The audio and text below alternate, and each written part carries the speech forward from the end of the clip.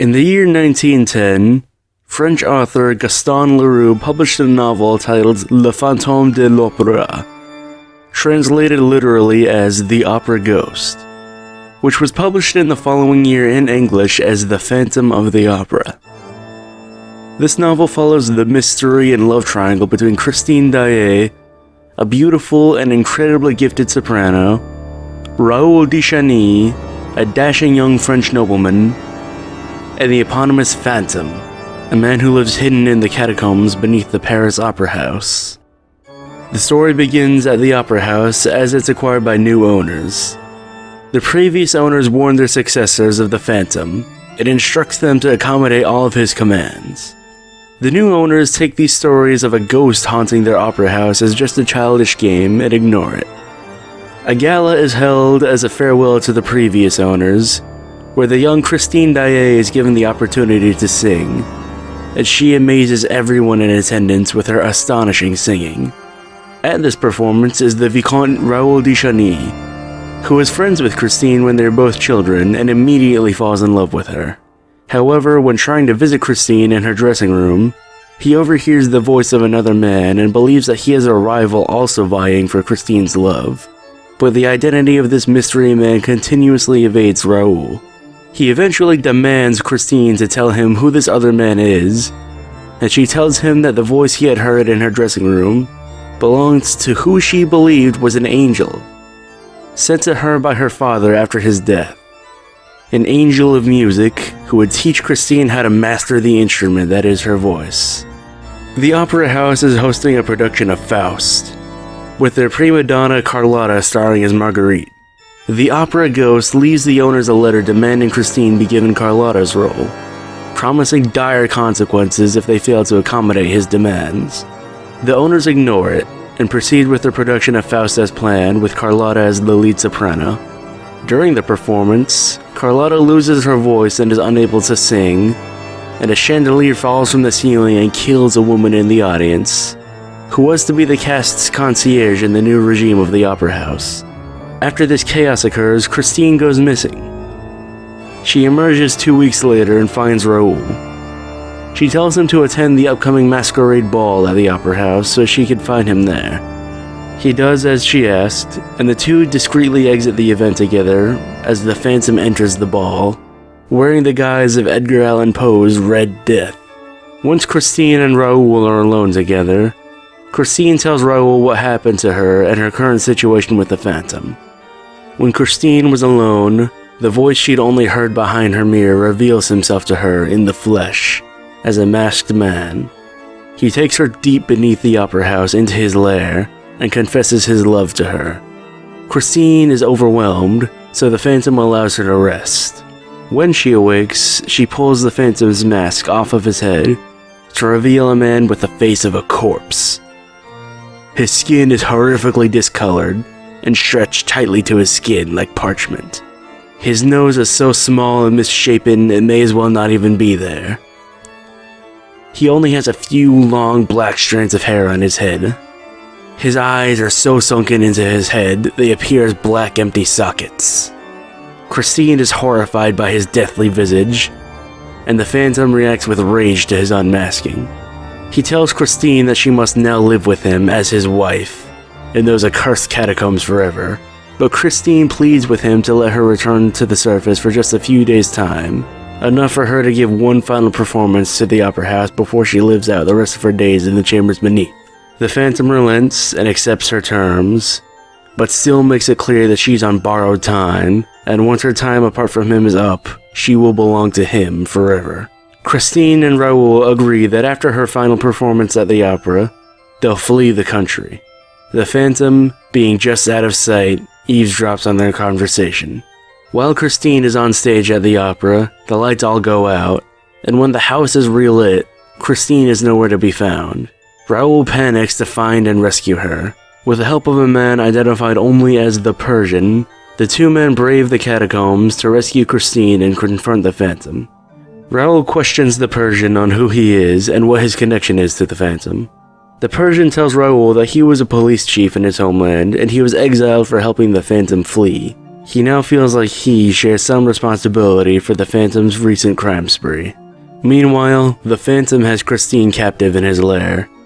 He gives her an ultimatum: marry him and pledge her loyalty to him, or everyone in the Opera House will be dead and buried. Raoul and the Persian find themselves within the Phantom's torture chamber, which is a very, very large room resembling a forest that the Phantom activates, filling the room with unbearable heat. Raoul and the Persian escape the torture chamber and into the room, which contains a massive cache of gunpowder. If Christine refuses to marry him, he'll ignite this gunpowder, which will destroy the Opera House and kill everybody inside and beneath it. Christine gives in to the Phantom's demands and activates a mechanism that floods the room with the gunpowder. Raoul and the Persian are still trapped. Christine begs the Phantom to spare the men's lives, and he relents. The thankful Christine shares a moment of genuine gratitude and affection with the Phantom, placing a kiss on his forehead. He had never known what it felt like to be loved like this, and the emotion is overwhelming to him. He allows Christine to leave with her freedom, to live her life with Raoul. He dies, and they bury his body somewhere nobody will find him per his request. A local newspaper later publishes an obituary, simply reading, "Eric is dead." This is an incredibly abbreviated summary, but the novel itself goes into exquisitely rich detail. I highly recommend finding the time to read it for yourself. There's then an epilogue, which is the author LaRue himself explaining how Eric executed all of his machinations, and asserting the story to be true. Do note that this was the back then equivalent of saying a horror movie is based on a true story. But make no mistake, the fiction of the Phantom of the Opera is pieced together from many truths. First and foremost, the Opera House in the novel is based on the real-life Palais Garnier. Beneath the Garnier is an actual underground lake, similar to the one in the novel. During the Garnier's construction, groundwater often got in the way and created problems when they were constructing the foundation and basement, so they pumped excess groundwater down into what became the lake. Another element of the story inspired by real events was the chandelier crash. While the whole chandelier itself never came down, there was one incident where the chandelier's counterweight fell, and tragically killed one Madame Chamette, right next to her young daughter in May of 1896. There is much more real-life history which likely inspired LaRue while he wrote The Phantom, but I'll leave it at those two examples for this video. I will link some articles in the description containing more reading on this. The Phantom of the Opera would go on to be one of the most influential pieces of Gothic horror literature of the 20th century, with numerous adaptations in film, literature, and live theatrical productions. Today, we will be focusing on the long history of The Phantom of the Opera in film. There are many, many different takes on LaRue's novel, so while I'll try to be as comprehensive as I can, I will not be able to cover them all. Naturally, to begin, we'll start from the very beginning. You might assume that would be the famous 1925 film, but in truth, that wasn't the very first movie based off of LaRue's novel. 9 years earlier, in 1916, there was the Austrian film Das Phantom der Oper, which is now completely lost and has never resurfaced to the public since its original theatrical run. It's only known to exist due to newspaper advertisements and reviews of the film. All we know of it is its top-billed cast, consisting of Aure Jensen as Christine, Niels Olaf Chrysander as the Phantom, and Ernst Murray as Raoul, who was also the film's director. Sadly, it's highly unlikely this film will ever resurface. There aren't even any remaining still frames. I would love to at least see what the Phantom's costume and makeup might have looked like. While the earlier Austrian adaptation is lost, its successor is one of the most famous silent horror films of all, The Phantom of the Opera from 1925, starring Mary Philbin as Christine, Norman Carey as Raoul, and Lon Chaney as the Phantom, is a silent film essential. It helped bring about Universal's monster era, and is arguably one of the two most famous renditions of the story. When LaRue initially published his novel, it wasn't a massive success. It came and it went, much like the majority of fiction ever published. It never would have become such an iconic story were it not for Lon Chaney discovering it, and deciding that it would be the perfect follow-up to his role as Quasimodo in The Hunchback of Notre Dame in 1923. The plot of The Phantom of the Opera is largely faithful to the novel, with some expected changes to facilitate the transition from novel to film. We once again begin in the Paris Opera House, with the new owners becoming familiar with the supposed ghosts haunting their establishment and tormenting their staff. Christine Daae is a young, beautiful singer, and her childhood sweetheart, the nobleman Raoul de Chagny, reunites with her in hopes to rekindle their romance. Unfortunately for Raoul, he has a rival for Christine's love in the very ghost haunting the opera house. He's been watching her career from the shadows, and secretly coaching her singing talents while posing as a spirit of music sent from heaven by her late father. The Phantom eventually reveals himself to her, and guides her beneath the opera house into a secret underground network of tunnels, eventually leading to his lair, where he reveals his true name is Eric. Christine, enchanted by this dark and mysterious masked man she still partially believes to be an angel, pulls off his mask out of curiosity, revealing the Phantom's horrifying true face. He explodes in rage and then demands she pledge her love to him. After calming down, he allows her to return to the world above, albeit briefly. She must return to Eric eventually, and if she tries to reunite with Raoul, it will be the death of them both. Upon returning to the surface, Christine discreetly sends Raoul a note telling him to find her at the masquerade ball being held at the opera. There they find each other, but hurriedly leave when the Phantom also arrives, dressed as the Red Death. Raoul and Christine flee up to the opera's rooftop, where Christine pleads for Raoul to save her from the Phantom. As the Phantom stalks them from above, he hears them plot to flee to England after Christine performs as Marguerite in the next evening's production of Faust. The next evening, a stagehand named Joseph Paquet is found murdered, having been strangled by the Phantom's lasso. His body is found by the other stage workers, who now all have had all they can take of the Phantom haunting their opera. When the performance begins, the Phantom sabotages the beverages of the hired security. He then reveals himself to Christine on stage right as the house blacks out. When the lights come back on, Christine Daae is missing, and Raoul mobilizes to find her. To find her, Raoul is aided by a man named Ledoux, an undercover policeman who had been investigating the rumors of the opera ghost, and the two men descend into the catacombs to rescue Christine. Not far behind is an angry mob, led by Joseph Paquet's brother wanting vengeance. Raoul and Ledoux endure the Phantom's tortures and traps, while Eric himself forces Christine to choose between marrying him or killing everyone at the opera. She chooses to marry Eric, unknowingly flooding the room Raoul and Ledoux are in and nearly drowning the men. Christine pleads with Eric to save them, and he relents. As Christine caresses Raoul, Eric hears the mob closing in on them, so he grabs his unwilling bride and runs off with her. Raoul tries to follow, but only finds the secret exit they left through. Outside the opera, Eric hijacks a horse carriage and attempts to flee with Christine. The mob chases him through the streets on foot. Christine manages to escape the carriage, which Eric crashes shortly after. With nowhere left to hide, Eric is eventually cornered by the mob. He briefly acts like he's got one last ace up his sleeve, but it's a bluff he knows will bear no fruit. He just wanted to pull one final trick before he meets his fate. The mob then beats Eric to death and throws him in the river. The film's production was troubled, to say the least. The film's director, Rupert Julian, was hated by his cast and crew. The film's cinematographer, Charles Van Enger, described him as being incredibly unprofessional and poor at his job. Julian and Lon Chaney disliked each other so much they even refused to speak to each other directly. Chaney would ignore whatever direction Julian tried to give and played to the beat of his own drum, directing himself and Murray Philbin in their scenes together. Not every part of the production was troubled, however. Famously, this movie was filmed at a massive recreation of the real Palais Garnier in Paris, and would go on to be reused in many other Universal movies, including this film's remake in 1943.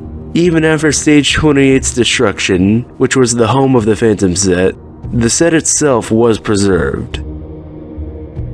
As with almost any film ever made, there were multiple edits of The Phantom of the Opera before the movie was finalized and released to the general public.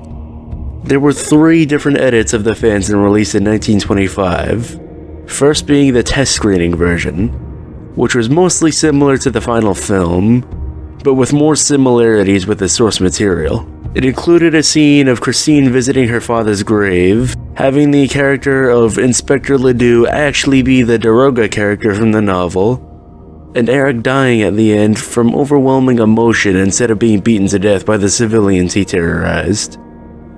Although quite interestingly, instead of dying from the feeling of love from Christine's kiss, Eric supposedly died in this ending from the opposite emotion, sorrow.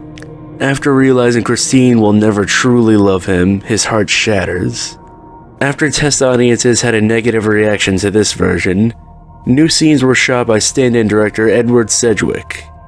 His version of the film was half the length of Julian's initial cut, and added new comedic subplots, including one featuring a third rival for Christine's love, Count Ruboff.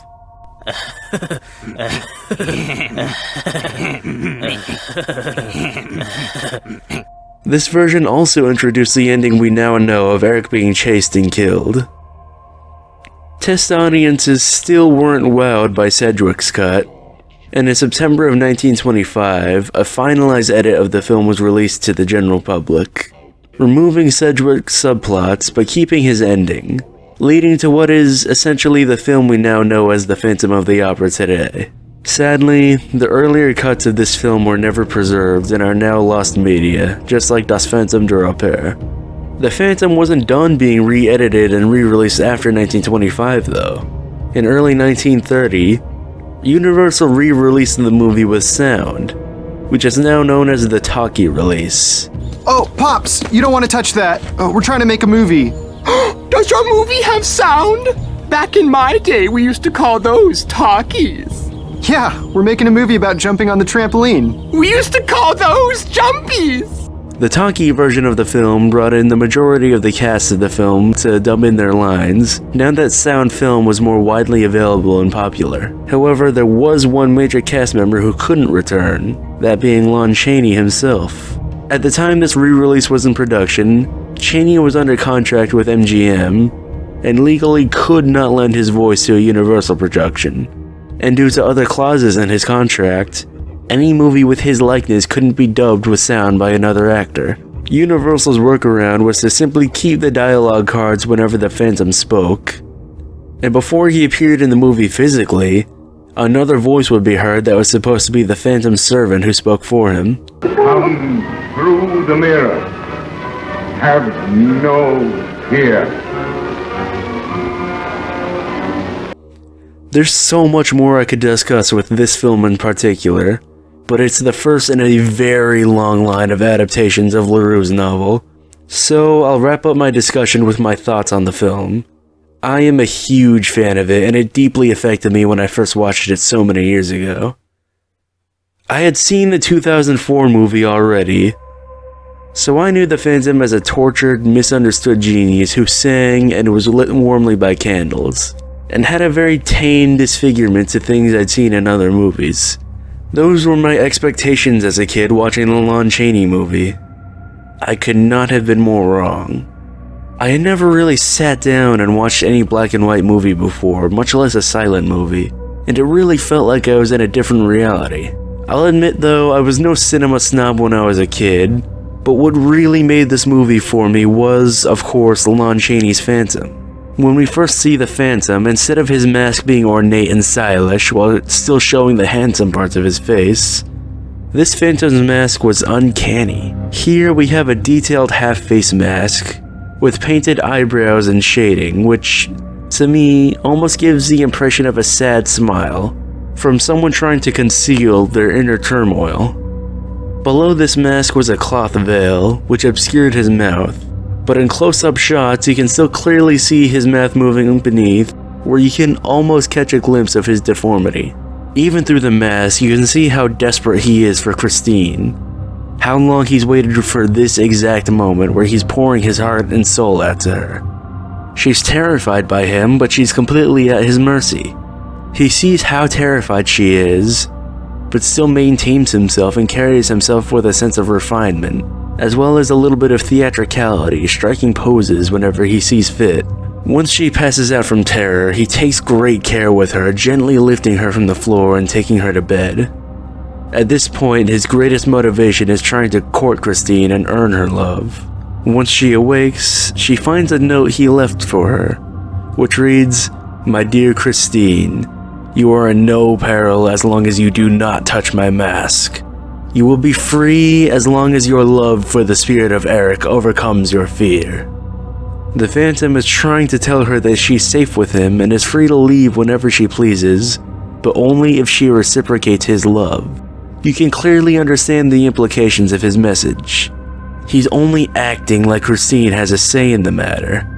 Him also emphasizing not to touch his mask highlights his insecurity, while also only serving to make Christine even more curious as to what he really looks like. And in the most famous scene in the film, Christine overhears Eric playing the organ most beautifully. The terror she felt from learning her spirit of music was actually the opera ghost the entire time has now been pushed aside, and she's once again enraptured by the beauty of his music. The only thing more overwhelming than the beauty of Eric's music is the mystery of who is hiding behind the mask. She gets behind him, inching closer, closer, and closer, before swiftly unveiling him and...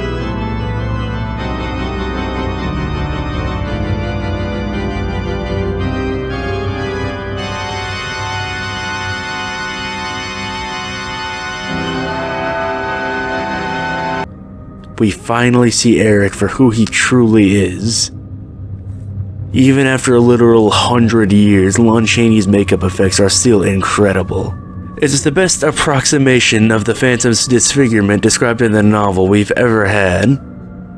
While he's not exactly the rotten corpse of a man described to us in the novel, he still looks like an absolute ghoul.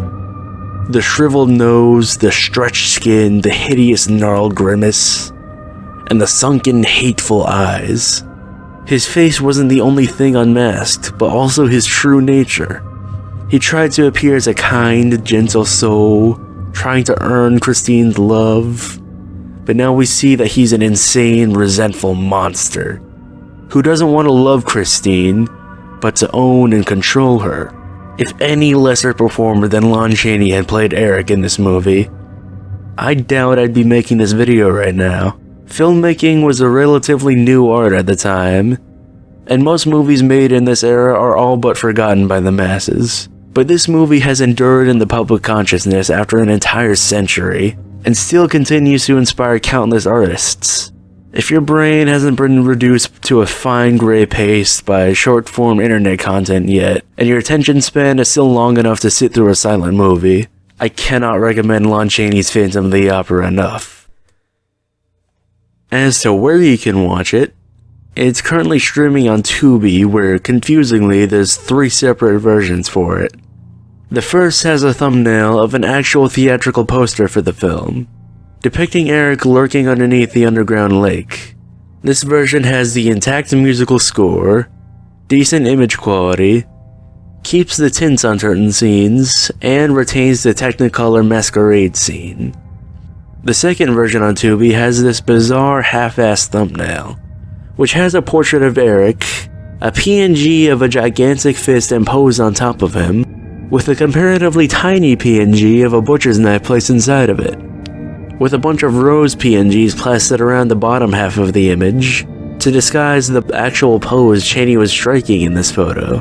Not only does the thumbnail look like something that would get a D in a middle school Photoshop class, but this version of the film is vastly inferior to the other on Tubi. The picture quality is far worse, it's in entirely black and white with none of the colored scenes, and it's also entirely silent without even a musical score to accompany it. Do not watch this version. The third option on Tubi is called Synthwave Horror Phantom of the Opera. This version basically just adds neon colors, kicks up the contrast, and has its soundtrack consisting of electronic synthwave music. As a fan of this film, and an even bigger fan of electronic synthwave, I recommend skipping this version.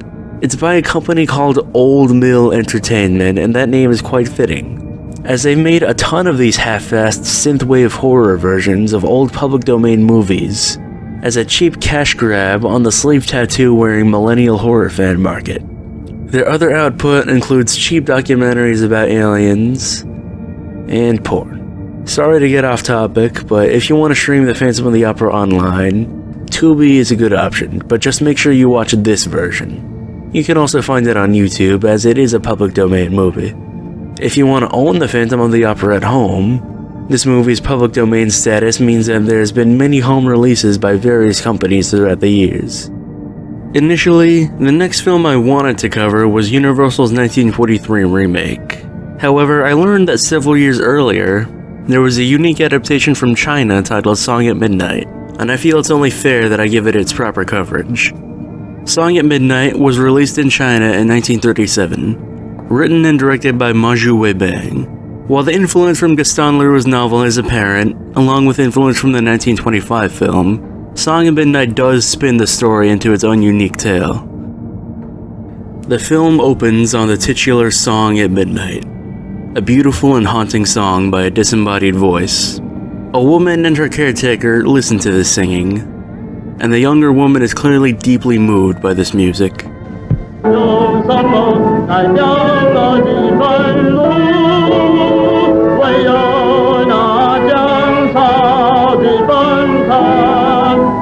Nearby, an acting troupe arrives at the opera house to stage their act. The building is run down and decrepit, but they decide that they can refurbish it to make it suitable to work in.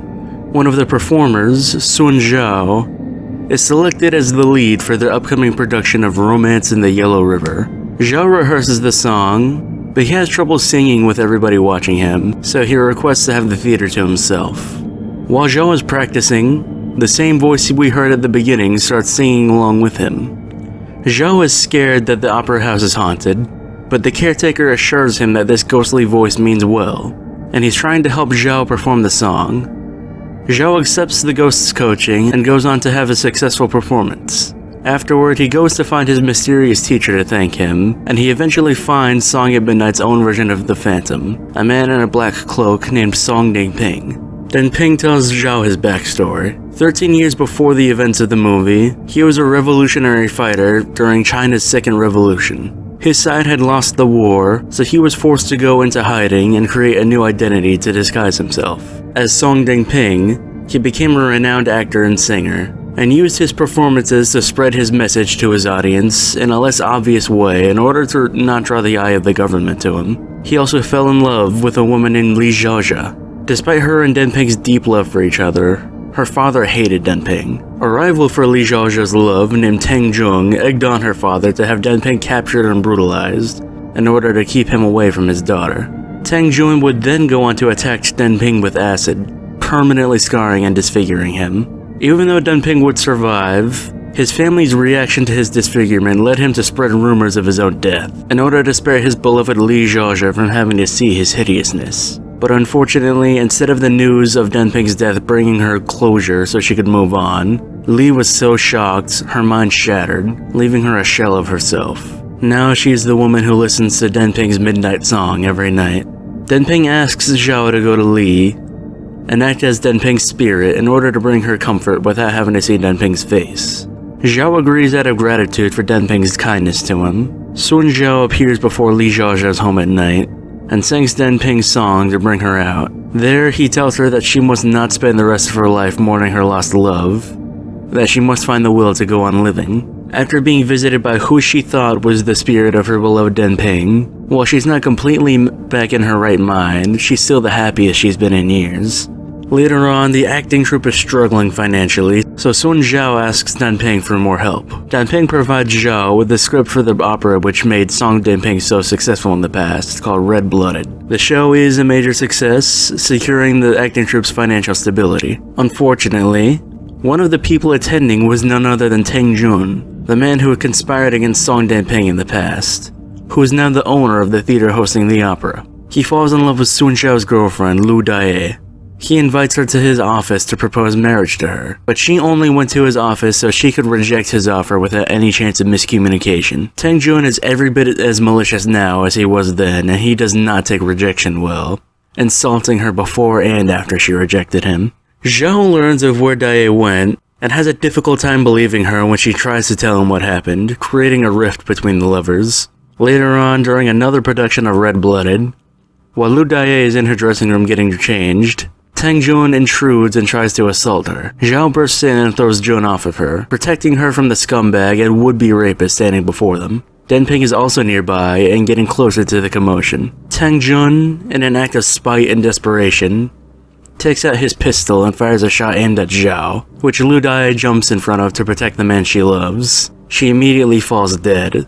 Song Dengping enters, and finally confronts the man who has brought him so much misery. They get into a brawl, which leads to the upper sections of the opera house. A mob forms trying to find out what's causing the commotion. During the brawl, Tang Jun falls from a window to his death. The mob assumes that Denping is the villain in this situation and starts pursuing him. During this chaos, the opera house's caretaker asks Sun Zhao to go find Li Zhaozha to tell her the truth. He finds her and tells her that Denping had survived his acid attack, but was too ashamed of his appearance to show himself to Zhaozha. Upon learning this, Li finally regains her full lucidity. Zhao tells her that they must never forget Denping's sacrifice, and that they must continue to keep his ideals alive. Denping gets chased into a building next to the river, which the mob sets fire to. Denping chooses to drown instead of burn, and jumps into a river to his fate. The next morning, after all this horror, loss, and tragedy, Sun Zhao and Li Zhaozha stand with each other, promising to keep Denping's memory alive. That, my friends, is Song at Midnight. I'm very glad I decided to cover it for this retrospective, as I thought it was beautiful.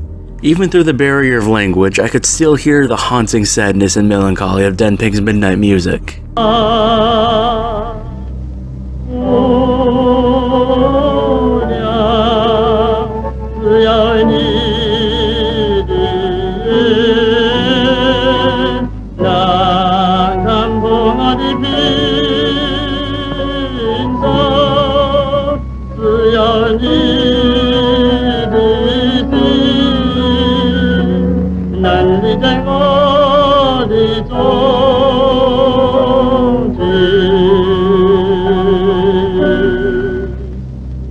In LaRue's novel, the Phantom is said to have a most beautiful singing voice. And while Lon Chaney's adaptation was unable to properly adapt this aspect, Song at Midnight absolutely lives up to this description, with Jin Shan delivering an incredible performance as Song Denping. As I previously mentioned, Song at Midnight is less of a direct adaptation of LaRue's novel, and instead takes elements from the Phantom to tell its own unique tale. The most obvious difference is the characters and dynamics. Instead of having its own direct analogs to Christine, Raoul, and Eric, Song at Midnight has a bunch of different characters with certain traits inherited from their French counterparts. Tang Jun is like if Raoul had taken all the negative attributes typically associated with the Phantom. He's a wealthy, well-connected man who tries for the love of both of the film's lead women at different points, and becomes spiteful and violent when he doesn't get his way. Christine is basically 3 different characters in this movie. Sun Zhao is the young opera performer who the Phantom takes under his wing. Li Zhaozha is the Phantom's lover who he's too ashamed to show his face to. And Lu Dae is like having a combination of Christine and Raoul, being Sun Zhao's lover and by having Tang Jing target her. And of course, Song Denping is the Phantom, in the sense that he's a masked, disfigured musical genius who squats in an old opera house. But he lacks all of Eric's malice and vitriol. Unlike Eric, who is unarguably the villain of the Phantom of the Opera, Song Denping is basically the hero of Song at Midnight. He's a tortured soul, but he still has compassion, and he still deeply loves Li Zhaozha, singing for her every night. He was also a freedom fighter before he became a performer. As previously mentioned, he fought in the Second Chinese Revolution, a civil war which occurred in China in the year 1913. This is a topic far beyond the scope of this video, but the bottom line is that it was a revolt against the corrupt regime of China, which had failed. Song at Midnight had released 24 years after this war ended. To many people in China at the time, the war was still fresh in everyone's minds, So Song at Midnight was definitely a deeply personal movie for everyone involved, with a message of always fighting for your freedom being a poignant one, especially since just 5 months after Song at Midnight's release, Japan would invade China and start the Second Sino-Japanese War, which started the chain reaction leading to what we now know as the Second World War. While in the West, education in Hollywood typically focused on Germany's occupation of Europe, Japan's occupation of China was a uniquely brutal one, so the message of fighting for your freedom was as important as ever for the Chinese people. Song at Midnight was a brilliant film, and there's so much more I could say about it, with its influence on Asian cinema and especially in relation to the Japanese occupation. But once again, the scope of this video would not allow for it, so I'll conclude my discussion of it here. If you want to watch Song at Midnight for yourself, it is watchable on YouTube, and there was a DVD release of the movie in the United States in 2007. In 1943, Universal released a brand new take of The Phantom of the Opera, starring Susanna Foster as Christine, Edgar Barrier as Raoul, Nelson Eddy as Anatole Guerin, and Claude Rains as the Phantom. This film takes many liberties from Leroux's novel, vastly reimagining the majority of the main characters, which you'll notice as I go over the film's plot. It opens during a performance at the Paris Opera House, with the violinist Eric Claudin, played by Claude Rains, is shown front and center. We see beautiful sweeping shots of the opera house, with all the attendees, musicians, and performers. We see the police detective Raoul Dubert prowling around the opera house, backup singer Christine Dubois waiting to play her role in the opera, and lead baritone Anatole Guerin. We can see the maestro eyeing the aforementioned violinist.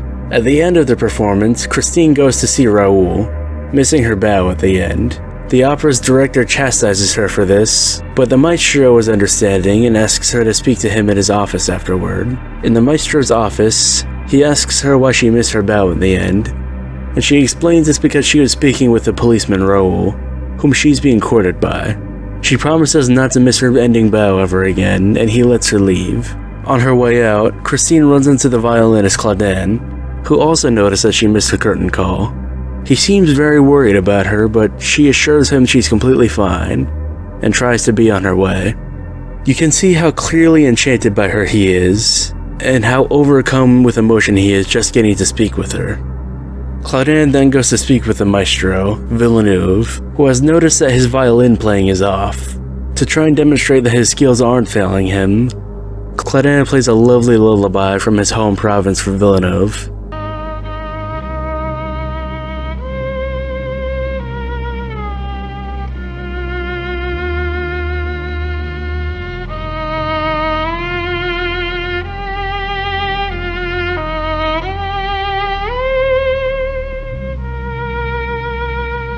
To which Villeneuve is impressed, so he tries to have Eric play a more complex tune, which forces Eric to confess that his violin abilities are beginning to fail him, due to losing fine motor control in his left hand.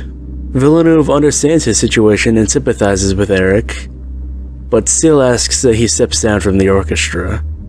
Certain that Eric should have enough money saved up to live off of for the rest of his days, Eric leaves the opera house and goes to a cheap tavern for a simple meal, but apparently has been unable to pay for even such cheap food for quite some time.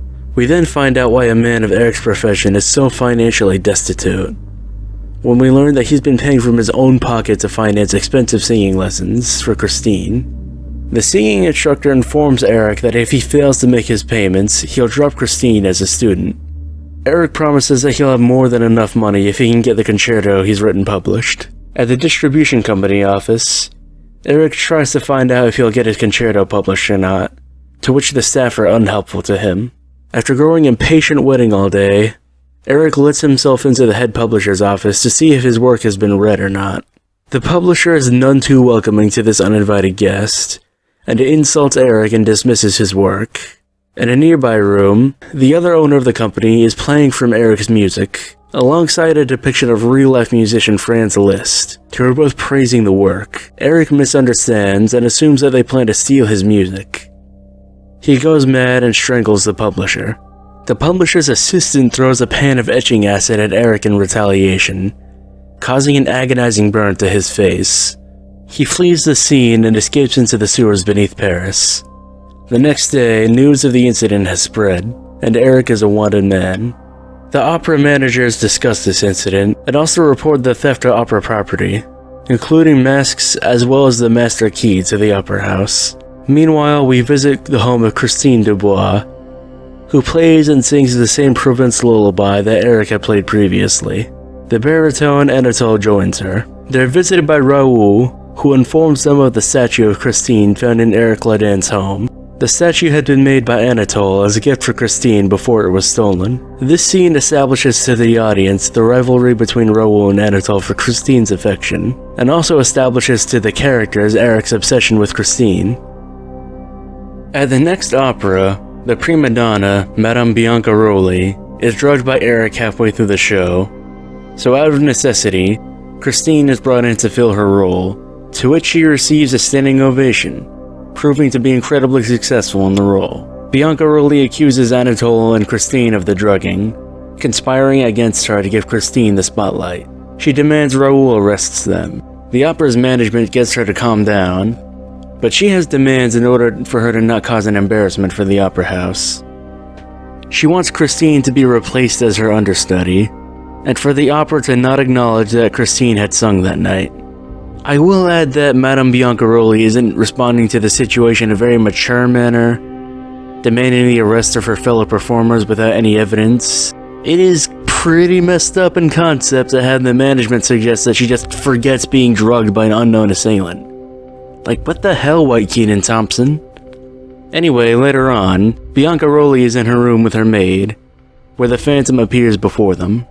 He demands that she leaves Paris and let Christine take over as prima donna. She refuses and tries to remove his mask, which he responds to in kind by murdering her and her maid in cold blood. The whole opera house hears her screams. Anatole is the first to reach her room, and he sees a glimpse of the Phantom making his escape.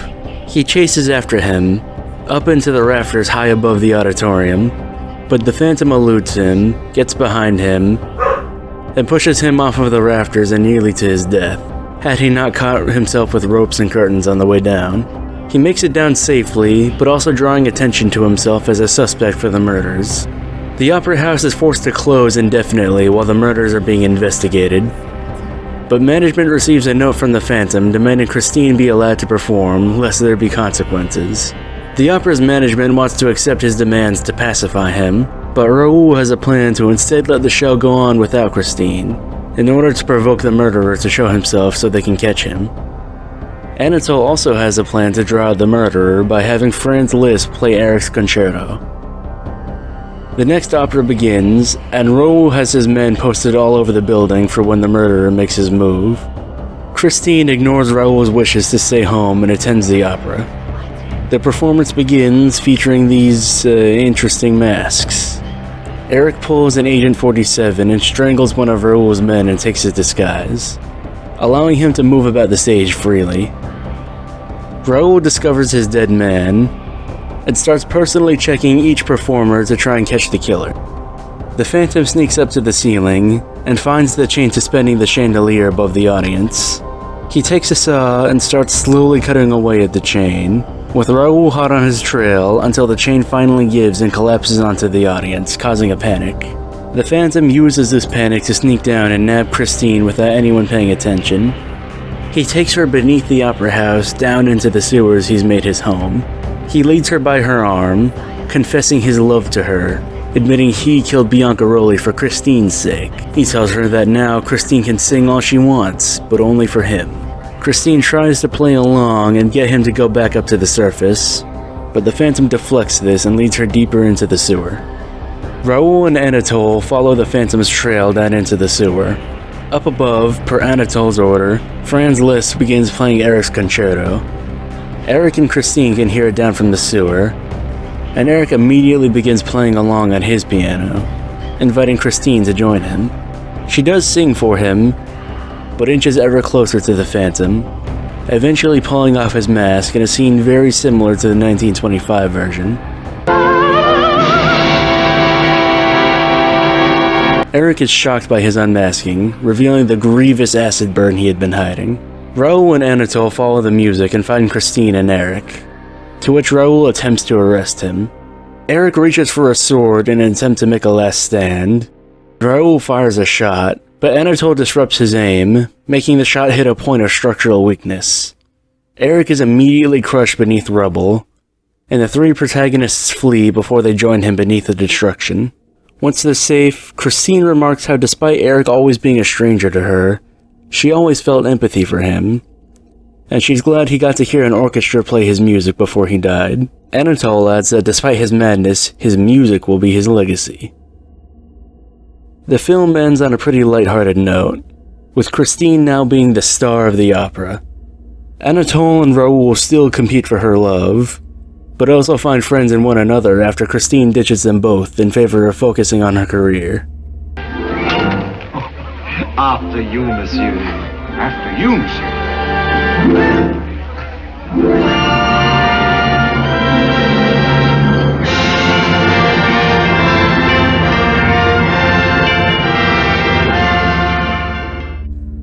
1943's Phantom of the Opera has a strong start and an okay finish, but the majority of Act 2 and 3 were incredibly dull. Before I discuss the negatives, I'll go over what I feel are the positives. The best part of this movie is undoubtedly Claude Rains' Eric Claudin. First, I'll discuss his design. While it's far from my favorite look for the Phantom, I think it gets the job done. With his mask and hat both on, he looks dark and mysterious. You can often see his eyes behind the mask, reflecting the light almost as if they're glowing. Without the hat, I can't give as much praise since it just removes a lot of his mystique. Though I'll admit his hair is pretty sweet. The mask itself is unremarkable, but it did set a standard for how the Phantom's mask would be depicted moving forward. LaRue's novel described a fairly basic black domino mask with cloth veil, and Lon Chaney's mask was a more detailed and human-looking face instead of a stylized opera mask, kind of like the ones they wore in the opera in this movie, but less insensitive. Claude Rains' mask pioneered the unique and stylized masks that would follow, with his mask looking almost cat-like, or perhaps owl-like. His unmasked appearance is just as influential as his mask. Instead of being born looking like a corpse, like the source material, or born like a ghoul like his film predecessor, Claudin was born normal, but has a grievous burn covering the right side of his face, which is very similar to how the disfigurement would go on to be depicted in the future. I have a couple of nitpicks though. First, the acid splash should have done way more damage than it actually did. His whole face should be gone, but his nose and the entire left half of his face is untouched. My other nitpick is that the damage to his face should be visible behind that mask. You can see the scarring goes down to his cheek, and his eye is also damaged. But whenever his mask is on, we can see those areas are just fine. I understand not wanting to have to put him in the makeup chair for 2 hours every time you want to shoot a mask scene, but it still really bothers me now that I've noticed it. If you consider Song at Midnight its own separate thing from the Phantom, then Claude Rains' Phantom is the most sympathetic Eric who's been depicted at this point. He gives a very emotional performance about a man who's desperate for the affection of a woman who barely even knows he exists. He had played in the Paris Opera House for 20 years before the events of the film, yet he has very little to show for it. It seems that Christine is the only thing he lives for, trying to help her succeed and watching her career from afar. In my head, I imagine that he was depressed and unfulfilled in his life, until he met Christine. Maybe he heard her singing the lullaby, and it moved him to tears, reminding him of the happier days in his youth, thus sparking his obsession with her.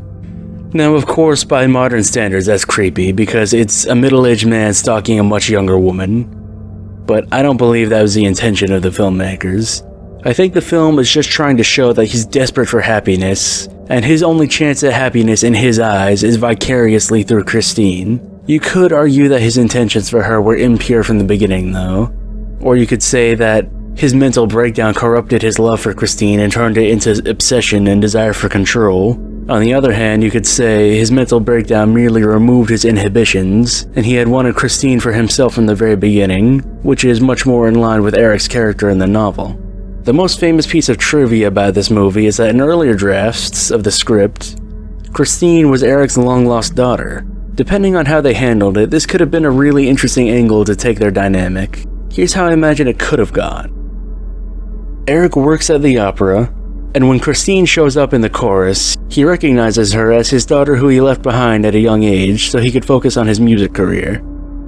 Whenever he sees her, he thinks of the little girl who he used to sing his lullaby to, and thinks about how she had to grow up without him. He's ashamed of how he abandoned her and her mother, and can't bring himself to reconnect with her, so he pays for her singing lessons as an indirect way to make up for him leaving her. After his transformation into the Phantom, his desire to support his long-lost daughter is turned into obsession. He becomes incredibly defensive of her, and thinks that the outside world is out to get her, so he tries to steal her away to live with him underground, where they can be safe and together forever as father and daughter. At least that's how I would handle a portrayal of the Phantom as Christine's father. Universal could have had a completely different direction planned. It's probably for the best that they scrapped this idea, because unless they had an idea in the vein of mine, there could have been some incredibly uncomfortable vibes from that dynamic, and the movie would have been remembered much more negatively. The Phantom's unrequited love and obsession is one thing. You can still feel some sympathy for him at the end. If you turn that love towards his own daughter, then whatever pity you might have had for him turns into disgust. Thankfully, that version of the movie doesn't exist, and cannot take away from the good parts of the film, which, like I mentioned, is Claude Rains' performance. He's great as both a good-natured Eric Claudan and the maniacal Phantom. But the problem with this movie is that he has so little screen time. The vast majority of this movie is either really long opera scenes, or Raoul and Anatole trying to outmustache each other. The majority of this movie has an almost comedic tone, with Raoul and Anatole bumbling over each other and other running gags. And after sitting through bloated scenes of people singing, the few scenes with the Phantom, which are the entire reason we're watching this movie, tend to leave a lot to be desired. While I praise Claude Rains' performance as Eric, the actual scenes he's in aren't the best material for him to work with. For most of the movie, the best we get to see is just the Phantom's shadow. Whenever he's on screen, he's usually presented in a very unthreatening way. His killing of Bianca Rowley and her maid is off-screen, and we don't even get to see the aftermath. His murder of the policeman is so quick and undramatic, the Hitman comparison I made earlier was apt. I realize this is a 40s movie, so there wasn't a whole lot you could get away with, but I don't need blood or guts. I just want the Phantom to actually be scary. Every other Universal horror villain managed to be scary under the exact same restrictions. Lon Chaney's Phantom was way scarier than this. Oh, and did I mention the singing scenes? They're probably the most enduring talking point in this movie's legacy. It's easy to forget there's a masked killer on the loose when you've been watching the opera for 15 minutes. In addition to being an update to Lon Chaney's Phantom, this film was also a convenient vehicle for Nelson Eddy after he began a new contract with Universal. The role of Anatole was made for him, and his singing is prominent throughout. On this movie's poster, he even gets top billing. While most people won't remember him these days, he was actually really famous back in the day as an actor and especially as a singer. So it makes sense why he was given such preferential treatment, at least from a business perspective from Universal. This knowledge doesn't make me like the movie more, but I get it. I get why it happened at the time.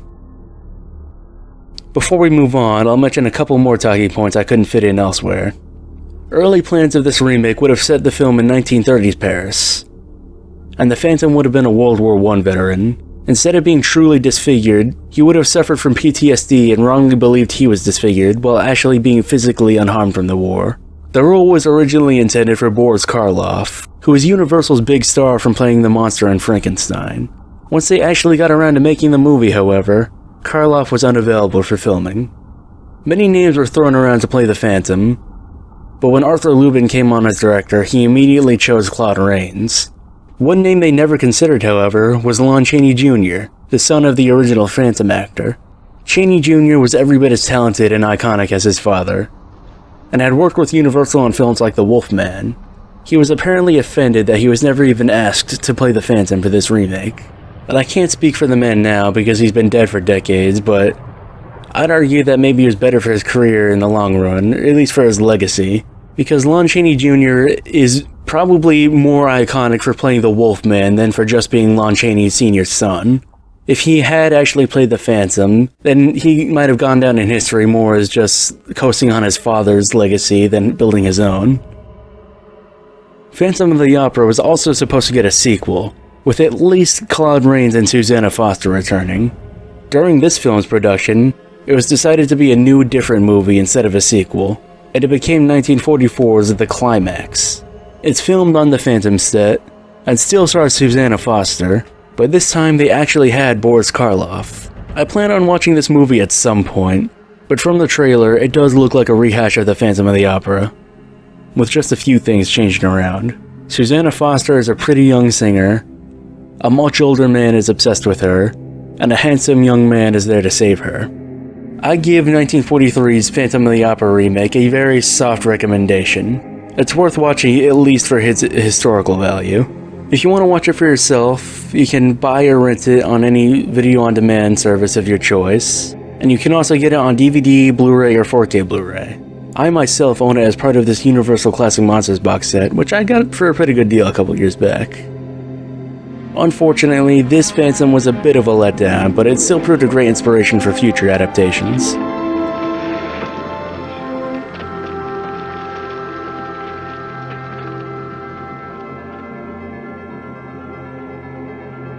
This next entry will be rather short, as it's another lost media entry, an Argentinian miniseries adaptation of The Phantom of the Opera from 1960, starring the actor Narciso Ibáñez Menta as the Phantom. I really wish this wasn't lost, as everything about it sounds incredible. It was made for TV as part of a series called Obras Maestras del Terror. Narciso Ibáñez Menta was a man devoted to the role of the Phantom. Many years before the series, back in the 30s, he starred as Eric in what was likely the first ever stage play adaptation of Leroux's novel. Menta was a huge fan of the novel as well as the 1925 film, and it was greatly inspired by Lon Chaney. So much so that he did his own makeup for the stage show, which is what you're seeing on screen now.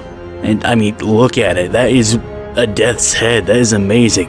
Sadly, the photos I'm showing on screen are all that remain of the TV and stage versions of Narciso as the Phantom.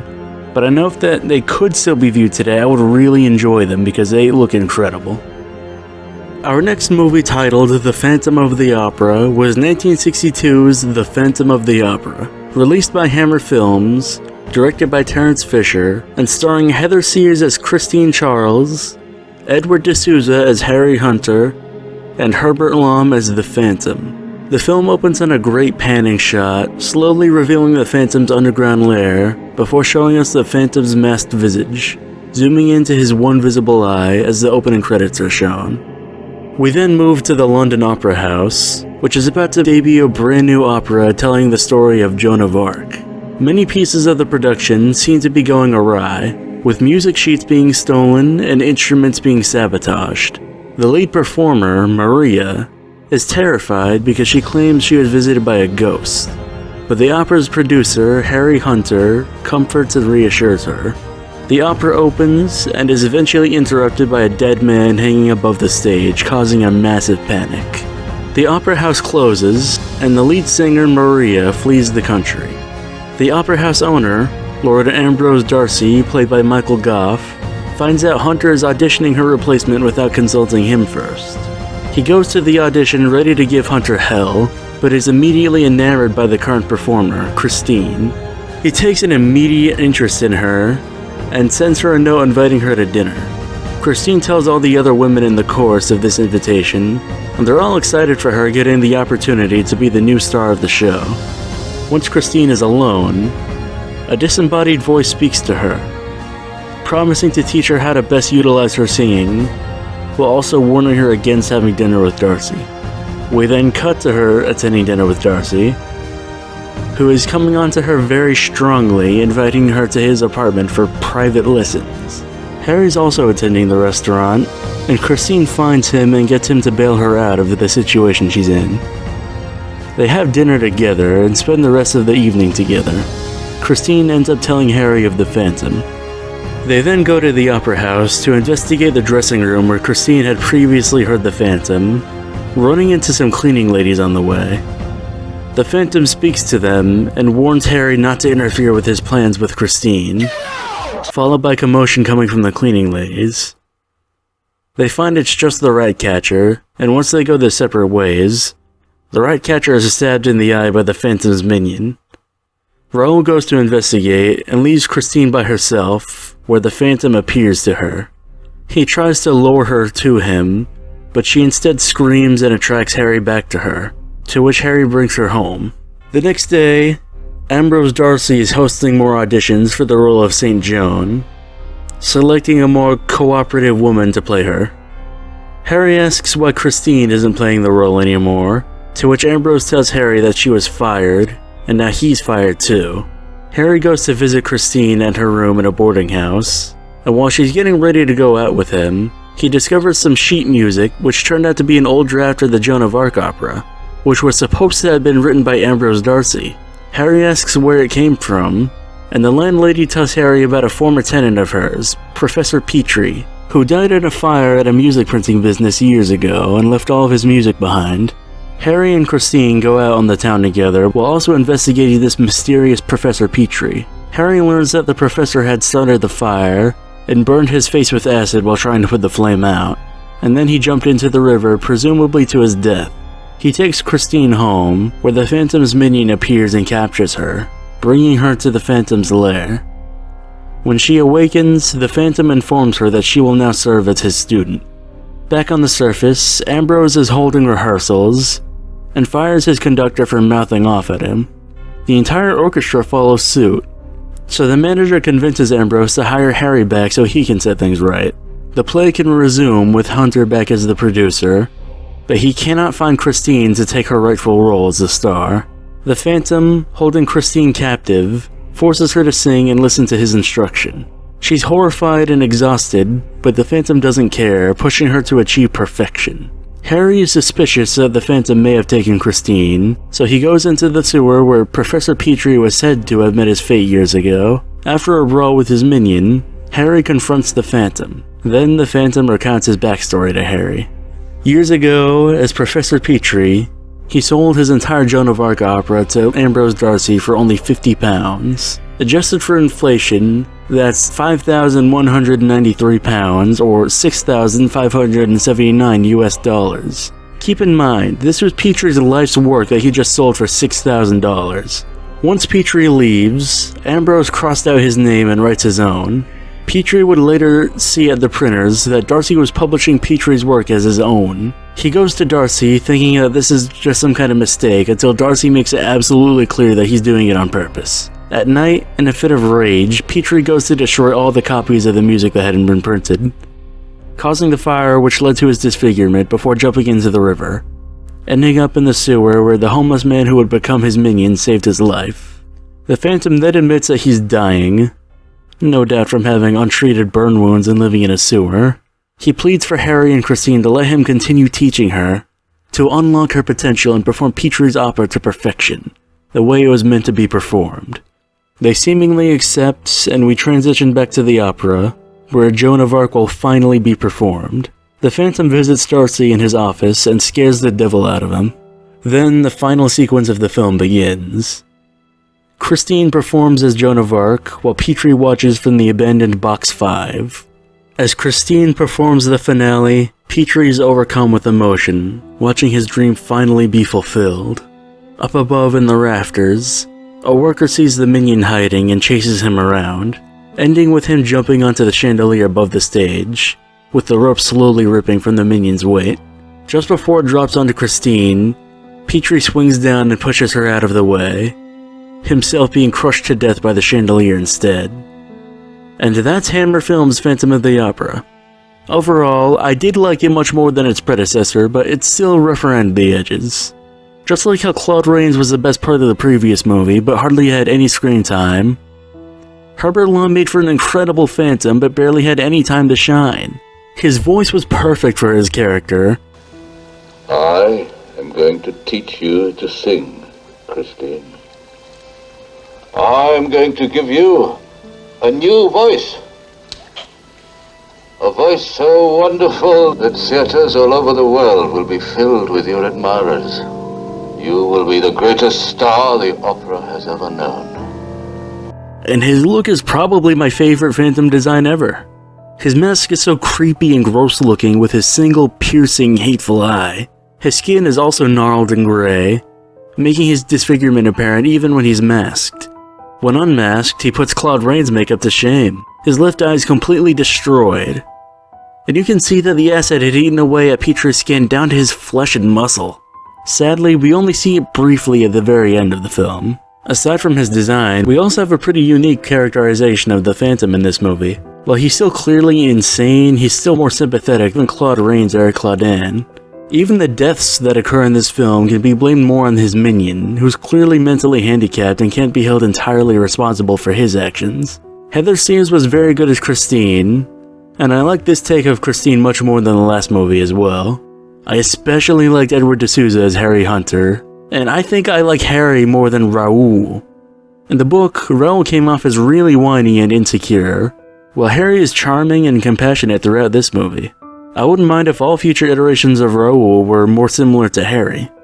Much like Tang Jung in Song at Midnight, the real villain of this movie is Ambrose Darcy. Michael Goff plays him brilliantly as a major scumbag and slimeball. It's a shame he didn't really get his comeuppance at the end. Overall, I did think this movie was an improvement over its predecessor, but it's still not as great or memorable as Lon Chaney's original masterpiece. While I realize it's stereotypical of pretentious YouTubers to act like they can do the jobs of professional writers and filmmakers better, I can think of one change that would have made this movie more satisfying. Instead of the chandelier almost falling on Christine as an accident by a minion, it should have been Darcy. He's driven mad from losing control of his opera and being emasculated by Harry.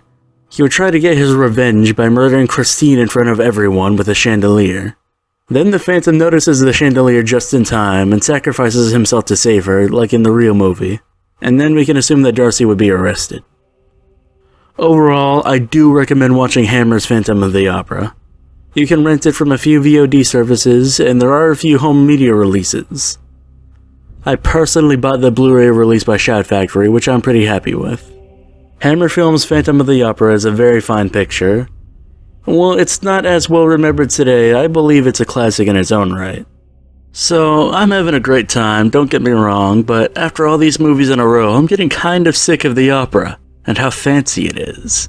Thankfully, our next Phantom is not of the opera, as the next film in this retrospective is Phantom of the Paradise, from 1974, written and directed by Brian De Palma. Instead of classical music and theater, this Phantom sold his soul for rock and roll. Swan. He has no other name. His past is a mystery, but his work is already a legend. He wrote and produced his first gold record at 14. In the years since then, he has won so many others that he once tried to deposit them in Fort Knox. He brought the blues to Britain. He brought Liverpool to America. He brought folk and rock together. His band, the Juicy Fruits, single-handedly gave birth to the nostalgia wave of the 70s. Now he is looking for the new sound of the Spheres to inaugurate his own Xanadu, his own Disneyland. The Paradise, the ultimate rock palace. This film is the story of that search, of that sound, of the man who made it, the girl who sang it, and the monster who stole it. We begin the film with a performance by the band, the Juicy Fruits. We frequently cut to a conversation between the character Philbin and Swan, which is filmed from Swan's point of view. For now, we see not his face, but only his gloves. After their set, a singer and songwriter, Winslow Leach, played by Bill Finley, allows himself on stage and starts performing his own original composition. A piece from his modern-day rock opera iteration of the story of Faust. Swan is impressed by his work, and sends Philbin to go acquire Leach's work for their own use. A month later, the naive Winslow goes to the headquarters of Swan's record label. He tries to meet with Swan to discuss his music being published. He's thrown out by security. Refusing to give up, he waits outside the building until Swan leaves in his limousine, to which Winslow tails him all the way to his mansion.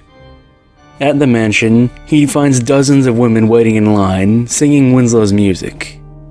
Out of all the women there, poorly croaking out his notes, mainly auditioning their own looks,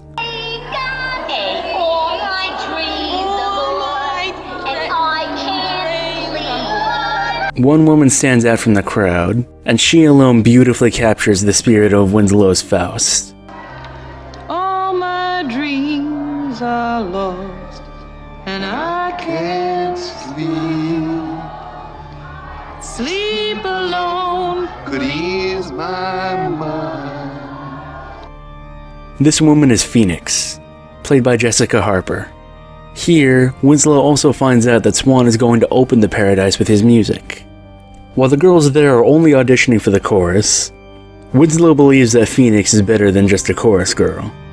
As they all try and get into the auditioning room with Swan, Winslow is stopped, but Phoenix isn't allowed in. She immediately leaves, as instead of hearing her sing, Swan's men try and strip and redress her for the real audition. Then they drag Winslow in and dress him up. He ends up in a massive bed with all the other women auditioning for the chorus, making it extra clear just what kind of audition is happening, while also establishing how Swan likes to voyeuristically record everything. Then Swan, played by Paul Williams, makes his grand entrance. And the first line we actually see him say is this. Get this fag out of here. You know, he's the most British looking person I've ever seen since, well, I guess since Michael Gough in the last movie.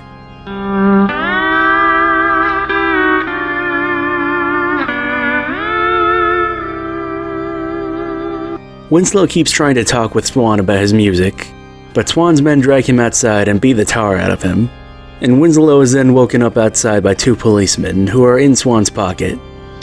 You know what you could get for pushing in this state? Life! But I'm innocent! Swan stole my music and framed me! At prison, he's forcibly volunteered into an experiment to remove all of his teeth and replace them with metal fillings. 6 months later, he's working on an assembly line, and he hears on a guard's radio how the Juicy Fruits are topping the charts with Faust. He loses his mind, escapes the prison, and immediately goes to the Death Records headquarters to sabotage it. He starts destroying records, and while trying to sabotage the record press, he gets caught inside it, burning the right side of his face. Winslow jumps into a nearby river, and to the world is presumed dead. However, the still-living Winslow finds his way to the Paradise and infiltrates the building in a really cool POV long take, with his labored breathing being audible throughout. He sneaks into the wardrobe storage and claims his costume, officially becoming the Paradise's own Phantom. Later, we see the Juicy Fruits rehearsing an altered rendition of Faust. It's absolutely butchered, being nigh unrecognizable from what Winslow wrote, turning it from a song about a man desperate for love to a beach pop song about the upholstery of a guy's car. The Phantom places a time bomb outside the prop car, and we see a long split-screen shot of the car slowly moving on stage with nobody the wiser. The bomb detonates, presumably injuring everyone near it. The Phantom is caught on Swan's cameras, and when the Phantom eventually reveals himself to Swan, Swan is more than ready for him. He shows pity to Winslow and offers a partnership, letting him be involved in auditioning the new headliner for Faust. The next day, at the next round of auditions, Phoenix returns, and the Phantom insists on her, so Swan lets her sing, and she performs brilliantly, easily earning her the role. So Swan and the Phantom go off to discuss their business. In one of the best scenes of the movie, we see the Phantom sitting in a recording room, singing Faust with a voice synthesizer to replace his own destroyed voice. Even through the pain he's undoubtedly feeling, and the intense distortion over his synthetic voice, Winslow is still playing and singing his heart out, as his passion for his music is greater than his pain and suffering. An incredible detail in this scene that I didn't realize until my second watch is that this isn't Bill Finley's voice restored, this is Paul Williams' voice singing. Dream each other's smile. Dream it never ends. Fiddle tunes. I was under myself last night in the morning light. I could see the change was showing. Dolbies. Like a child who was always poor, reaching out for more. I could feel the hunger growing. Like a child who was always poor, reaching out for more, I could feel the hunger growing. as I lost control. Swore I'd sell my soul for one. When he's not hooked up to the main console, the voice box cannot replicate as clear a voice, making him only able to speak through a layer of distortion. How's that? Try it. Phoenix. Try it again. Phoenix. And again. Phoenix. Swan negotiates a deal with Winslow for him to rewrite the cantata for Phoenix to sing, but Winslow still doesn't trust Swan. Swan provides a contract, which Winslow reads through. It has very suspicious clauses, which Swan handwaves. With a feeling of unease, Winslow agrees to sign, and Swan makes him sign in his blood. Winslow works tirelessly to rewrite the cantata for Phoenix, with Swan supplying him with uppers to keep him awake. While Winslow works day in and day out, Swan goes behind his back and relegates Phoenix to the background, and finds a different singer, Beef, played by Garrett Graham, but his singing voice is done by the now late singer Raymond Kennedy. Paths have crossed and parted. This love affair was started long ago. Eventually, Winslow is unable to keep himself awake any longer and crashes, in which Swan steals the cantata from under him and has the door to the room Winslow is in walled off from the outside. When Winslow awakes, he lets out a horrible electronic bellow.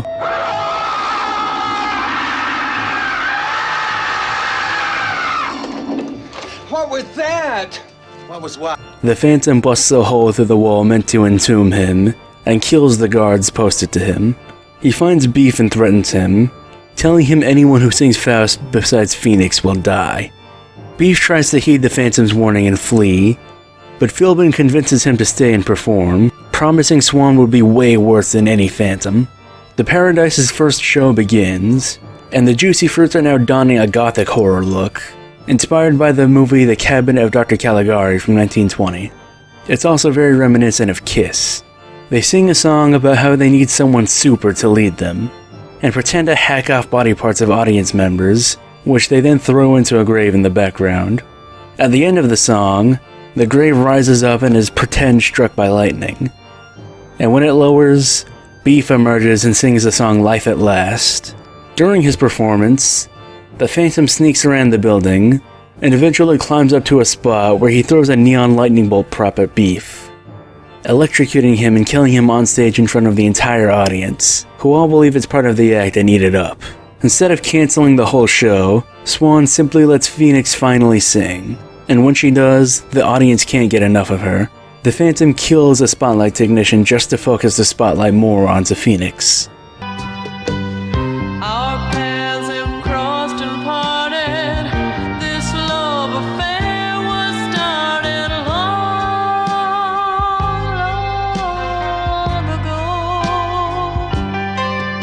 After the performance ends, Phoenix is a massive success and the fans can't get enough of her. Swan offers to take her under his wing so she can find fame and success like she's never dreamed, but on the way to the limo, she's hounded by fans, and the only way they aren't blocking is the stairs to the roof, where Winslow takes her. He reveals himself to her and warns her not to go with Swan. She's horrified by him, so she goes back to Swan and agrees to join him. Back at his mansion, Swan and Phoenix are in bed together, and Winslow is up on the roof, watching through the skylight hopelessly. Swan knows he's up there and records him, both for Swan's own archival purposes and to twist the knife a little more. Winslow, having been stabbed in the heart metaphorically, cannot bear the pain any longer and stabs himself in the heart literally. However, Swan comes up and pulls the knife out, and Winslow wakes up, to which Swan informs him that he's not allowed to die while under contract, and the contract only ends when Swan ends. Winslow does what anyone would naturally do in this situation and tries to stab Swan, only for it to do nothing as Swan is also under a contract of his own. It's announced to the public that Swan's production of Winslow's Faust will continue, with the grand finale being Swan and Phoenix's wedding. The two will be wedded at the Paradise, with the whole affair broadcast nationwide. Meanwhile, Winslow sneaks his way into Swan's video reel archive and finds a video reel from the 50s, He plays it, and we see Swan sitting in a bathtub. He says since he's getting older and cannot stay young and beautiful forever, he's gonna kill himself and tape it as one final performance. But before he slashes his wrists, his reflection in the mirror speaks to him. The reflection offers immortality, as long as he watches this reel of tape every day until the end of time. They officiate this deal by signing a contract in blood. The reel then cuts to Winslow signing his contract, and finally Phoenix signing one of her own. From the surveillance room, Winslow can also see broadcasts from everywhere surveilled by Swan, and overhears Swan's plan. Have Phoenix assassinated by a sniper during the wedding ceremony, not for any grand Machiavellian purpose, but just for a pure spectacle. Winslow can also see the sniper getting prepared, so he sets fire to the archive room and makes his way to save Phoenix. We're then treated to a long sequence, showing the big, extravagant show Swan is putting on. We see the sniper getting ready and Winslow getting closer. At the very last second, Winslow messes up the guy's aim, making him kill Philbin instead. Then Winslow swings down and pulls off Swan's mask, showing him appearing burnt and scarred, likely mirroring the tape of his deal with the devil burning up in flames. Swan tries to strangle Phoenix, still wanting her to die so he can always have her voice to himself, but Winslow manages to stop him by stabbing him to death with the headpiece from one of the dancers. With Swan's death, Winslow is now freed from his own contract, making the wound from when he tried to stab himself reopen. Winslow cries out and tosses off his helmet, showing us his disfigurement. He crawls around, dying, and the crowd all thinks it's part of the show. Phoenix holds him in his dying moments, all while surrounded by the performers and the ravenous fans who can't get enough of it. After a constant high society fanciness and hoity-toityness from the first few movies, I was looking forward to a change of pace with Phantom of the Paradise, and I was expecting a solid adaptation and modernization of the Phantom of the Opera, set in a nightclub instead of an opera house, and I have to say, this movie did not meet my moderate expectations. It flew way past them, and now Phantom of the Paradise is one of my new favorite movies I've ever watched. The movie's just so good. First off, the music is all incredible. Ever since I first watched this movie, I've been listening to the soundtrack non-stop and humming it. A good chunk of this movie's runtime is the music scenes, which was a complaint I had about Claude Rains' Phantom of the Opera. But this movie does the music scenes infinitely better. Instead of just being an opera scene that goes on for longer than the runtime of Orson Welles' entire combined filmography,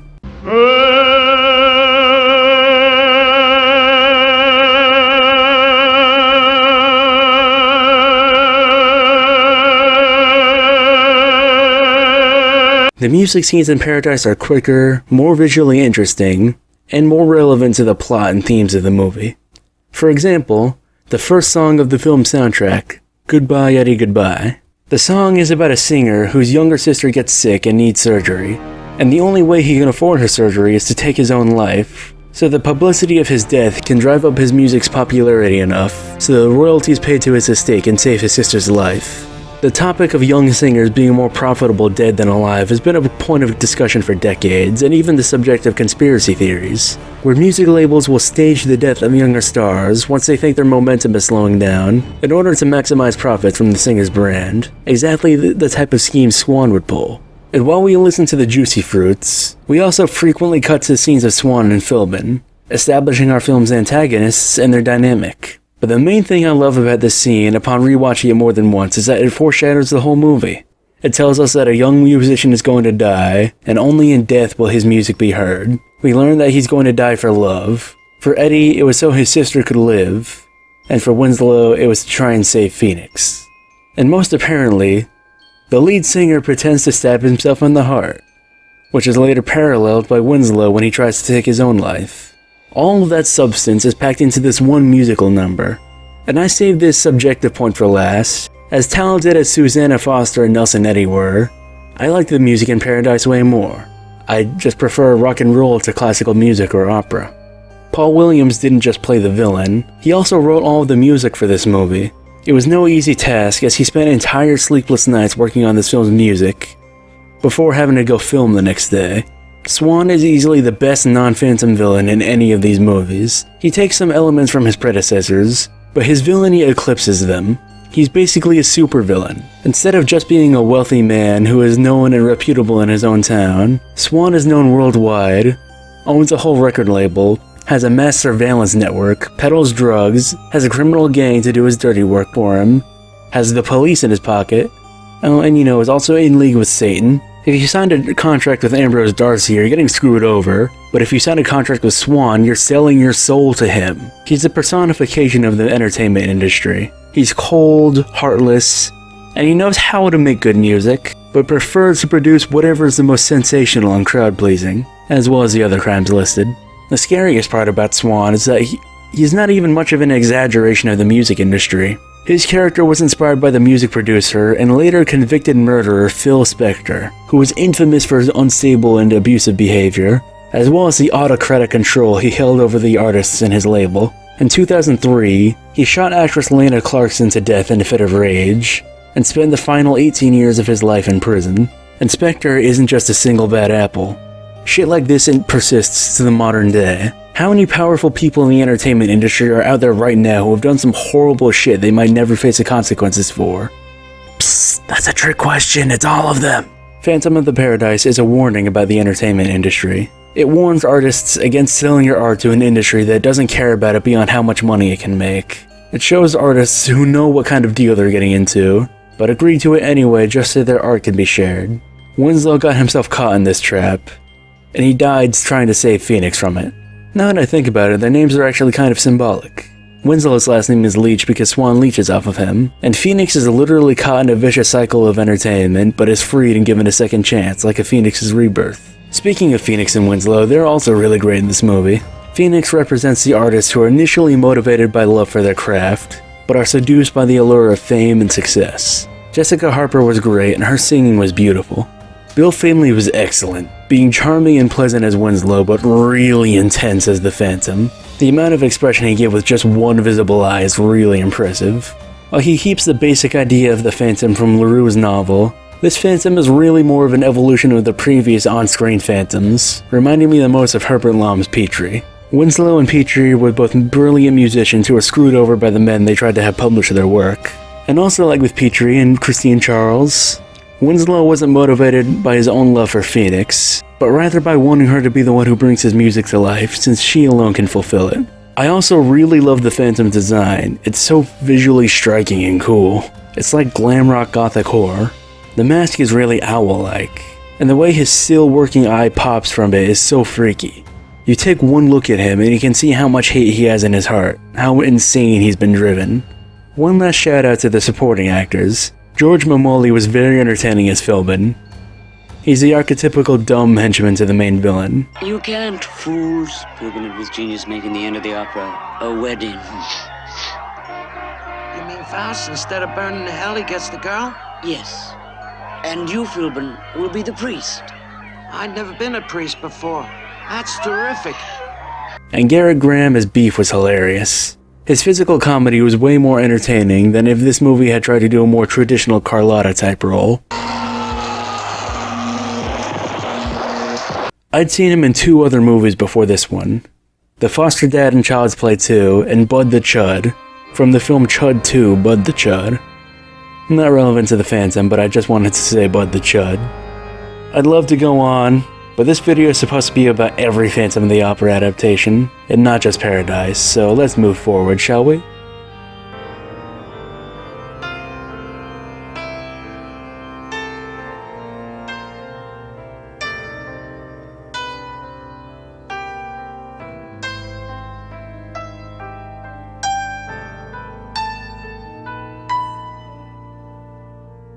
While I'm primarily covering film adaptations in this retrospective, I still feel obligated to give coverage to the Phantom of the Opera stage musical. And no, not the one you might be thinking of. An entire decade before Andrew Lloyd Webber created his own musical, Ken Hale wrote and produced what's probably the first stage musical adaptation of the Phantom of the Opera. The story does deviate from the novel a fair bit, not really adapting many plot points directly and mostly doing its own thing. It still treats LaRue's novel as its source material. There's not anything here I feel is really borrowed from many of the movies, which I appreciate. The musical takes a much more comedic approach than the novel, which still had its bits and pieces of comedy spread throughout. Almost everyone besides the Phantom and Christine are bumbling idiots. The show concludes with an armed mob finding the Phantom and Christine. The Phantom attempts to hold Christine hostage before taking his own life instead. This is similar to Winslow stabbing himself in Phantom of the Paradise, but I'm willing to chalk that up to coincidence. Ken Hill's Phantom did serve as a direct inspiration for Andrew Lloyd Webber to create his own adaptation of the novel, and to try and outdo Ken Hill by making his more big and bombastic. More on that later. Next up, we have The Phantom of the Opera. No shit. From 1983, directed by Robert Markowitz and written by Sherman Yellen. This one is a made-for-TV adaptation starring Maximilian Schell as the Phantom and Jane Seymour's two characters, Elena and Maria.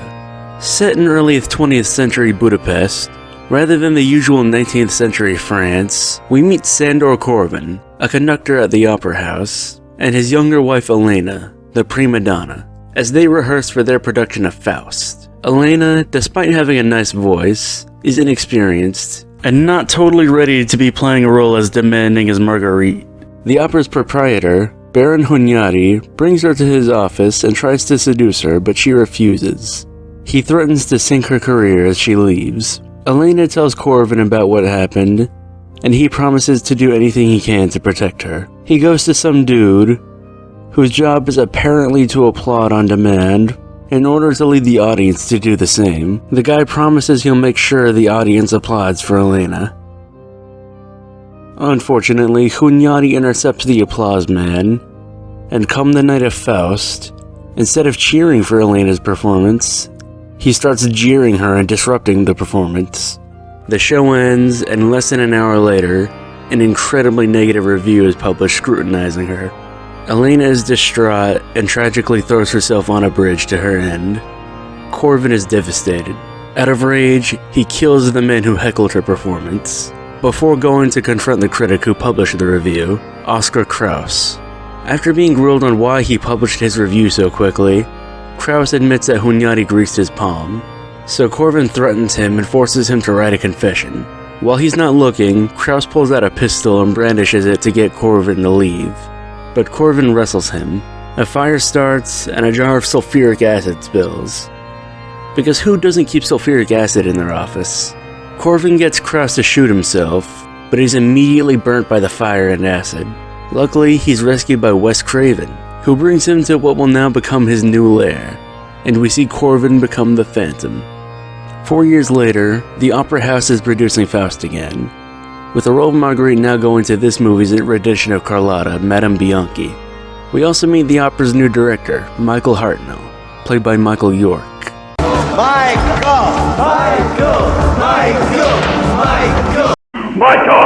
Michael! Michael! He's not fond of Bianchi's ego, so he auditions her understudy, hoping she'll be more compliant if she knows she has a replacement. Here we meet Maria Ginelli, an American woman trying to find success in the opera world. Her singing earns her the role of Bianchi's understudy, but also earns the attention of the Phantom, immediately seeing his late wife in her and falling in love.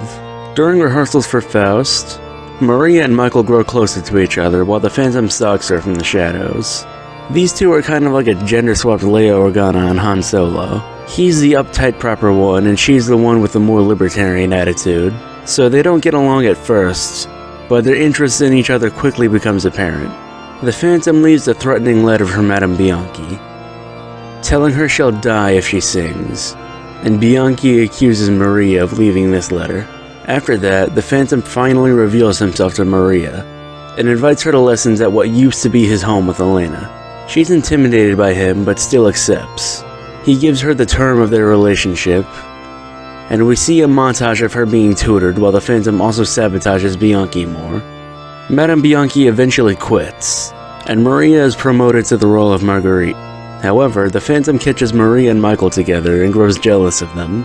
After sleeping together, Michael questions Maria on how she was able to get her singing lessons in new clothes, and Maria finds it difficult to explain it's a mystery man in a creepy mask. So Michael thinks it's Hunyadi and that she's been sleeping with both of them just for career favors. Later, the Phantom attacks Michael at a bathhouse and threatens him, warning him to distance himself from Maria. At the next rehearsal, Michael fires Maria from the opera. She leaves a note for the Phantom to find her at the masquerade ball at the opera house.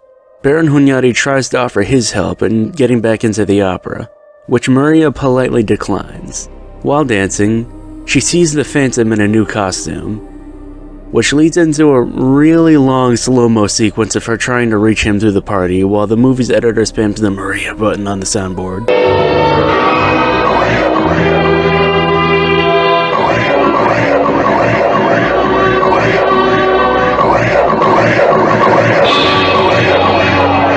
Once they finally find each other, the Phantom warns her that if she tries to go back to Michael, or be with any other man, he'll kill her. She pushes herself off of him and finds Hunyadi and gets in the car with him, to which he tries to take her to his home instead of her home. However, instead of Hunyadi's driver, it's Wes Craven, who takes them both to the Phantom. Maria tries to flee, and we see a long sequence of her running through the sewers, but the Phantom catches her. We return to his lair, where he has Hunyadi tied to a chair. He's ready to kill him and avenge his wife, but Hunyadi tries to bargain with him, saying he'll make Maria famous like Elena should have been. The Phantom unbinds him and lets him go, and then goes and plays his organ while Maria is unconscious. But despite acting like he was setting Hunyadi free, once he gets back in the car, he's pecked to death by the Phantom's ravens. I guess this version of the Phantom commands ravens to kill people. Or are they crows? I can't tell the difference. During a rehearsal of Faust with a returning Madame Bianchi, the set is sabotaged with Hunyadi's corpse. A police inspector questions Michael, suspecting him of Hunyadi's murder and Maria's disappearance. Later on, Michael overhears some cleaning ladies discuss Sandra Corvin, and how much his wife resembled Maria, and he connects the dots in his head. Back in the Phantom's lair, Maria awakens, and the Phantom makes it clear to her that he intends to keep her there forever, whether she likes it or not. Then he goes to play with his organ some more. We're then treated to a scene at the inspector's house, where Michael tries to sell his theory that Sandra Corvin is responsible for Hunyadi's murder, as well as haunting the opera house, while this kid stuffs his face with dessert. Once again back at the lair, the Phantom explains his desire for love, and Maria removes his mask in an admittedly good unmasking scene. I want to say this is the first legitimate adaptation of the scene from the novel since the Claude Rains version, but this is the most faithful adaptation since the Lon Chaney version. After being unmasked, the Phantom explodes into rage and forces Maria to gaze upon his hideousness. While the Phantom's disfigurement is visibly a low-budget attempt, I still really like it. He is hideous and horrible. Unlike the previous few Phantoms, who were only ever partially disfigured to varying degrees, Maximilian Schell is completely unrecognizable. He's the most disfigured Phantom since Song Din Ping. After she removed his mask, the Phantom tells Maria that he might have let her leave before, that she was basically his forced roommate, but now she is his prisoner. The Phantom then reveals his plan to Maria to use the actual corpse of his wife Elena to fake Maria's death, so she can be his new Elena forever. He has Wes Craven guard her while she carries out his plan. Meanwhile, Michael has found the floor plan of the sewers beneath the opera, so he enters the sewers and follows Maria singing to the Phantom's lair, where he rescues her and gets into a fight with Wes Craven, knocking him out. After they leave, it cuts to Wes sitting at the Phantom's organ with a knife in his back, presumably having been killed by the Phantom as punishment for letting Maria escape. Also, let me just clarify, this isn't actually Wes Craven, he just kind of looks like him, and I couldn't remember the character's actual name. Actually, come to think of it, he also kinda looks like David Arquette from a few angles too. Back on the surface, Michael and the inspector discuss how they're gonna catch Corvin now that they know what his deal is. They plan to attend the production of Faust, and have Maria attend as bait to draw out Corvin. During the opera, Corvin sneaks around upstairs, eventually finding the chain that the chandelier is suspended from. He tries to cut it down, but he sees that Maria is right beneath him, and is directly in the path to get killed. Despite his earlier rage towards her, he still loves her, so he hesitates and tries to climb back up, but the damage is done. The damaged chain gives. Maria is able to flee in time, but Corvin crashes down with the chandelier and is killed. Avigit.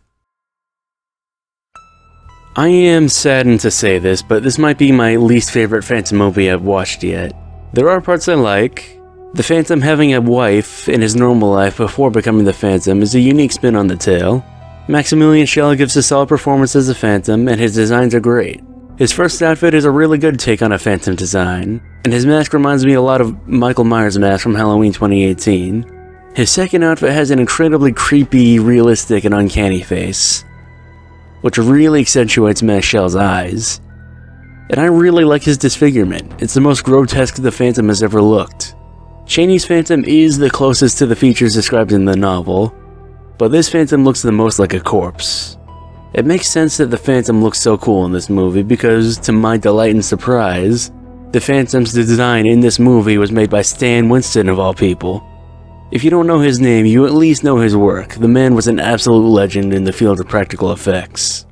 Unfortunately, despite a cool Phantom, great set design, and being shot on location in Budapest, the reason I don't like this movie is because of how dull it is. All of the actors besides Maximilian Schell feel like they're just there to do their job and aren't too thrilled to be there. Jane Seymour was pretty good as Elena in the beginning, but I wasn't amazed by Maria. There's a lot of scenes and shots that just feel like filler. Like random shots of the Phantom stalking Maria, and the whole sequence of Maria trying to escape the sewer for several minutes before the Phantom just catches her. I'm pretty sure this movie was edited this way just to fit a TV broadcast block. The sound mixing was also pretty jank, and the music frequently drowned out the dialogue. I don't think any of this is the movie's fault. I know these aren't bad actors. The director, Robert Markowitz, is a TV director by trade. On his page on the Directors Guild of America website, this movie isn't even listed, so he must not be super proud of this project. I'm completely guessing this, and I could be entirely wrong. I see this just being a job for him at the time, instead of a passion project that he poured himself into. If I made a Phantom of the Opera movie, even if everyone hated it, I would still prominently feature it on my resume because I'd be thrilled that I got to make my own Phantom of the Opera movie. For Markowitz, he probably just took the gig for a paycheck. And that's not a bad thing. He had to earn a living and put food on the table just like the rest of us. But that still reflects in this movie. It's not a work of art, it's just work. This movie also feels really derivative of what came before in previous adaptations. This is like the 5th time that the Phantom was just a regular guy before being conspired against, and getting burnt by both fire and acid in a kerfuffle over said conspiracy. His henchman, Westvid Arkaven, is also just a rehash of the dwarf from Herbert Lom's Phantom. The chandelier crash is also just a big jumble of elements from 1943 and 1962. You've got the slow build-up of him cutting the chain, and also him being crushed under the chandelier and dying to end the movie. There's nothing inherently wrong with taking inspiration from previous adaptations if it's done tastefully, but I couldn't help but notice them every time they cropped up. Overall, like I previously stated, I liked 1983's Phantom of the Opera the least so far. It's not a terrible, awful movie, but it's very dull and fails to set itself apart from its predecessors. If you would still like to watch it after hearing all that, it's on YouTube in its entirety. There's not really any legal ways to watch it nowadays. I quite foolishly bought the DVD on eBay, and I paid twice the base price on shipping from Australia. And I had to settle for a DVD that was region locked to Australia and New Zealand. I don't think the movie ever had a physical release in the United States. Thankfully, I have a PS5 and you can change your region code to play DVDs from other regions, but you can only change it 5 times. Why only 5? Strange business. I'm probably the first person to have ever seen the screen on the PS5. I was also hoping there'd be any kind of bonus features or unique presentation to this DVD, quite foolishly in retrospect. But aside from some language options, this is the most bare-bones DVD possible. After this misfire of the movie, let's talk about something more interesting. Before getting into the next movie, I think it's necessary to mention that in the year 1986, Andrew Lloyd Webber's Phantom of the Opera musical debuted in London, and was an unprecedented onstage success. The musical stayed in production in tens of thousands of theaters worldwide, until it was cut short by the COVID pandemic in 2021, only recently being able to slowly regain momentum. While Lloyd Webber's wasn't the first musical made based on Leroux's novel, It's by far the most successful and culturally significant. I'll discuss it more at length later, in comparison to the movie adaptation, but I just wanted it to be present on the timeline. The next item in our retrospective is Animated Classics Collection Phantom of the Opera by Emerald City Productions. This is a rare animated adaptation of the Phantom, from Ireland of all countries. It was released on home video in 1987 and is not very often discussed. This is yet another one I'd never even heard of before researching this video. We begin with a scene of Raoul and Christine taking a carriage ride to the opera. They're already familiar with each other from the start and don't need to be reintroduced to each other, but are only friends at this point. She clues Raoul in on the fact that she's going to play the role of Juliet in the opera that night. He doesn't initially believe her, but Christine tells him that a voice has been tutoring her in secret to hone her voice, and that voice has promised her that she will sing Juliet. Later that night, the opera house is packed. Joseph Bouquet, who in this version is one of the opera's owners, or manager, suggests that they finally rent out Box 5. His companion warns him of the Phantom, but Joseph isn't having it, saying he's more worried about their star, Madame Carlotta, falling ill. A cat starts hissing at the Phantom, so he attacks and kills it, making this immediately the most evil Phantom we've ever had. I don't care what sort of tragic backstory they try to give him, that was black-hearted. With Raoul watching eagerly and the Phantom glaring from his box.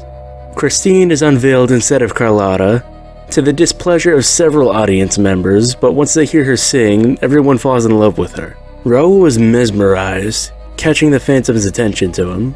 After the performance, Raoul tries to visit Christine, but he overhears her in her dressing room speaking to a strange man, the two praising each other and the man begging for her love. Raoul bursts in, expecting to see a rival, but only seeing Christine alone.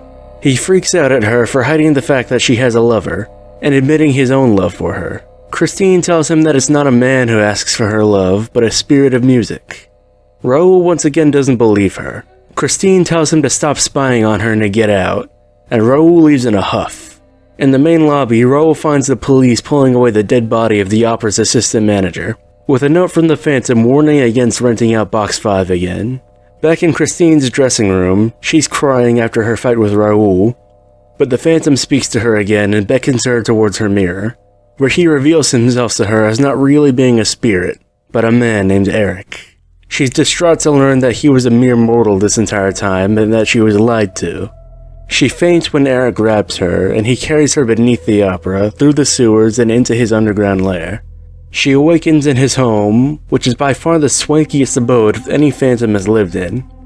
He tells her that they will create music together, and Christine agrees, but once he starts playing his piano, she tries to make a run for it, only to end up right back where she started. When Eric confesses his love again, Christine questions him on why he had to lure her and capture her, and he admits that he's jealous of Raoul, and thought that she wouldn't go with him willingly with Raoul in the picture. After more back and forth, she yanks off his mask and they both react in horror. Eric flies off the handle and has an emotional breakdown. He begs once more for her love, but insists that he can't let her leave. She promises him that she loves him for his genius, and that if he lets her go, she'll come back willingly. The next day, Christine sends for Raoul, and tells him in person that even though she loves him, they can't ever try to see each other again, as Eric might try and kill Raoul. Raoul can't wrap his head around this, so she tells him to find her at the masquerade ball and she can explain everything to him there, anonymously and outside the Phantom's eyes. Unbeknownst to them both, Eric is listening. At the masquerade, Raoul was dressed in his normal weekday attire, and Christine finds him and leads him away. Eric comes in wearing his Red Death costume and ensures everyone there is paying attention to him. This poor buffoon doesn't take him seriously, and Eric catches his wrist in a vice-like grip in another scene lifted straight from the novel.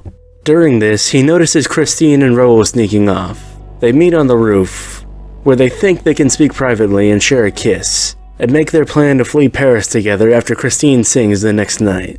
Eric overhears the whole plot from the shadows. The next night, while Christine sings, Eric sabotages the chandelier suspended over the audience, and following the chaos in the aftermath of the crash, Eric naps Christine. Raoul runs all around the opera trying to find her, and is informed by 3 little girls who all have identical voices to Christine that she was taken by the ghost. But she is gone, sir. Disappeared. What are you saying? Disappeared? Where is Mademoiselle Dai? Did you see where she went? She has vanished. Disappeared. The ghost has taken her. The ghost? He tries to find a clue in her dressing room where he's met by the Persian, who offers his aid in leading Raoul to find Christine and the Phantom. The Persian leads Raoul beneath the opera house throughout the twists and turns before they are pursued by what looks like a flaming head, only for it to be the rat catcher.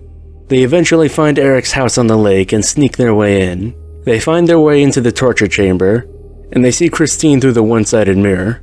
Then Eric comes in and gives Christine her ultimatum: marry him or he'll kill everyone. He presents her with the scorpion switch, which means marriage, and the grasshopper switch, which means death.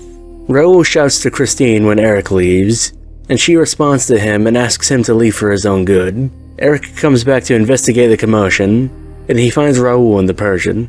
The Persian and Eric have a back and forth, which explains their history together, and how Eric broke his promise to never kill again. Then Eric activates a mechanism which heats up the torture chamber to near fatal levels of heat. They find a barely hidden button, which opens a trapdoor to the river below, allowing the duo to escape. After reaching safety, they find a bunch of barrels of gunpowder which are wired to the grasshopper switch. If Christine refuses marriage, the barrels will explode and kill everyone in and below the opera. They sneak their way back into the torture chamber before Eric comes back and pulls the curtain. Christine's time to choose has run out, and if she doesn't choose the scorpion, Eric will pull the grasshopper lever himself. After making him promise that he'll let Raoul live, Christine agrees to turn the scorpion lever and swear herself to Eric. This mechanism fills the cellars with water that neutralizes the gunpowder, but also floods the torture chamber with water, calling Raoul and Daroga to almost drown. Christine keeps her promise and gives herself to Eric, and Eric sees that despite her fear of him, she's still dedicating herself to him for Raoul's sake. He sees that this is true love, and is moved by it, allowing them all to leave with their lives. Christine thanks Eric with a kiss, and with this kiss from the woman he loves, Eric is overcome with joy and resigns himself to his lonely death. He plays his final performance on the organ as the house begins to crumble, crushing him beneath the rubble. Christine and Raoul reflect on Eric and his death, as Daroga hopes God will show him mercy in the afterlife. For what it was, this was a decent little movie. It's only about 45 minutes long, and the animation budget and voice acting budget combined was probably a single keg of Guinness, but it still offered a solid condensed adaptation of The Phantom. What I really appreciate about it is how it's based entirely on Leroux's novel, with almost no influence from any of the older films, aside from maybe having Christine be a brunette once again. Thus, it's the most accurate adaptation of any film since Lon Chaney's. The first half is much more streamlined, but from The Masquerade onward, it's basically pure Leroux. Its depictions of the main characters were all incredibly on point, with Christine fearing and pitying Eric, Raoul being just as much of an incel as Eric, and Eric looking like a ghoulish corpse. It's also possibly the only Phantom adaptation to not only adapt Daroga, but also keep his backstory with Eric intact. If you'll remember, Lon Chaney's film also originally had Daroga up until he was changed to be Inspector Ledoux, and any following adaptation up to this point always had a local police inspector instead of the Persian. This movie doesn't go quite in depth as a novel about their backstory, but we still get the gist of it. I usually don't mind when Phantom adaptations streamline the character into a local inspector without any personal history with the Phantom, but I'll still definitely give this movie bonus points for novel accuracy. However, accuracy to the source material can only get you so far. I think it's important for any adaptation across mediums to be recognizable to the source material and keep the elements that made it good in the first place. So remaining faithful is always a plus. Well, there's more criteria a film needs to be judged by. An adaptation can be accurate to its source material to a T, but not automatically superior to another adaptation which is less accurate but better for its own merits. The best example from my point is probably the 2 different adaptations of The Shining. In 1997, ABC aired a 3-part miniseries based on Stephen King's book, which was directed by Mick Garris and overseen by Stephen King to be as faithful to the text of his book as they could possibly get. That must mean it's pretty good, right? Well, I haven't actually watched this miniseries, so any statement I gave on its quality would be disingenuous. But you know what I have watched? The Shining by Stanley Kubrick. Stephen King famously hates this movie, as he thought it was a bad representation of his novel, which was a very personal work for him. But as accurate as the 1997 Shining might be, look at the modern reception for both movies. Stanley Kubrick's The Shining is one of the most beloved and acclaimed horror movies of all time, still being talked about and analyzed 45 years later, and Stephen King's The Shining is basically forgotten, with the people who do know of it mainly knowing it as a work of spite. That brings us back to this silly cartoon for kids. I didn't mind this movie, but there's some pretty glaring issues that will turn a lot of people off. Even though this movie came out in the 80s, the animation looks like something from the 60s. It's halfway between 60s Spider-Man and Scooby-Doo. Look at Eric's shit-eating grin, this is prime reaction image material. The voice acting was also pretty off. No disrespect to Colette Proctor, but she doesn't sound like a young Swedish woman or French opera singer. She just sounds like a slightly older Irish woman. Which I am pretty sure she was when she recorded this. Be sure you do. I have a great surprise for you. Oh? What is it?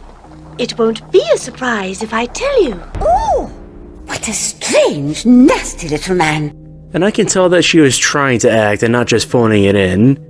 If Christine herself was also a slightly older Irish woman in this movie, she would have been perfect. Raoul sounds fine, but his actor had the simplest assignment out of the whole cast. You called for me only to tell me this? You are cruel, Christine. Where is he? I shall search him out, and we shall see who really loves you. Jim Reed, the actor for the Persian, could put on a Persian accent or sound natural, but not both. Be careful. He may come from behind. If he surprises us, we are dead men. Aidan Grenell was a solid Phantom, nothing more, nothing less. He at least gave the Phantom a fun Scooby-Doo villain kind of feeling. Do not touch me! I am the Red Death, stalking abroad! My poor, unhappy mother would never kiss me. For the first time, a living woman kissed me and did not die. Goodbye, Christine. Like I said before, you can't critique the animation or voice acting too hard, as this was a very small studio in a country not known for its booming animation industry. They tried their best with this one. Would I recommend animated classics Phantom of the Opera? Sure, it's short and inoffensive. It's at least good for a few laughs, as it really does just feel like a Scooby-Doo episode at certain points. If you want to watch it, your choices are tracking down a 40-year-old VHS tape or YouTube. Let's all have a round of applause for the people who upload these obscure movies to YouTube in their entirety. You guys are helping preserve these movies that otherwise might be forgotten. As we go further along the timeline of Phantom adaptations, let me briefly discuss the world of horror surrounding some of these movie releases. The original Phantom of the Opera is one of the most important horror films ever made, as its success inspired Universal Studios to start adapting more classic gothic horror novels to film, such as Dracula and Frankenstein.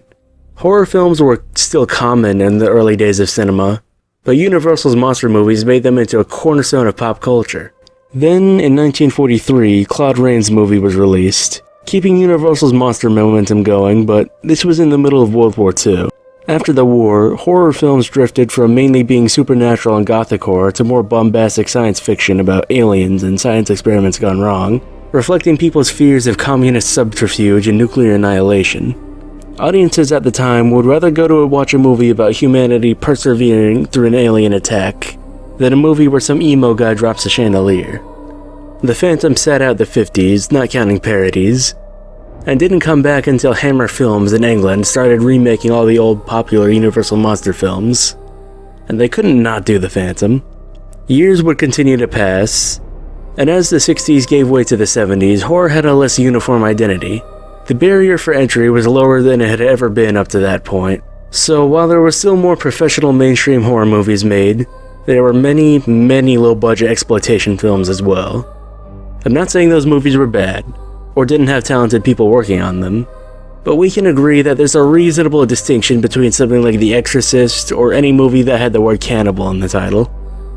Speaking of 70s horror films about cannibals, in 1974, a mere 20 days before Phantom of the Paradise released, the Texas Chainsaw Massacre changed horror forever.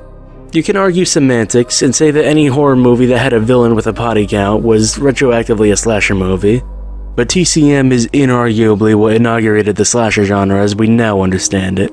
Following Texas Chainsaw's success, John Carpenter's Halloween is what truly started the gold rush for slasher movies, with countless filmmakers throwing their hats into the ring trying to ride the wave and become the next big hit. Out of the many, many slasher movies to come out in this time, two villains rose above the competition to the peak of horror villain popularity. Jason Voorhees of the Friday the 13th series, and Freddy Krueger of the Nightmare on Elm Street series, played by Robert Englund.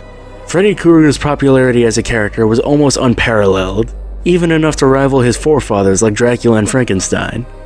I mention all this to bring us to our current Phantom adaptation, 1989's Phantom of the Opera, directed by Dwight H. Little.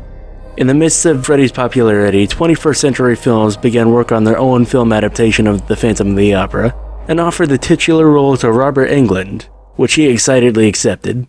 Out of every movie in this retrospective, this one was by far the adaptation I was most fascinated by. I've mentioned how I watched the 2004 movie and the 1925 movie with my dad. Well, I like to Google random stuff I was interested in when I was a kid, so I looked up the Phantom of the Opera and I read about the book. I wouldn't read the actual book, and about the other adaptations besides the one I'd seen. Naturally, the one that stuck out to me the most was the one where the Phantom was played by Freddy Krueger. It sounded so fascinating to me. I hadn't even watched the Nightmare on Elm Street movies yet, as I wouldn't actually try to watch horror movies for several years after this point.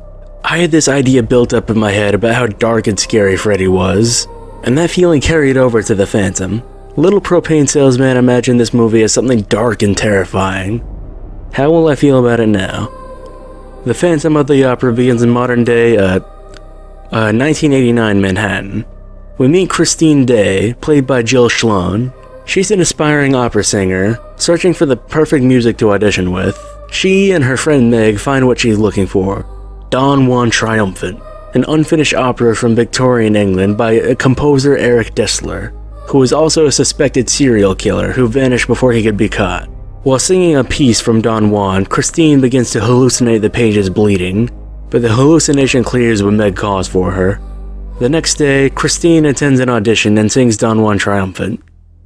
The casting director seems impressed, and Christine imagines a packed theater applauding her. Up above, some stagehands drop a counterweight that seemingly hits Christine so hard she lands on another continent, 104 years in the past.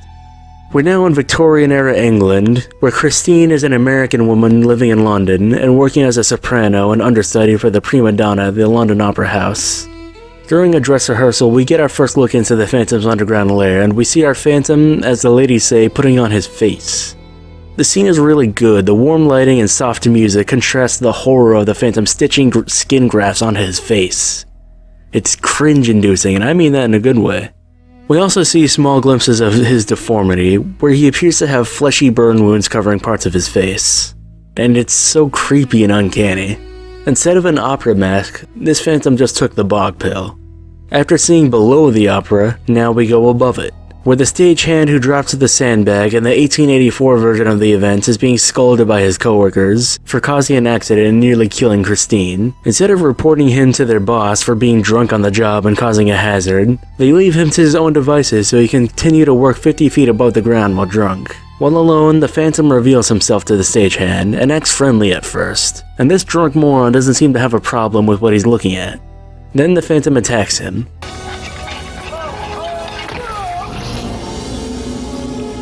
After the murder, the Phantom visits Christine when she's alone, and we see him coach her singing, encouraging her to sing Carlotta's part in Faust, Marguerite.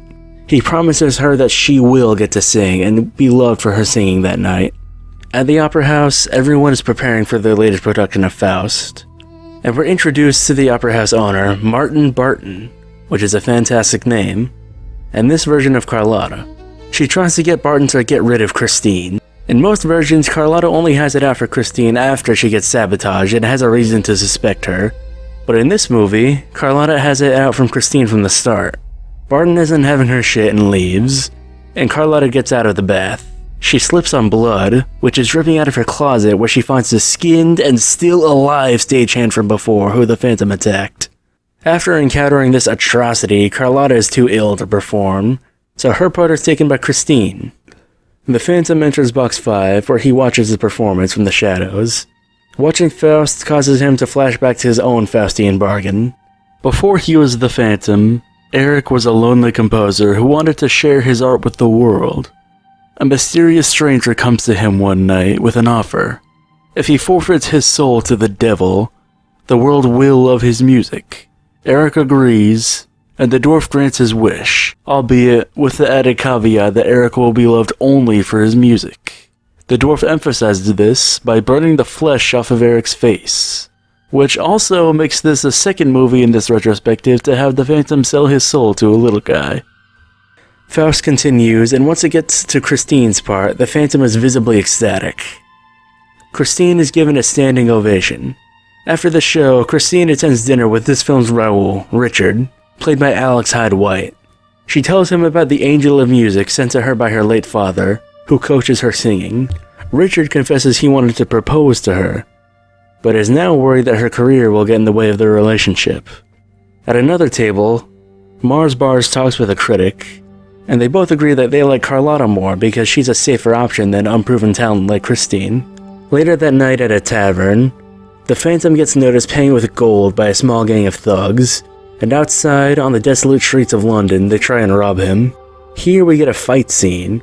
Or, well, I say fight scene, but that implies that these poor fools actually have the upper hand on Eric at any point. It's really just the Phantom slaughtering them all one by one and reveling in their fear. He cuts this one guy's head clean off in like a second. Now I know where they got the idea in Halloween Resurrection. The next day, Christine's first review is published, and Meg excitedly brings her a copy to read together. Sadly, the review is unfavorable towards Christine. We cut to a Turkish bathhouse. If you think you hate your job, imagine how these guys feel. At this bathhouse is the critic who published the bad review, and the Phantom is waiting there for him in the sauna. After questioning him why he disliked Christine and trying to reason with him, the Phantom murders him. You have to wonder how strong this Phantom is supposed to be. He's seemingly able to squeeze this guy's head tightly enough with a towel for him to start bleeding from his eyes and mouth, and then throw him with enough force to crack the tile his head hits. Also, it's either an odd coincidence that this is the second Phantom movie in a row where the Phantom attacks someone in a bathhouse, or this guy was lying. I went back and looked at the previous film versions of Phantom of the Opera, 3 different versions of it, and I looked at a movie that I love, Phantom of the Paradise, which is based directly on that Brian De Palma movie, and then used none of it. I mean, I just got it out of my mind. Next, we see Christine take a cab to a cemetery, with Richard following her, trying to console her for the bad review. Christine visits her father's grave, confessing her feelings of doubt about her singing career and seeking guidance. The Phantom appears to her, playing a warm tune on the violin and begging her to join him, claiming to be her father's angel of music. Richard shouts for her, trying to bring her back, but the entranced Christine gets in the carriage. The Phantom then slows Richard down with an ear-piercing violin scratch. Down in the sewers, we quickly meet the Ratcatcher before rejoining Christine and the Phantom as he guides her to his lair. The Phantom can barely contain his excitement now that he has Christine to himself. She finds his composition of Don Juan Triumphant, learning his real name, and convinces him to play it. Eric jumps on the organ and plays, and Christine starts singing along. He asks how she knew the words to his music since nobody's ever read it, and Christine herself doesn't quite know either. Eric decides to play his hand and tell Christine that they will make the most incredible music together, and forces a ring on her, telling her she cannot see another besides him. Back up top, Richard meets with a police inspector at a cathedral, and they go through the evidence together about Christine's disappearance and the murders which have occurred. They discuss the legend of Eric Dessler, the man who sold his soul to the devil to be loved for his music, but was so horribly disfigured that he could never be loved for himself.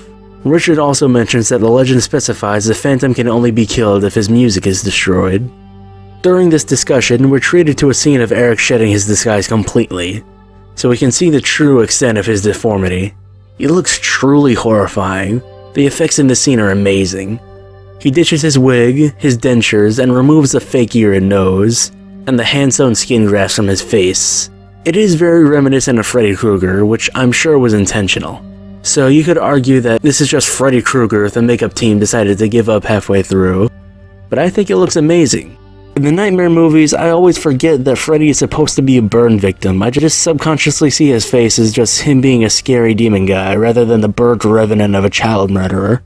They rarely play up the element of Freddy's body horror in those movies, but in this movie, even though only part of his head is burnt instead of his entire head, I think the burns look way worse than Freddy's because it looks like it hurts. Him slowly peeling away layers of makeup really sells me on the idea that this is a man who lives in constant agony from his wounds. Robert Englund actually looks like he's in pain. This isn't me saying I don't like Freddy Krueger or the Nightmare movies, but he's just the most obvious character to compare Eric Dessler to, more so than even his Phantom ancestors. We rejoin Christine in her home as she tries to remove the Phantom's ring, but the ring is designed so it can't be removed without causing her harm. Meg tells Christine about her critic's death, and Christine quickly connects the dots and realizes it was her teacher.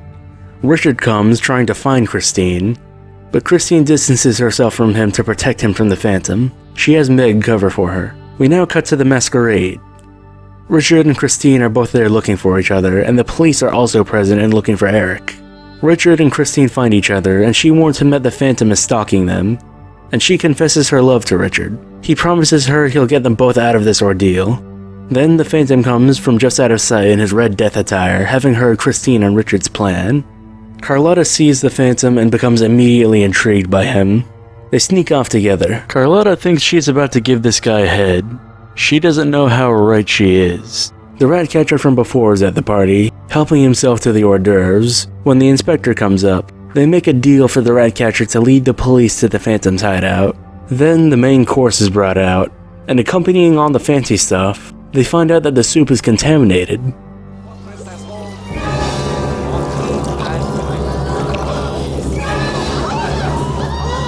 The way the soup pours out of her neck is disgusting, and the expression of death on her face is one of the most effective scenes of horror in the whole movie.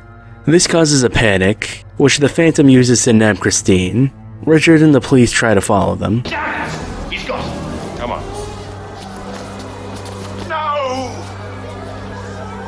He's gone down. Go on. Christine is brought into the Phantom's lair, where he proclaims she can never leave. Before he can take his wrath any further, he hears the underground tunnels being infiltrated and goes to confront his intruders. Richard and the other good guys travel through the tunnels while Christine looks for her own way out, following Richard's voice before passing out, I guess. Within the tunnels, the rat catcher is the first to be killed. The Phantom slowly picks off each of the police searching in the tunnels, as Richard and the inspector get closer to Christine. The Phantom returns to his lair with Christine and starts to play his organ again, so Richard and the inspector finally find the lair. Richard and the Phantom fight, and the inspector tries to help but gets knocked away. The Phantom stabs Richard and lights him on fire, killing him.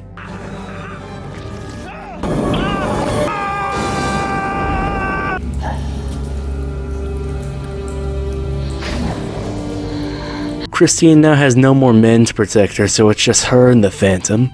She starts knocking over his candles, and the lair begins to be consumed by fire.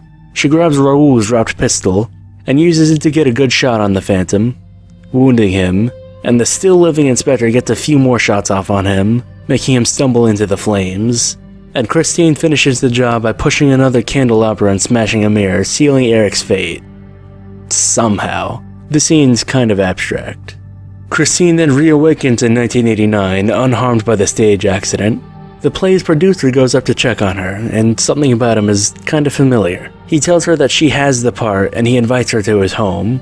At his swanky New York apartment, Christine relaxes for a bit, but snoops on his music equipment. She turns it on to find a digitally recreated composition of Don Juan Triumphant and plays it on a floppy disk. Meanwhile, the producer is upstairs and he notices a slight mark on his face, so he opens up his display case full of spare faces. He reveals himself to her, and he tries again after 100 years to win her affection. She plays into his act briefly before ripping off his artificial face. He looks the most like Freddy Krueger in this scene, but with him looking like he was burnt to a crisp instead of just having fresh burnt wounds. Christine stabs him and runs off with his music, ripping it up and dropping it down a storm drain, breaking Eric's curse and finally killing him. The movie ends with Christine walking the dark streets of New York at night. She gives some change to a street violinist, but as she walks away, he begins to play Don Juan triumphant, leaving Christine in uncertainty as the movie comes to a close. I'll admit, going into this movie, I honestly had fairly low expectations. I know I went on a whole rant about how I built this movie up in my head as a kid, but I was a kid. As an adult who's seen a ton of horror movies before this, both good and bad, I was afraid that this was just going to be a cash grab. I thought they'd just gotten Robert Englund and the Phantom of the Opera name and used it to get butts in seats for a Nightmare on Elm Street knockoff. Well, dear viewers, I'm pleased to inform you that I was way off. Dwight H. Little's Phantom of the Opera is fantastic, and I can safely say it's another new favorite of mine. This movie's way better than most people have ever given it credit for. It's one of the more faithful adaptations of the novel than we've gotten up to this point, while still being very unique and having a lot of its own flavor and appeal. It leans heavily into the gothic horror, namely the horror part. I will say, to criticize the film, that the horror scenes kind of tonally clash with the rest of the movie. Like, most of it is a classical romantic tragedy, and then there's a scene where the Phantom cuts a guy's head off. This one particular scene just feels more like the Shadow than the Phantom. Still, I think the bloodier horror elements of this movie are positive and one of the selling points. The Phantom of the Opera has always been a violent character, a dark, mysterious man with the face of a corpse, who kills anyone who may come between him and his obsession. Adapting him as a slasher villain with Christine as his final girl is only natural. The horror elements won't be for everyone, but there is more to this movie than that. The set design was absolutely gorgeous. The opera house looked really good, and this set was actually reused from another movie called Three Penny Opera. The scenes on the streets of London look great, and this is probably my favorite version of the Phantom's lair. Most iterations look kind of like Adam West's Batcave with the flat lighting, but this movie's use of candle lighting really elevates it. It's equal parts warm and romantic as well as dark and ominous. My favorite scene in the movie visually is early on when the Phantom speaks to Christine in her dressing room. The actors' performances were also all really good, both leading and supporting. I think Stephanie Lawrence might be the most entertaining Carlotta we've ever had. I also really like Terrence Harvey as Inspector Hawkins and Nathan Lewis as Deputy Davies. Like, look at this character design, he looks like he could be the protagonist. Terrence Harvey was also made up to look older than he really was at the time of filming. Alex Hyde White does a pretty good job as Richard. Not quite as good as Edward D'Souza as Harry Hunter, but he's still way better than Raoul usually is. Jill Shalone was a great Christine. She's beautiful and angelic, feeling pretty close to how Christine was described in the novel. And, unsurprisingly, Robert Englund was fantastic as the Phantom. He's melodramatic in the best way possible, and he can seem gentle and romantic in some scenes, before slipping back into being sinister and macabre. He was not a stunt casting. Robert Englund is genuinely one of the best Phantoms. Another interesting thing I'd like to mention is that this is the only Phantom movie to date that was made with a sequel in mind from the beginning. The 1943 film also had a planned sequel, but eventually became the unrelated The Climax with Boris Karloff. 1989 sequel would have followed up from the movie's wraparound segments in New York, where the Phantom would survive and hide in the sewers while still stalking Christine. This movie was never made, but parts of it were repurposed into the plot for the 1992 movie Dance Macabre. Overall, I strongly recommend The Phantom of the Opera with Robert Englund. It's a fantastic entry in the series, and if you're a fan of The Phantom of the Opera, or of Robert Englund, or even of horror in general, I encourage you to find this movie. Although there's the hard part. Where do you find this movie to watch now? Sadly, it's almost never streaming anywhere. You can't even buy it or rent it on any of the usual VOD services. If you want to watch this movie, you'll have to either buy the DVD or Blu-ray. I myself opted for the Blu-ray release from Shout Factory, which is a great way to own the movie. However, in case you understandably don't want to have to buy a Blu-ray to watch this movie, you're SOL. Unless, of course, you know... On to the next one. If I had a nickel for every slasher movie adaptation of The Phantom of the Opera that was released in 1989, I'd have 2 nickels. Which isn't a lot, but it's weird that it happened twice, right? Just a couple months before Dwight H. Little's underrated gem released, we got Phantom of the Mall, Eric's Revenge, directed by Richard Friedman. This is another one I'd never known about before starting this project. From the outset, this looks like a pretty typical slasher B movie from the 80s. It's got pretty poor reviews, but so do most slasher movies, and a lot of those poorly rated slasher movies are ones I like. Let's see what we're working with here. We open to a scene of a man sneaking into a dark room through an air vent, and stealing some clothing and a crossbow. A guard walks in thinking he's a mannequin, and the dark figure stabs the guard to death. We're then treated to a title card, which is a pretty standard of oh hey, Pauly Shore's in this movie. We then see the grand opening of the Midwood Mall, the film's main setting, followed by a woman sitting in a bar. This young woman is Melody, played by Carrie Whitman, and she's getting hired here. Doesn't take a genius to find out who our Christine's gonna be. We also meet her friend Susie, played by Kimber Sissons. Overlooking the opening ceremony, the shadowy figure from earlier is watching from within the air vents. He sneaks off to his lair, and splits apart a mannequin head, making his mask. Back in Civilization, Melody and her friend Susie buy frozen yogurt from Pauly Shore before being spoken to by the mayor, Karen Wilton, played by Morgan Fairchild, who has a photographer take their picture. The photographer then goes to find Melody, and we learn that a year ago there was a fire. Melody was there when it happened, and her boyfriend Eric was killed. She also claims that she saw a man with an earring who she believes is responsible. We then learn our photographer is named Peter. Wait, sorry, wrong clip. This is Peter Baldwin, played by Robert Estes. Melody opens her locker and finds some orchids, which Eric once gave to her. Pauly Shore pulls Peter away, telling him how much Eric and Melody cared for each other and how affected she was by his death. Up in the vents, the Phantom comes across a maintenance worker and shoves his head into a fan, and the commotion is overheard by the mall's manager, Harv Posner, played by Jonathan Goldsmith. We get some obligatory 80s slasher nudity, with a mall security guard perving on the girls with the camera. His partner tells him to oh shit, that's Ken Foree! Forget Pauly Shore, this guy is mall horror royalty. Most famous for his iconic role as the dad from Kenan and Kel. Harv comes in and tells the pervy guy to go check on the disturbance he heard in the vents.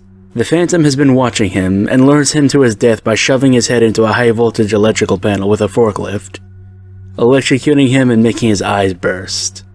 Mayor Karen goes to Harv's office, and they grease each other's palms about how if the mall continues to be a success, she'll help him get elected to city council. After she leaves, the Phantom drops the dead security guard's body onto Harv's desk. Instead of calling the police and causing a ruckus, he calls for Earring Man to come and clean up the evidence. At the end of the day, Melody gets in her car and finds a mysterious gift box containing a purple dress. When her car doesn't start, she pops the hood and is jumped by a masked man trying to assault her. He's shot in the shoulder with an arrow by the Phantom and he runs off. The mayor of all people comes to her aid after the attacker leaves, and she takes her home after pointing out the attacker had a limp. We also see a brief scene of Peter doing some research, and finding a photo of the house that was burnt down where the mall is now standing. At Melody's home, she has a really long and softcore flashback of her and Eric together, before being interrupted by the image of the arsonist from earlier burning down their house and Eric being consumed by flame.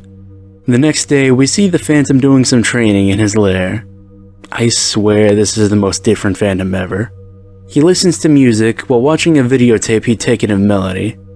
Ken Foree questions Posner about guards who've gone missing, but he brushes him off. Pauly Shore fetches Peter, claiming he has a scoop, and he takes him to the security office. He plays some SpongeBob music before playing back another audio track hidden subliminally in the SpongeBob music. Hey, shh, turn that stuff off. Look, it's only in here. The public address system's off, they can't hear us. Listen to what it does to your body. Sales clerks are my friends. I can buy anything I want on credit. Shopping is fun. I like to shop. The sales clerks are my friends. See, it's subliminal. It's under the music. Peter notices the earring guy in a guard's uniform on the camera feed. Recognizing his earring from Melody's account of the fire, he goes to find him and tails him. He takes a discreet photo, but Earring Man catches on and makes chase. This fucking psycho somehow climbs on top of the elevator. Peter gets away and tries to find Melody to warn her. At Melody's workplace, her and Eric's song comes on the jukebox, before Peter comes in to warn her about Earring Man, promising to show her the developed photos of him. We then see Karen telling Ken Foree about the guy who attacked Melody, and their conversation is overheard by a mall pianist. He limps off to an employee bathroom and removes his jacket, revealing the seemingly pleasant pianist to be an attempted rapist. This is actually realistically dark for a slasher movie. Someone unassuming being a rapist. Eric releases a poisonous snake into the toilet pipes and shuts off the lights, and Mr. Pianist gets his pianist poisoned. Peter shows his photo off to Melody, but it's a lousy photo. She starts opening up more to Peter, and Eric sees this and starts seething.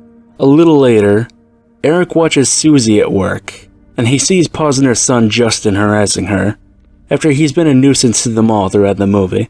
He leaves some bait for him in the form of a skateboard, and while Justin messes around on it, he lassos a noose around Justin and ties him to the escalator, breaking his neck. It took about 28 years, but we finally see the return of the Punjab lasso. Melody tells Peter the full story of the night Eric's house was burnt down. Eric and his family were being harassed by land developers to sell their property, but his family wasn't budging. He and Melody were spending the night together one night when the fire broke out. Eric broke his window to help Melody escape, but the fire still took him. She also saw the man with the earring run off. Peter connects the dots and theorizes that Earring Guy was hired by Posner to burn down Eric's house to get them out of the way so he can build his mall. Melody suggests that Eric might still be alive. Before Earring Guy forces them both out of the car, he's about to kill them both when Peter blinds him with his camera flash and drives off, and Earring Guy mobilizes a mall security force to catch them. Eric jumps on top of Earring Guy's car and forces him to crash. Peter and Melody unearth Eric's grave and find his coffin to be empty. They then go to the mayor to tell her what's going on, and she says that they need to find Eric to prove their story. Harv tells Earring Guy to fix their problem. Melody has a dream where she's getting plowed by Eric, and then by Peter, and then by Earring. Before shit hits the fan, we see Eric setting up some plastique in the mall boiler room. The mall is having a big fancy gala to celebrate its opening, even though I'm pretty sure it's been open for like a week now. Earring Guy, whose name is actually Christopher, attacks Melody at work and tries to strangle her, dropping some keys in the struggle. He drags her away to a garbage baler. Eric comes to the rescue and does a sweet roundhouse kick right on Earring's chin. They get into a fight, and Eric kicks Earring's ass before Earring grabs an axe, to which Eric responds by kicking Earring's axe. Earring tries to crush Eric's head in the baler, but he's strong enough to resist it and turns the tables on Earring, decapitating him in the baler. He leaves his severed dome for Posner to find. We then see Melody awaken in Eric's lair. She slowly approaches him while he exercises. She says hello, and he removes his mask to reveal his disfigurement. He tries to pick up where he left off with Melody, but she doesn't want him back. Why go back to your old boyfriend who you thought was dead, who lives in a cave and has half his face melted, when the handsome new photographer boy is an option? She tries to let him down easy, but she was his whole reason to keep on going. He killed for her, he came back from the dead for her, and it was all for nothing, so he loses it. He steals some wires and is seen by Peter. He goes back to his bomb and sets a 30-minute timer to blow the place sky high. Pauly Shore and Susie follow Melody's trail while Peter follows Eric. Eric lures Peter into a trapdoor, into a room where Eric has hidden the bodies of his victims. Eric returns to Melody and forces her to stay with him despite her protests. He also tells her his plan to blow up the mall. Peter finally catches up to Eric and Melody. They get into a fight and Eric starts beating the snot out of Peter, but Melody stops him and says she loves him. This makes him pause long enough for Peter to sucker punch him and knock him down. They escape out the way Peter came and Eric follows. In the air ducts tunnels, Peter and Melody run into Pauly Shore and Susie. They try and warn Mayor Karen that there's a bomb, but she pulls out a fucking gun in the middle of a crowded area and threatens them not to ruin the party, exposing her as also being corrupt and in on the conspiracy. I mean, I could already tell, and you probably could too, so no shock there. She takes him hostage in the manager's office before Eric jumps down from the air vent and knocks down Peter. Then he grabs Karen and throws her from the window down into the party below, and she gets impaled on a diorama of the mall. She had like a solid 6 seconds to react, and she was holding a gun, but alas she's dead, R.I.P. Bozo. Melody tries to escape on the scaffolding above, and Eric follows her. She's rescued by Peter, and Eric is left alone on the scaffolding while Ken Furry shoots at him from below. He gets a shot off on his arm, and the bomb is going off soon, so Eric dedicates what little time he has left to getting revenge on Posner. He takes a weed burner off the shelf next to him and shows Posner what it's like to burn. Propane. Eric runs out of the burning shop and jumps to the bottom floor. Pauly Shore and Susie pick Melody and Peter up before the bomb detonates and destroys the mall. Looks like Eric got what he wanted. Yeah, I did better than that. I got you. Yeah, real compassionate Peter. You won't feel so cocky if you get disfigured and become a phantom and she leaves you for another guy. We then look inside the burning rubble and see Eric, burned and battered and bruised, but still... Oh, I guess he's actually dead. Never mind. So that's Phantom of the Mall, Eric's Revenge. I had fairly low expectations going in, but you know what? As far as the low-budget 80s slasher movies go, this isn't too bad. It's cheesy as hell and completely different from everything else we've watched so far, but I had fun with it. I didn't think I would like it being set in a mall, as it's completely divorced from the opera house as a setting. The opera is dramatic and romantic and exactly the type of place you can imagine a story of mystery and love and obsession to take place in. A perfect setting for gothic horror. The biggest deviation before was the Paradise, but a concert hall can still be just as dramatic of a setting. A mall is the polar opposite of that. It's dispassionate, commercial, and casual. Despite that, I think this movie made good use of having a mall be the Phantom's haunt. Instead of hidden doors and passageways in an opera house, he just gets around by crawling around in vents, like it's a video game. It works well as a huge sandbox to play around in. It's kind of like a Hitman level, but in movie form, if that makes any sense whatsoever. The story was okay. It tries to play out like a mystery, but most people watching will guess everything right away. I can't say I was too impressed. For God's sake, the movie's mystery is spoiled by the title. It is just a modern reimagining of the Phantom of the Opera, but in a less impressive way than Phantom of the Paradise did it. But of course, the most important part of both any Phantom movie or any slasher movie in general is the villain. In this case, of course, being the Phantom. How does Eric stack up against his predecessors? Not great, I'm afraid. Eric does Phantom things like wearing a mask, sneaking around, and being obsessed with a girl. And in the case of most movie adaptations, gets revenge upon the people who wronged him. But he doesn't feel phantom-y enough. His outfit doesn't help. The Letterman jacket and baseball cap prevent him from having any aura of mystery or theatricality. These are just clothes. Sure, it's stuff he could realistically pilfer from a mall, but it looks silly on someone who's supposed to be dark and mysterious. Another very unphantom-y thing about him is his martial arts. Eric in the LaRue novel was described as being adept with a lasso, but the training scenes and roundhouse kicks in this movie felt like they were out of Power Rangers. I also think they went too hard on the filter they put on his voice. I could hear maybe half of what he was saying. Oh, Melody, I always knew we'd be together again. I do think Derek Rydell gave a good performance, and I believe that the people who made this movie enjoyed making it, but I think it's weird to even count it as being the same of any of this. As for my rating of this movie, I give Phantom of the Mall, Eric's Revenge, 1 Pauly Shore tweaking his nipples out of 1 Pauly Shore shaking his ass. Hey, wait a minute, that's my joke! You're gonna be hearing from my lawyers. Shit, never mind. I guess I can't use that joke. What do I... Propane salesman rates Phantom of the Mall, Eric's Revenge, 1 Pauly Shore out of 1 Ken Furry. You know what? Sure, that works. 1 Pauly Shore out of 1 Ken Furry. Do I recommend this movie? It depends. If you're watching as a Phantom fan, you can probably skip it. If you're watching it as a horror or slasher fan, I'd say give it a go. You can buy a Blu-ray released by Arrow Films, otherwise you can find it streaming on Shudder sometimes.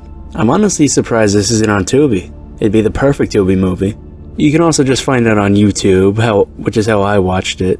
And there's apparently multiple cuts. The theatrical, which I watched, the edited for TV cut, and get this, the subterranean cut, which is apparently a hidden cut of the movie within the Arrow release that's slightly gorier. Is that not like a literal creepypasta? A secret, more violent cut of a movie that's hidden within the home release? But it's true. It's just missing hyper-realistic blood and gravestones with the viewer's date of death on them. That's enough of them all. Now the opera calls us back. In 1983, musical composer Maury Yeston and playwright Arthur Kopit were approached to produce a musical based on The Phantom of the Opera by actor and director Geoffrey Holder. While it was in production, Andrew Lloyd Webber's Phantom musical came out and took all the wind out of Kopit and Yeston's sails, leading them to shelve the project for a while. Eventually, Arthur Kopit got the chance to take his treatment of The Phantom of the Opera and adapt it to TV for NBC. It became The Phantom of the Opera from 1990, starring Charles Dance as the Phantom. We open on a scene of Christine, played by Terry Polo, dirty and disheveled, approaching the lavish Opera Garnier. We then meet Gerard Carrier, played by Burt Lancaster, getting fired by the opera's new owners, much to the dismay of the opera staff. Christine tries to get singing lessons from Carrier, having been sent by the Comte de Chagny, but she hits a brick wall since Carrier is no longer in charge. The other ladies there taunt her, and imply that she was just going to be another floozy and was never going to sing.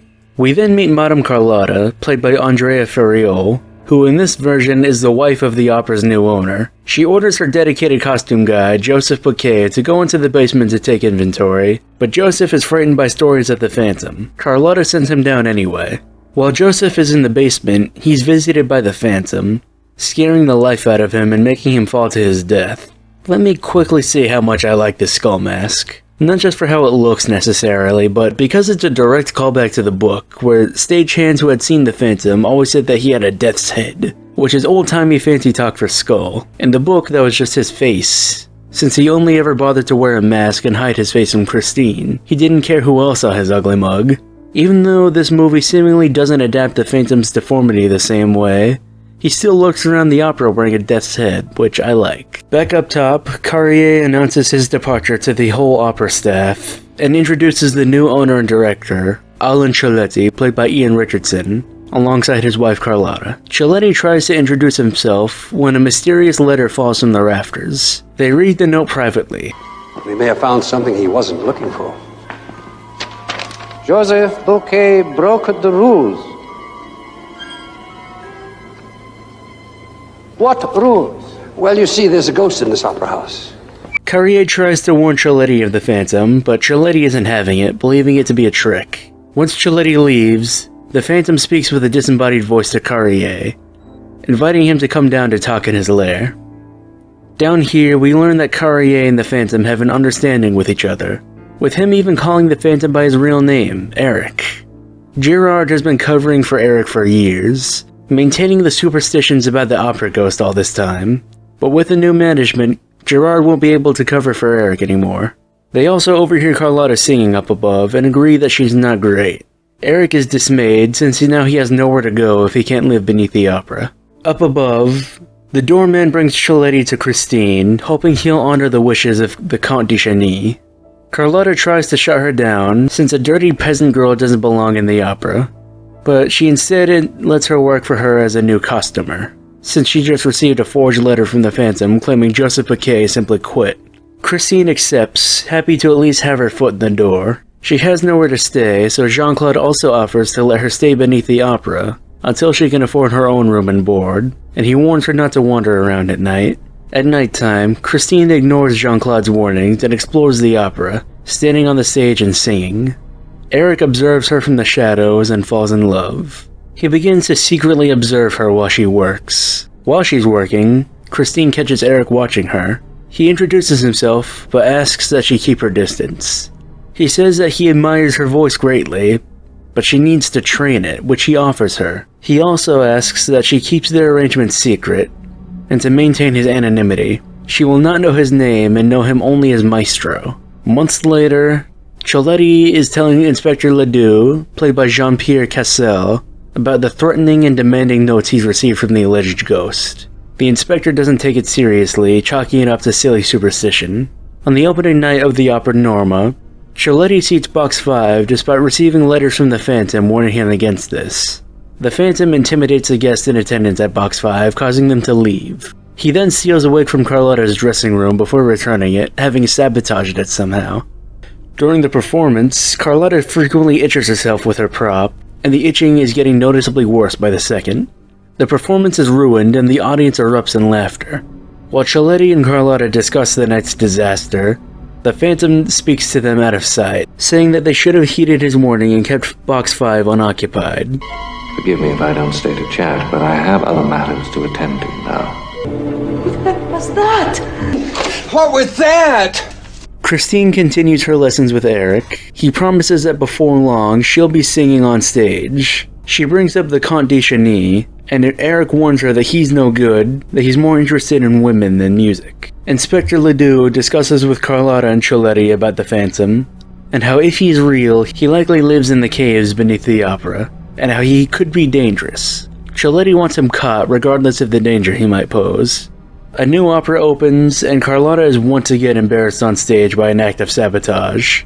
While tending to her, Cialetti goes to get her a drink, but finds Joseph Bouquet's corpse, which somehow vanishes before Ledoux could see it. During another lesson, Eric tells Christine that he cannot teach her anything else and that she's ready to sing, saying he'll make arrangements to ensure she gets the chance to audition. In the next scene, we finally meet Count Philippe de Cheny, played by Adam Stork, after hearing so much about him. He discusses Christine with Jean-Claude and admits that despite his usual playboy persona, he may have actually fallen in love with Christine. Jean-Claude tells him about the change in management.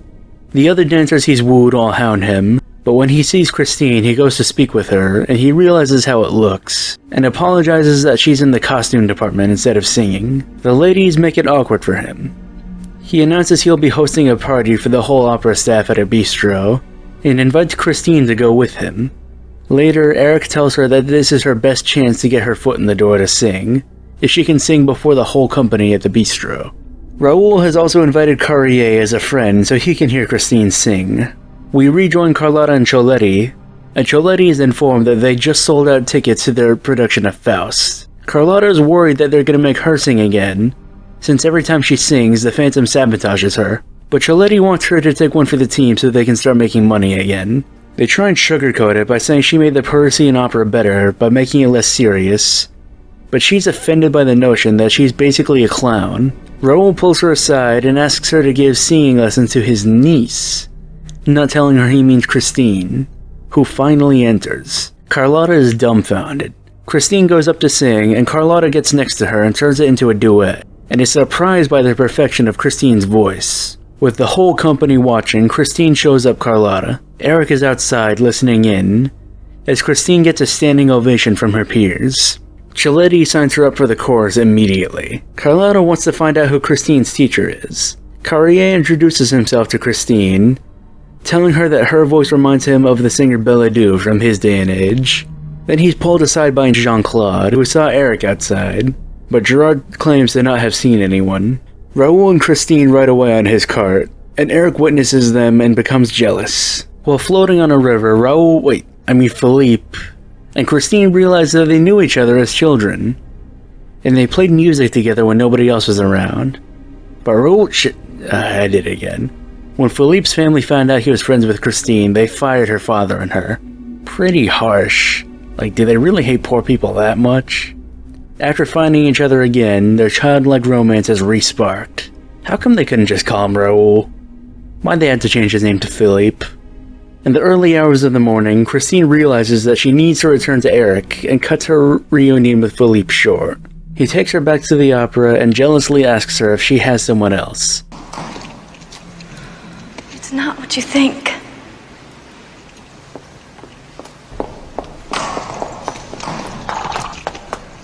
She tries to find her maestro, but he's nowhere to be found and she begs for his forgiveness. She returns to her secret room inside the opera, where Carlotta has been waiting for her. She interrogates her on who her teacher is, and Christine insists that her teacher remains anonymous. Carlotta says that she's being ungrateful and threatens her position at the opera, and Christine relents. She tells the truth, that she doesn't know his name or even what he looks like since he wears a mask. Carlotta goes to Cialetti and tells her what she suspects. Cialetti starts to scheme and gets an idea. He goes to Christine and offers her the role of Marguerite in Faust. Carlotta is incredibly upset, being upstaged by her costume girl, but Cialetti reassures her that he has a plan. Christine finds Eric again, and she tells him that she has the part of Marguerite. She tries to lie about why she didn't immediately come tell him, but confesses the truth immediately that she was with the Count. She just didn't want to upset him. She then gives Eric a hug, and you can tell by the look in his eyes that he wasn't ready for it, but he's still very moved by it. We then see the opening night of Faust. Cialetti and Inspector Ledoux have a plan to draw out the Phantom by having his suspected student be the prima donna. Philippe congratulates Christine and goes to his private box, with Carrier as his guest. Before the show, Carlotta goes to speak with Christine. She butters her up and tricks her into drinking a mysterious tonic. The show begins with Eric taking his private box 5 while still trying to stay out of sight. When Christine tries to sing, she finds herself without a voice, as a result of the tonic given by Carlotta. The audience starts jeering, and the only person as upset as Christine is Eric. Out of retribution for the crowd's rejection of Christine, Eric cuts the rope holding the chandelier. End of part 1. Produced by Haim Saban? I thought the last movie seemed more his style. We pick up immediately where we left off, with the opera in a panic. Eric uses the commotion to grab Christine and bring her with him. Raoul goes looking for her, and he leads everyone into her dressing room. Jean-Claude tries to warn Carrier that the Phantom has taken her down below the opera, but Gerard continues to cover for Eric. Eric takes Christine down to his lair beneath the opera, taking her by canoe on the underground river. Eric puts Christine to bed and sings her a lullaby to calm her nerves. She falls asleep, and he leaves her to rest. Inspector Ledoux takes an entire squad of policemen to the basement below the opera to look for Christine and the Phantom. Within the tunnels, they can hear the echo of his lullaby. Nobody can find anything but a bunch of creepy old props left abandoned in the dark. They try to leave but are down one man. They go to look for him, but find him hung, and the policeman who finds him is also killed by a trap set by the Phantom. Ledoux and Cialetti make a handshake agreement to not let word of what happened to his men get out, as it would damage both of their reputations. Eric then does some searching around in Christine's dressing room, and finds the poisoned cup that Carlotta gave to Christine. He reacts to this information in kind by paying Carlotta a visit, and pouring a box full of rats onto her, putting her into a state of shock. Beneath the opera, Christine awakens and explores Eric's lair. She sees a painting that looks like herself wearing a white dress, with the same dress right next to it. She starts to become very creeped out by her teacher's abode. Carrier goes down trying to search for Eric and Christine. He sees Christine before he finds Eric. He tells him that he's in deep shit, to which Eric replies by saying he doesn't care how much trouble he's in, and he's ready for whatever the surface can throw at him. Gerard begs Eric to let him be the one to take Christine back to the surface, but Eric brushes him off. He has enough gunpowder to blow the opera sky high. He confesses to Gerard his love for Christine, believing them to be destined for each other. He then banishes Gerard from his subterranean realm, saying he'll only ever need Christine from now on. Before he leaves, Gerard finds Christine again and tries to get her to leave with him. He tells her that her teacher, Eric, is the Phantom who's been haunting the opera. He also reveals that the singer whose voice she's reminiscent of, Belladova, was Eric's mother. Gerard was also Eric's father this entire time. When they were young, Belladova wanted to sing only for her Gerard, but he convinced her to audition for the opera. She became a success, but then she became pregnant with her child. She tried to get him to marry her, but he was already married with another woman and had been cheating with Belladova. He kept this hidden from her, breaking her heart with his silence. She tried to drown herself and he saved her, but she still ran from him. Months later, he finds her trying to poison herself, but he saves her at the last second.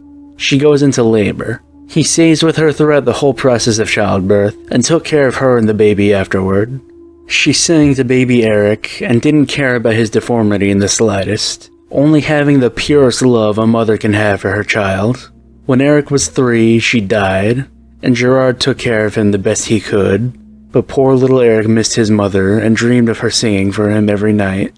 He raised him as best as he could for 30 years up until now. Eric doesn't even know that Gerard is his father. He begs Christine to leave with him, since the sight of his face would terrify her and crush Eric. But Christine cares deeply about Eric and insists on his good nature, and her belief that he'll let her leave of his free will if she wants. Christine finds Eric again in the morning, and he invites her to a picnic. He leads her through his own forest he planted beneath the earth. He's being a charming gentleman. The whole place is both majestic and creepy as hell, full of artificial animals staring holes into Christine's soul. Eric asks her to sing for him. Christine asks Eric to show her his face, and he gives pause before asking her to not ask to see his face anymore. She presses the issue, knowing in her heart that no matter how ugly he thinks he is, she will still love him, just as his mother was still able to love him. Eric slowly removes his mask, with Christine waiting longingly, but when she actually sees it, she faints from pure shock. This sends Eric over the edge. The woman he loved more than anything cannot even bear to look at him. Carrier leaves, and Ledoux grabs him to question him, knowing he's involved with the Phantom somehow. Ledoux threatens to invade the Phantom's lair again if Carrier doesn't help them catch him. We return to Eric, wearing his Batman mask, knocking stuff over in a rage. Christine comes to, and Eric locks her up. He forgot to lock the cage though, and she escapes. He chases after her. Gerard tells Raoul that he knows where Christine is, but begs him not to chase after him, since he knows Eric can blow up the whole building. Philippe asks what he needs to do, and Gerard tells her that he needs to take Christine and leave France with her. Christine escapes from the Phantom's realm, and Philippe and Gerard take her away to safety. Once they're safe in Philippe's home, Christine confesses how she saw Eric's face and how awful she feels for breaking his heart so greatly, along with also upsetting Philippe. We cut back to Eric, who's so distraught he's gone from his Batman mask to his Joker mask. Gerard tries to explain to Philippe that Christine's love for Eric is different than her love for him. She loves Raoul as a lover and as a man, but she loves Eric in a different way, almost maternally. Christine has a dream where Eric is dying, and she begs Philippe to let her go to him. Gerard goes back to find Eric beneath the opera to try and stop him from destroying the place. He finds Eric a mess, coughing and unable to stand. They sit together and talk, and Eric remarks about how he's glad that he ever got to live, to hear music, and that he got to know Christine and hear her sing. Gerard then finally admits that he's Eric's father, but Eric always really knew. Then Eric apologizes for having caused so much trouble, but Gerard tells him that he would never give up their relationship for anything, and he still loves him. Gerard wants to stay with him until the end, but Eric insists that he dies alone. His last wish from Gerard is that once he dies, he buries him deep in an unmarked grave, so he may never be dug up and put on display in death.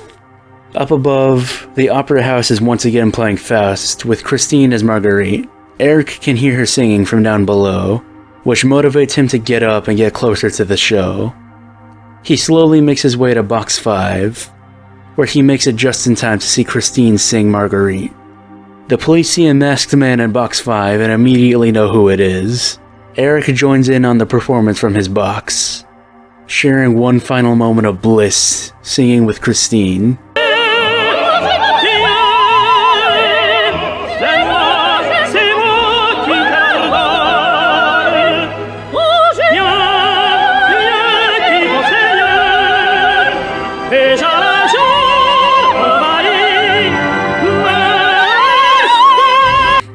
The police then start shooting up at Eric instead of just, trying to arrest him before opening fire in a crowded building. At least they were polite enough to let him finish singing. Eric jumps down and nabs Christine, and the police chase him all throughout the building. Philippe joins the chase and pursues Eric and Christine up to the roof of the opera house. Eric knocks Raoul nearly off the roof, and is about to force him down, but shows mercy when Christine pleads for his life. Raoul then runs to Christine, and Eric sees that he's surrounded by police with nowhere to go. The inspector wants to take Eric alive, which is the absolute final thing Eric wants, as he really doesn't want his deformity to be put on display. So Gerard does his son one final kindness and shoots him fatally. He then goes to hold his son as he drifts away, and Christine joins them. She removes his mask one final time, and looks at his face with love instead of fear, so Eric can die happy. She puts his mask on just before he breathes his final breath, to preserve his dying dignity. Eric is dead. She then goes back to Philippe, and they leave together. Arthur Kopit's Phantom of the Opera from 1990 is, in my opinion, one of the best adaptations of the novel. It's an absolutely beautiful take on the story. It's less of a thrilling mystery, and more of a drama and character study of the Phantom. This version of Eric is yet another anti-hero who does commit dark deeds but still has a human side. He has a childlike innocence about him since he's lived beneath the earth his entire life and has never spoken with anyone besides Gerard. He even has a sense of humor. Like, the Phantom had a dark sense of humor in the LaRue novel, but here, the Phantom makes the types of jokes I would make in casual conversation.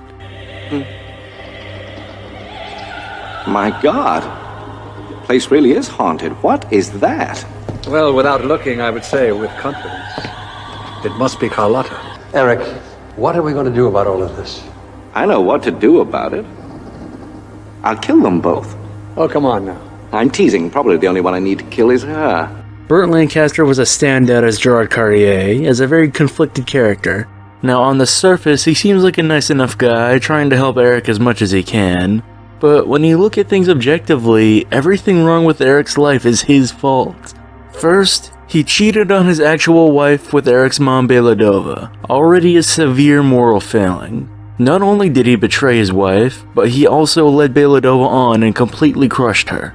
Then, when his girlfriend gives birth to his child, instead of actually taking responsibility and giving them a stable home, he just takes the home out and puts them in a stable. Then, when the mother of his child dies, instead of raising his son like a human being, Gerard sticks the poor little boy into the opera's basement where nobody can see him, because Gerard doesn't want to have to deal with the embarrassment of having an ugly bastard son. Eric is the way he is because his father was never a parent to him. Gerard is a deadbeat who never went out of his way or sacrificed anything for his child, or his child's mother, and only did the bare minimum to keep them alive and sheltered. By the time we meet him in the actual movie, he's very well aware of this fact, and it's clear he's ashamed of himself. He does care about Eric, but clearly not more than he cares about his own life and reputation, since he won't even take Eric home with him once the opera stops being a safe place for him. It shouldn't be hard to sneak out at night and take a carriage to Gerard's house, at least buy the kid an apartment. Terry Polo is great, and she portrayed this version of Christine with such sincerity. I also give her points for being the first blonde Christine in 49 years. Since Savannah Foster and Claude Rains' Phantom, Christine is supposed to be blonde in the book. I also really liked Ian Richardson as Choletti and Andrea Ferriol as Carlotta. They played off each other really entertainingly, and I enjoyed any scene they were in. I had written a paragraph about how good the set design was, but that was before I realized this was shot at the actual Palais Garnier in Paris, which is the real location that inspired the opera house in Leroux's novel. This movie gets a ton of extra credit for that. They filmed in this location very well, giving dark and mysterious undertones when the scenes call for them. Beneath the lavishness, within the shadows, just out of sight where a ghost can lurk unseen. The Phantom's lair is alright, but I love the inclusion of the underground force in the book. This might be the only adaptation to really try that, even if it's not a torture chamber this time. I also need to give credit for this film having a unique Phantom backstory. Every other film adaptation since 1943 followed a similar playbook. He's a musician who has lived a normal life up until he gets disfigured by burning and then haunts the opera. In this adaptation, much like the novel, Eric is born disfigured. Unlike the novel, however, and unlike any other film adaptation at this point, Eric lived the entire life beneath the opera. Music wasn't just his passion, it's all he's ever known. His only connection to the surface world is his father, who was more of an uncle and friend than a parent. He provided for Eric, but didn't give him the warmth or compassion that a parent ought to give to a child. The only true parental love Eric ever knew was his mother's, who died before he was old enough to truly get to know her. The memory of his mother's love has been what kept him going all these years. His backstory is really heartbreaking. One small thing I will criticize is that his origin and relationship with Christine is somewhat reminiscent of Maximilian Schell's Phantom. This is the second made-for-TV adaptation of The Phantom of the Opera, where the love interest reminds the Phantom of another woman he loved and lost, with both love interests sharing the actress with the previous woman. In that movie, it was the Phantom's wife, and in this movie, it's his mother. I wouldn't be shocked if Kopit was inspired by the 1980 movie, but in a film series that borrows ideas as much as this one, I can forgive it. Another critique people might have is that Eric's love for Christine might have weird undertones. But from where I'm sitting, I think this movie avoided that. Eric's love for Christine is never shown to be lustful. It seems like a genuinely innocent, almost childlike romance. One big thing that this movie does from every other adaptation is that we never see Eric's face. In every other movie, his disfigurement is a big reveal. But in this one, we in the audience are only left to imagine what he might be hiding behind that mask. This isn't really a negative, as this isn't really a horror movie. It's a romance and tragedy, but not really horror.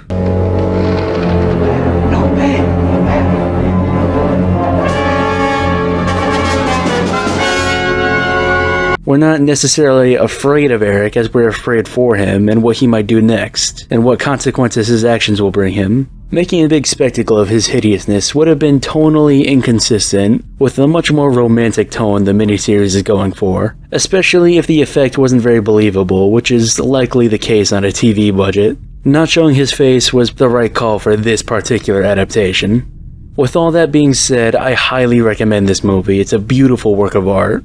If you want to watch it, sadly there's no streaming services currently hosting it, even to, buy or rent, but fortunately it is available to watch on YouTube in its entirety. For me, I actually bought the DVD. I like owning a DVD of a lesser known movie like this, although it has to be the silliest DVD menu I've ever seen. Bet you're not expecting this next one.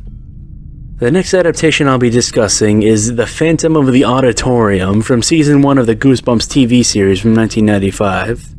I adore the series.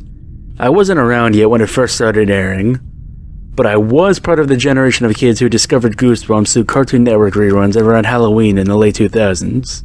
When I was like 5 or 6, this show was actually frightening to me. I remember watching Night of the Living Dummy, The Girl Who Cried Monster, You Can't Scare Me, Calling All Creeps, and especially being scared by the ending of My Best Friend is Invisible. This show is what made me fascinated by horror at a young age, but to reel myself back in, today we're going to be talking about the Season 1 episode, Phantom of the Auditorium. This might be the only entry in the retrospective that's a single episode of TV instead of a feature film. And instead of being a direct adaptation of LaRue's novel, this is an adaptation of the Goosebumps book, which itself isn't an adaptation of LaRue's novel as much as it is a translation of the cultural idea of the Phantom into the typical Goosebumps format. Instead of adults in the Paris Opera, we follow a bunch of 6th graders making a school play. This entry has the least business being part of this retrospective so far, but I'm including it anyway to indulge myself.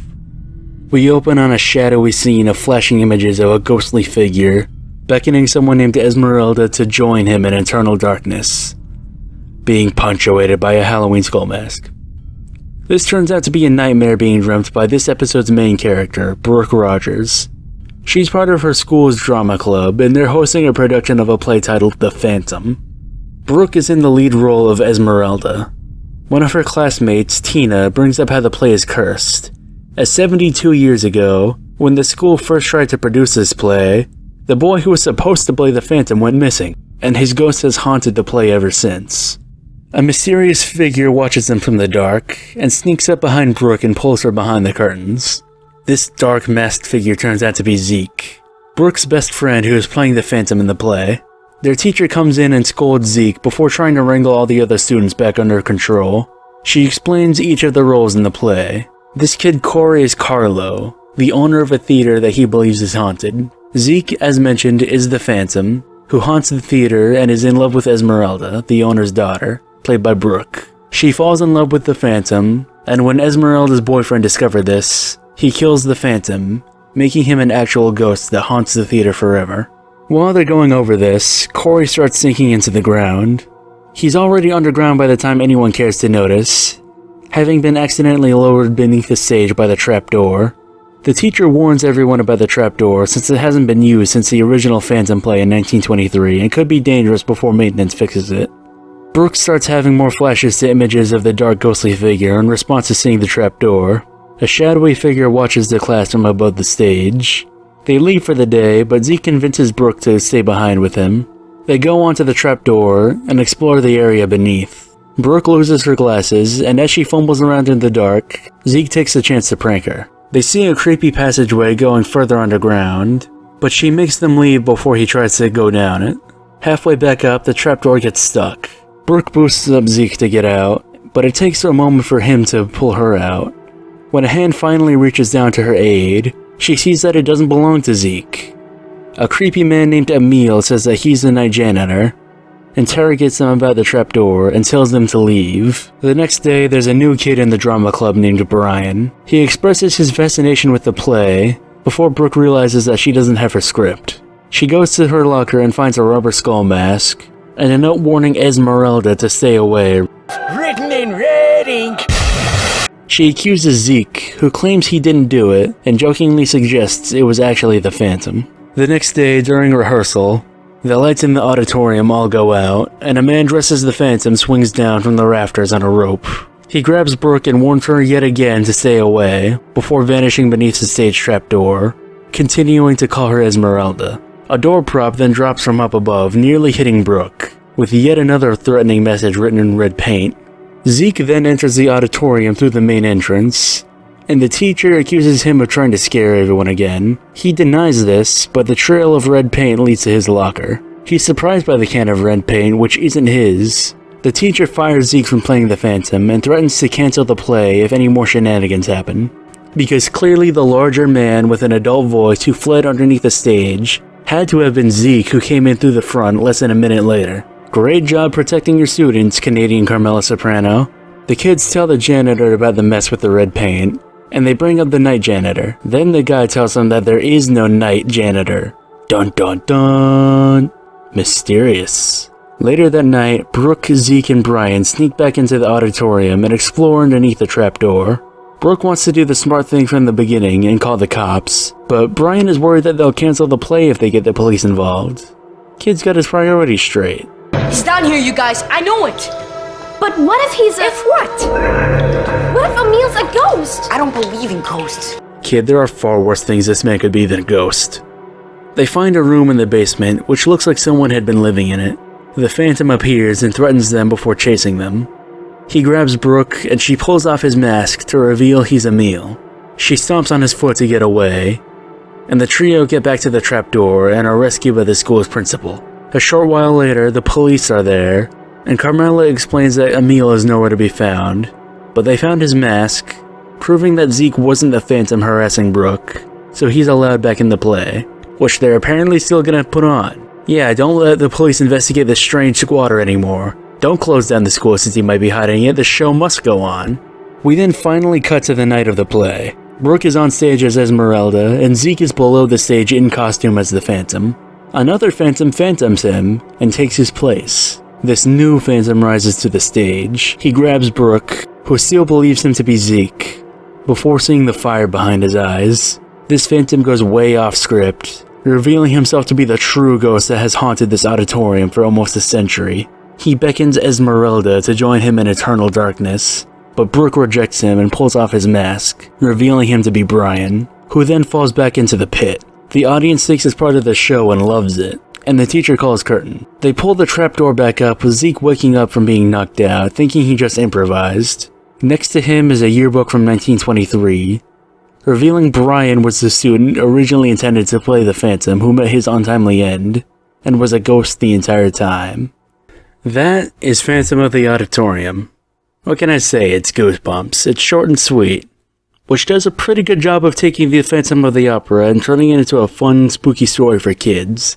I know I harped on it a bit for not treating a stranger squatting in the school seriously, but this is a kid's show. If you look at it through a super critical lens, you can poke plenty of holes in it. It's not supposed to be high art. It's just supposed to be a fun story for kids. I liked it when I was a kid, and I still appreciate it now for what it is. And I know that children's entertainment can be more than dumb fun, and it can be mature and intellectual, but not everything has to be Batman or Avatar. I also would have liked to talk more about the book this episode was based on, but I haven't actually read it since I borrowed it from the library back in, 2011. One thing I'll mention is that I think this is the first, if not only adaptation where the Phantom is an actual ghost. Not a flesh and blood man with the face of death, but an actual supernatural apparition. I think that's interesting, and I'm surprised more adaptations haven't taken that angle. One last detail I'll mention, I like how the name of the girl in the play is Esmeralda. I'm sure there was some legal thing not letting R.L. Stine just use Christine, but I think Esmeralda is a great replacement name. You might recognize it as the name of the gypsy girl from The Hunchback of Notre Dame, a story very similar to the Phantom of the Opera. A disfigured man lives hidden away in a historical Paris landmark. They're also both the most famous roles of Lon Chaney Sr. I have not researched this at all, but I'm 99% sure this is where R.L. Stine got the inspiration, instead of just naming the parts some other generic fancy name. There's not really much else I can say about the Phantom of the Auditorium. If you want a Phantom that you can watch with your kids, I would recommend this one over the animated one we talked about a little while ago. Otherwise, I'd just give it a watch for the hell of it. It's only 20 minutes long, and you can find the full episode on the front page of Google if you don't have access to Netflix to watch Goosebumps. Shall we continue? Our next adaptation hails from Italy. Released in 1998 is Dario Argento's Phantom of the Opera. Not to be confused with Argento's earlier movie, simply titled Opera, which confused me for a bit. Once I learned this one existed, I was pretty excited. Back when this whole retrospective was just a twinkle in my eye a few years ago, I watched one of Argento's older movies, Suspiria. It starred the familiar face of Jessica Harper, and that movie was very weird and abstract, but I liked it. I'd heard of some of his older movies he'd made that are supposed to be good, and those have been on my backlog forever. Now, thanks to this retrospective, I'm finally gonna get to watch another Argento. The film opens to a pregnant woman running through the streets in pain during a severe thunderstorm. We cut to her newborn child being placed in a basket and left for dead in a river. The baby flows into a cave and almost drifts off of a waterfall to his death, but is saved by the darkness's inhabitants, rats. The child embraces his savior. Dude, I was just saying that. We cut to about 40 years later in 1877. The Paris Opera is hosting a packed house. Elsewhere in the building, some laborers are working in a well. One of the men sees light coming from a crack in the wall and chips it open to investigate it. He's horrified by what he sees and begs his friends to pull him up. But by the time they do, it's too late. At least whatever did this to him was sportsmanlike and didn't hit him below the belt. As the men scream, the killer does a dual-edged takedown and murders the both of them. I must say, a pretty gnarly start to the movie, but I'm here for it. We cut to the now empty opera hall late at night, where we meet Christine, played by Nepo baby Aja Argento, daughter to director Dario Argento. She indulges herself and sings to the empty house. But unbeknownst to her, she has a spectator. A spectral spectator. Her singing is interrupted by her maid, so she then goes off and starts just skipping around the building. On her way back to her dressing room, she passes by her admirer. He tells her how enchanting her music is to him, and how her talent will be their secret for now. For anyone who might be confused, this is the Phantom. I know, he's a bit different from the rest. He, wears blue. But no, seriously, this is a very unique adaptation where the Phantom is not a disfigured man who hides behind a mask. I suppose this is because Dario Argento thought that the audiences at the time wouldn't be scared or impressed by just having another scary face. And he'd rather have people be scared of who he is instead of what he looks like. You'll know when we'll meet again. How? When you hear my thoughts, you'll know where to go. So in addition to being undisfigured, he's also a psychic. They establish it in a weird way too. She goes along with it really easily.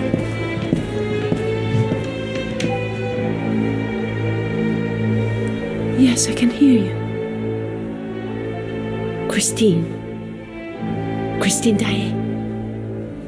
No, don't worry, I'll tell nobody. Beneath the opera, but not as deep as we usually go, we see the rat catcher at work. He loses control of his hand, and it's pulled into his own custom-made rat trap, made with blades. His hand is pinned down, and several rats come to feast upon the flesh of his fingers. It's a pretty nasty scene. We return to Christine in her dressing room with her maid, where she receives flowers and a letter from the Vicomte de Cheny inviting her to lunch.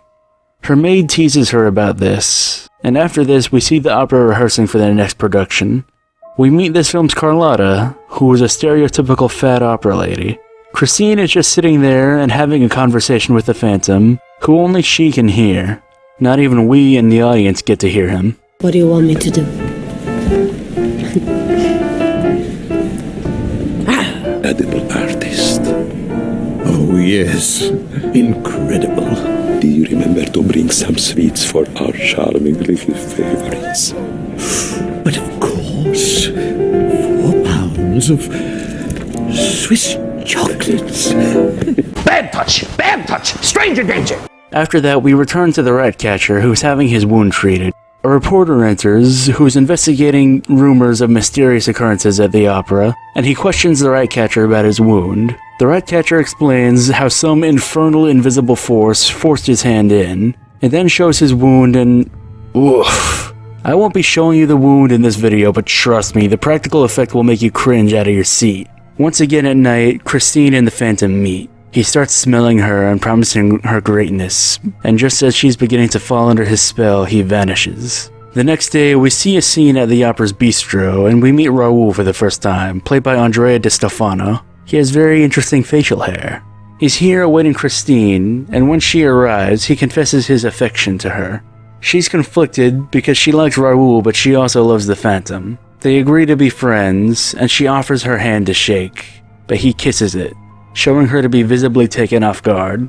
Shortly after, the little ballerinas are being chased around and into Christine's dressing room by the creepy chocolate guy from earlier who's dressed like the Phantom. He says it's to warn the girls to stay away from the Phantom, and he tells the girls and the women about the workers who had gone missing a year ago, the men we saw getting killed at the beginning of the movie. He tells the girls and the women about the workers who had gone missing a year ago, and the rumors that the Phantom killed them. Hearing this story gives Christine pause. Then Creepy Chocolate Man tells them that he saw the Phantom listening to Christine. After a brief scene showing the opera changing management, we get a scene that's surreal. I wish I could just play it, as simply describing all of its elements to centered still frames won't do it justice compared to you just watching it. But I don't want to get age restricted. We see the Phantom on the opera's rooftop, doing some nighttime daydreaming. Confusing statement, I know. But the whole backdrop is off. The blue screen effect is done pretty poorly, and you can see a very apparent artifact outline around Julian Sands as he moves. The backdrop is a primitive digital recreation of the Paris cityscape and night sky, complete with a big PNG moon and a massive cloud blocking 70% of the sky. He has a hellish vision of a rat trap, burning while skewering several tiny man-rat hybrids, all screaming and wriggling around in agony. Then he has a vision of Christine. We see Aja Argento mostly naked, and covered in black spiderwebs, striking sexy poses for the camera. She looks like she just finished filming an adult scene with venom. She's also bleeding from a certain area. Now I realize that women bleed from there every month, but I find it concerning that she'd be bleeding from there in one of the Phantom's fantasies about her. I could have skipped over this scene since it's not plot relevant and mainly exists to showcase the Phantom's mental state, but I thought it important to go into detail since I see it as the defining scene for what this movie's all about. Surreal and grotesque violence, erotic imagery with creepy undertones, all being accompanied by Ennio Morricone's beautiful score. After that we see a uvula. Carlotta has a sore throat and cannot sing, so they bring in Christine as her understudy to Carlotta's horror. At rehearsal, Christine is rehearsing for Faust, and she looks supremely uncomfortable. Raoul was watching her, but the Phantom also watches from the shadows. She senses his presence and is immediately overcome with emotion. She tears up and eventually faints. While she recovers in her dressing room, the Phantom comes to her. Raoul tries to visit her and overhears the Phantom speaking to her in her room. He tries to come in at first, but seemingly backs off. Christine leaves, and Raoul lets himself in her dressing room to try and find his rival, only to find an empty room. Later, he's in a carriage with his older brother Jerome, where he tries to deny that he's in love with Christine. Jerome can tell he's lying, but instead of supporting his brother and trying to find love, he tries to get his mind off of it and takes him to a place he says is for initiates, which is a line that has some pretty creepy implications. The following scene is full of nudity.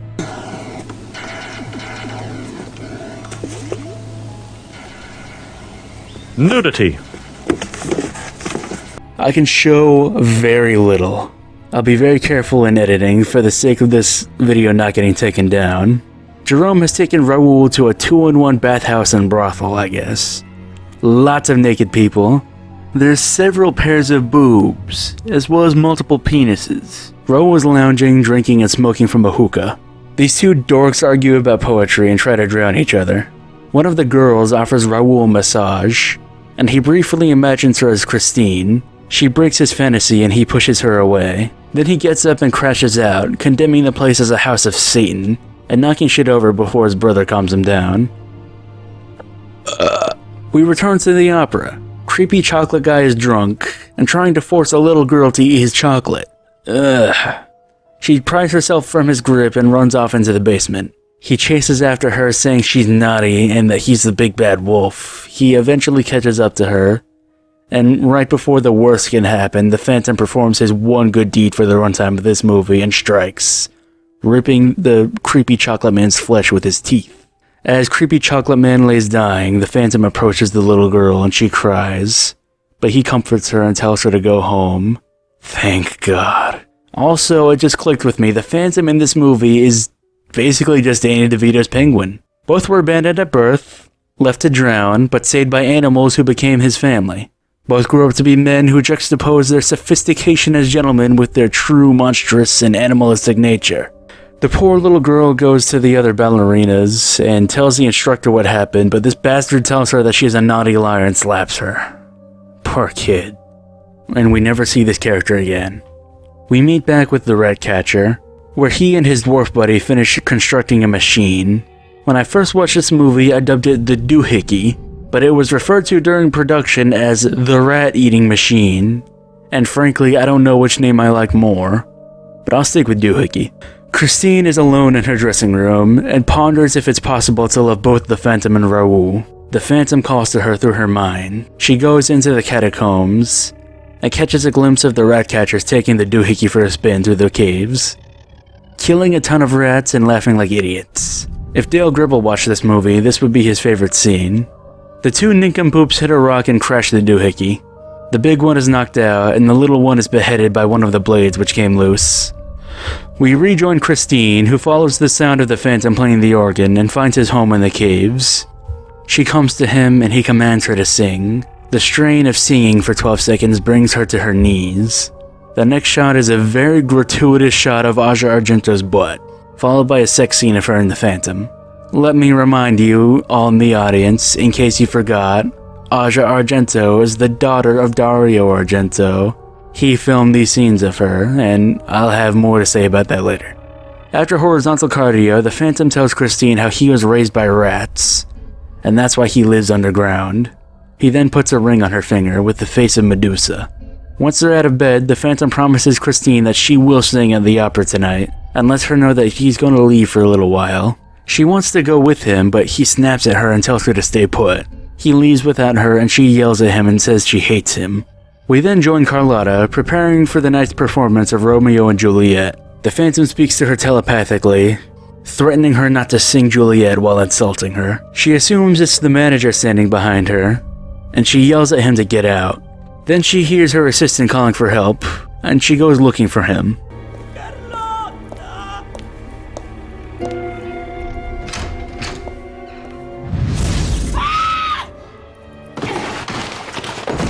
Yeah, that's how that scene is edited.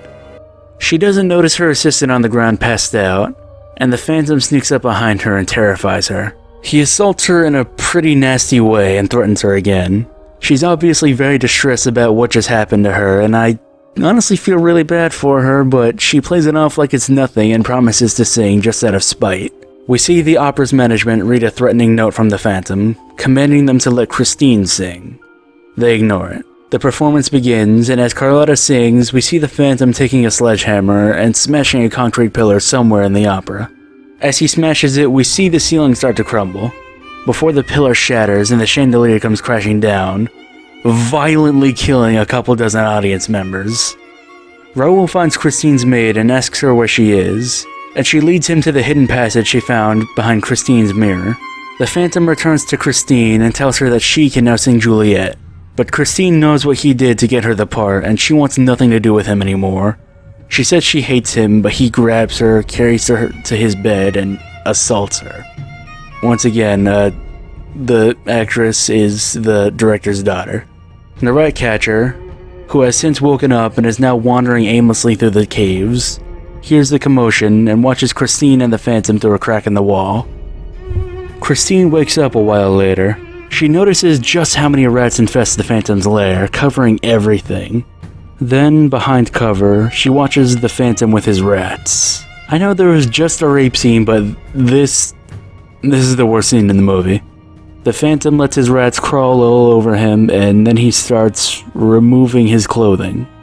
Christine runs through the tunnels and puts as much distance from herself and the Phantom as she can.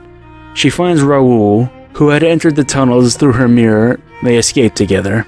Meanwhile, the Phantom returns to his bed and finds Christine no longer there. He uses his telepathy to see images flash of her fleeing. Then he takes her shoes and begins to sniff them. Honestly, nothing can surprise me anymore from this guy. Christine confesses to Raoul that she's impure, but Raoul reassures her that having a dark side is part of human nature. They go to the rooftop, and Raoul promises that his love for her will protect her, and the Phantom will have no power over her. The Phantom eavesdrops on them and sheds tears for losing Christine. Her maid and the manager find them, and they bring her to rehearse for Juliet so she can replace Carlotta. We then cut to a refreshed audience watching Christine sing. I don't know if this is supposed to be the same night or not, but I think it is, and that's insane.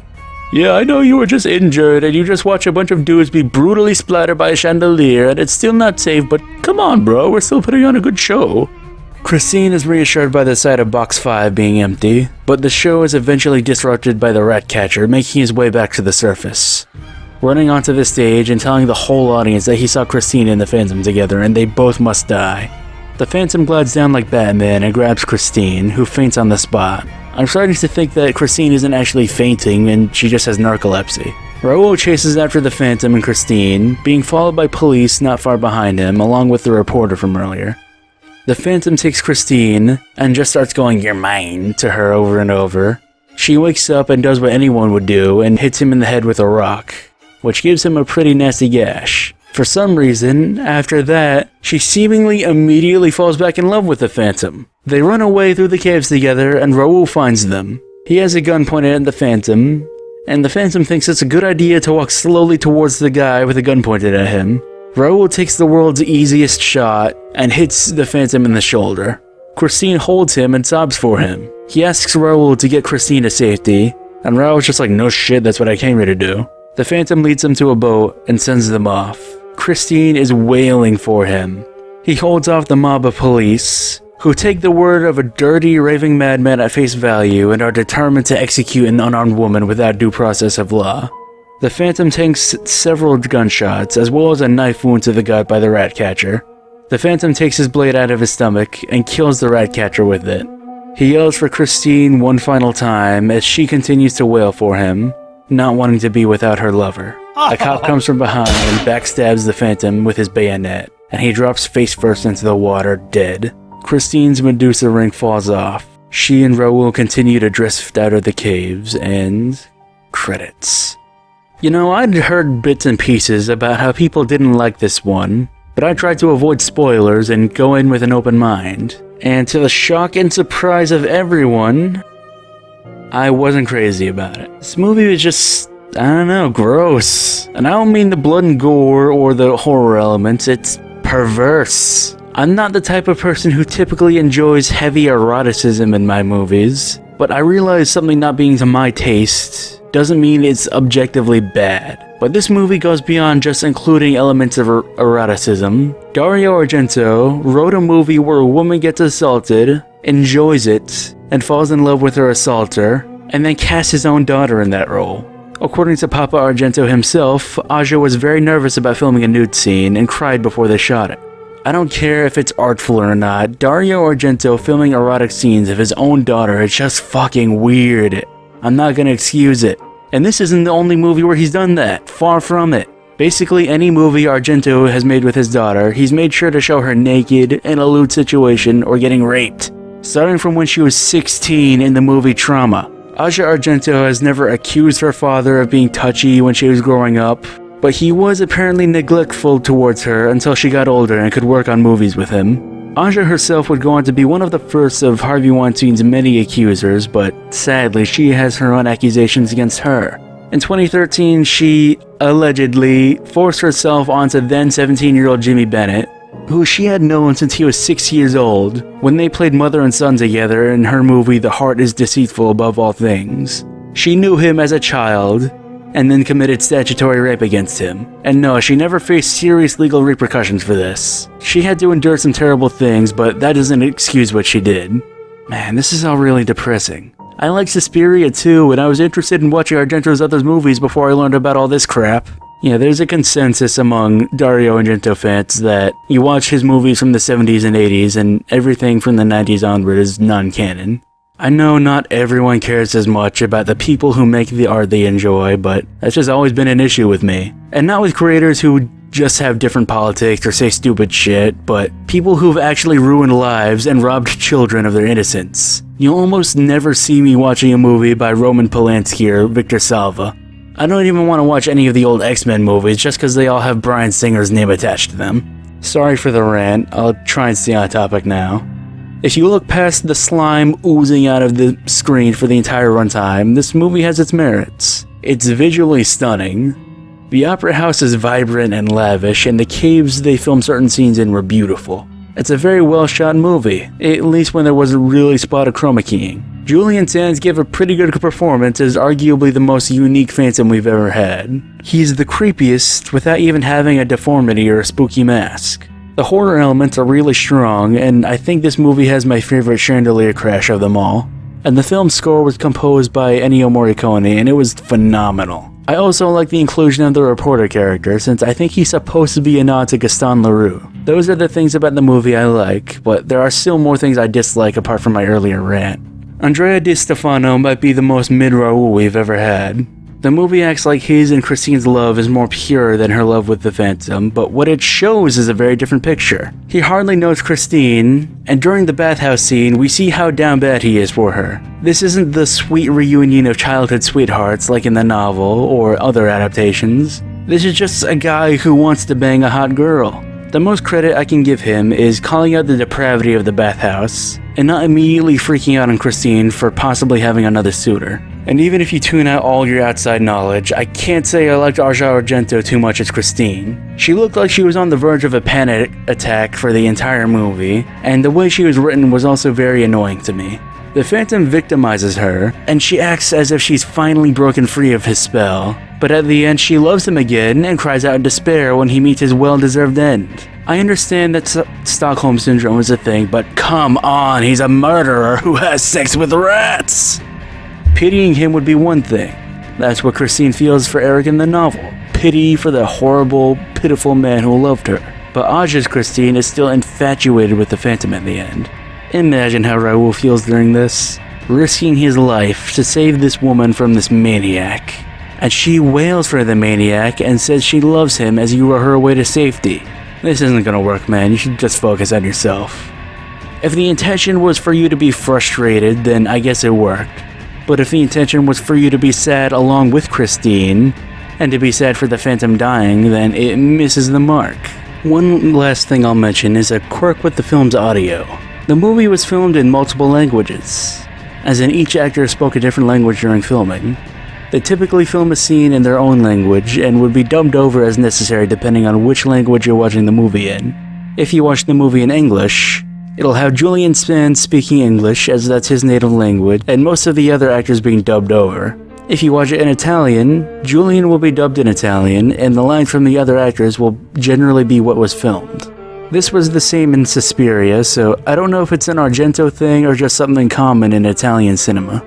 Overall, Argento's Phantom is the most violent and horny movie out of them all. If you want a bloodier and more violent Phantom of the Opera movie, I would recommend the Robert Englund movie before I'd recommend this one. If you still want to watch it, it's very rarely on any streaming or VOD platforms, so you'll either want to buy a physical release or, do what you want because a pirate is free. You are a pirate. Know that if you see this DVD cover, it is indeed Argento's Phantom.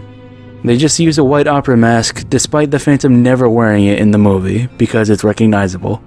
I would hate to be some wine mom from the early 2000s who thought that this was the musical. Next! We're now in the new millennium, and pretty close to the end of our timeline of Phantom film adaptations. But don't worry, we're not done just yet. Besides, after the previous movie, I need a palate cleanser. The next movie in our retrospective is Phantom of the Megaplex, a Disney Channel original movie from the year of our Lord 2000, directed by Blair True. The movie begins with a narration by the main character, Pete Riley, played by Taylor Hanley. He discusses the history of his town's movie theater, how the first movie it ever played was The Phantom of the Opera in 1925, and how it eventually shut its doors and was demolished. According to legend, there was one man who was still inside the theater when it was destroyed. Accompanying this narration is old footage of buildings, as well as clips of Lon Chaney as the Phantom. Seeing a rerun of this movie on Disney Channel sometime in the late 2000s was actually the first clip I'd ever seen of anything Phantom related. Pete continues, telling us how he's now working at the theater which was built on top of the old one. The rumors about the man who died in the old theater's demolition persist, and every time something goes wrong they blame his ghost. We learn more about Pete, how he's a 17-year-old assistant manager at this movie theater, and he's very dedicated to his job. He introduces his senior manager, Sean McGibbons, who is incredibly stressed because their theater is hosting the grand premiere of a major motion picture called Midnight Mayhem. It's the biggest event the theater has ever hosted. Then Pete introduces the other mostly teenage crew members who work at the theater with him, including Scary Terry, played by Julia Chantry. She's not a main character, but you might recognize her as Tina from Phantom of the Auditorium. The other kids all have some kind of quirk, and Pete is doing his best to lead them. There's exactly one other adult on the theater's payroll, and that's the projectionist Merle. We then meet Movie Mason, played by frickin' Mickey Rooney. You wouldn't expect a guy of his prestige to be in a Disney Channel movie, but here he is. Mason is an old man, and his family owned the original theater before the Megaplex was built. He doesn't work there, but he spends all his time there due to his passion for movies. The teenage staff all like him, but Sean only barely tolerates him. Then we meet Pete's two younger siblings, Karen and Brian, and their mom. Pete's mom has a date the night of the premiere, so she asks him to look after Karen and Brian that night while they see a kids movie. Come the night of the Midnight Mayhem premiere, the Megaplex opens up for business. Karen tries to leave Brian by himself in the theater for the family movie, so she can sneak into a horror movie with her friends. They give it some made-up name, but the movie they show on the screen is a real horror movie called Alice, Sweet Alice from 1976. The ticket takers get overwhelmed, making them bring in Movie Mason to open up a third ticket line, where he starts being snobby about the movies people are trying to see. We appreciate your opinion, guy. We just don't happen to care. Considering the steep cost of a ticket, friend, I am simply hoping to maximize the pleasure of your movie-going experience by telling you that the film you've selected is what we in the industry commonly refer to as a stinker. Brian and Karen start individually wandering around the theater looking for each other, and they bear witness to things going haywire in the Megaplex, like movie projections getting messed up and the popcorn machine malfunctioning. Pete determines that someone is sabotaging the movie theater, and Brian and Karen are convinced it's the Phantom of the Megaplex, since they've seen somebody dressed in a dark cloak sneaking around the theater. Their first suspect is Movie Mason, who they think could be acting as the Phantom out of spite for the theater's management never respecting him. They find out he likes to hang out in the theater's basement, so Brian and Karen go down to find Mason. On the way down, they catch a glimpse of the Phantom at the bottom of the stairs. They're really creeped out by the basement and find it to be full of old stuff. Behind a secret entrance is a room full of old movie memorabilia. Karen now thinks even more that Mason is the Phantom, but Brian doesn't want to believe it. Then Mason enters, and they ask him about all the sabotage. Yet, as years pass, simple pleasures aren't quite so simple to find. Myths and legends fall away. Santa's secrets are revealed. Card tricks lose their fascination. True wonder is harder to come by, but there's always magic at the movies. Pirate ships, bicycles that fly, angels earn their wings, beautiful women marry handsome men, and we all learn there's no place like home. To destroy that magic, to shatter those moments, to me is a sin so grave as to be almost incomprehensible. If there truly is a phantom, my young friends, I assure you, it most definitely is not me. I just wanted to show that because I think it's a really sweet scene, and I think it's the highlight of the movie. And it's perfect hearing it from the mouth of Mickey Rooney, who was one of old Hollywood's finest. He was an actor who did it for the love of the art, whereas many other celebrities, both then and now, are only in it for their own vanity. Karen and Brian tell Pete their new phantom suspect, Merle. They think nobody else could have sabotaged the movies besides him. They find Merle and confront him as he's trying to fix things. Brian is still accusing him of being the Phantom, but they look down into the theater and see the actual Phantom setting up a fog machine in the theater. Brian has a new plan. Since the Phantom has been sabotaging movies based on what the movies are about, they can find out how he's going to sabotage the Midnight Mayhem premiere by reading the plot of the movie. While Karen and Brian try to read the plot of Midnight Mayhem on a movie spoiler website, the red carpet event for the movie premiere starts. Pete, Sean, and company go to greet the entourage, including the theater's owner, Mr. Niedermeyer, and Midnight Mayhem's director, when suddenly they become victim to another act of sabotage when a bunch of water balloons are dropped from the ceiling. Niedermeyer then asks where the giant inflatable dinosaur balloon on the ceiling had gone. Sean has no answer for this. The theater opens up, and the guests of honor all enter.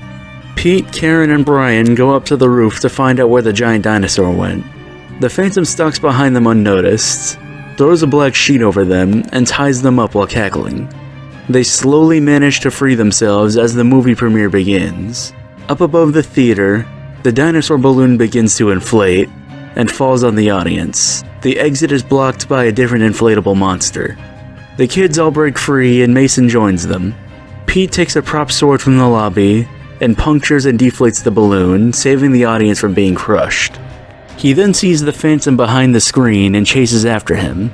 Behind the screen, a fight ensues, and eventually, Pete restrains the Phantom and unmasks him before everyone, revealing it's been the manager, Sean, the whole time. Sean is being escorted out, and Niedermeyer tells him he'll never work in any movie theater in this state again, and he admits the whole affair was to get back at Niedermeyer for overworking him and never respecting him.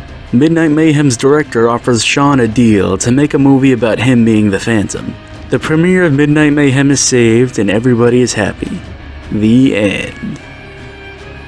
Remember my spiel about how far removed Phantom of the Auditorium was from every other movie we've talked about? Phantom of the Megaplex was a step further than that. This is in no way a legitimate adaptation of LaRue's novel. It's basically a live-action episode of Scooby-Doo.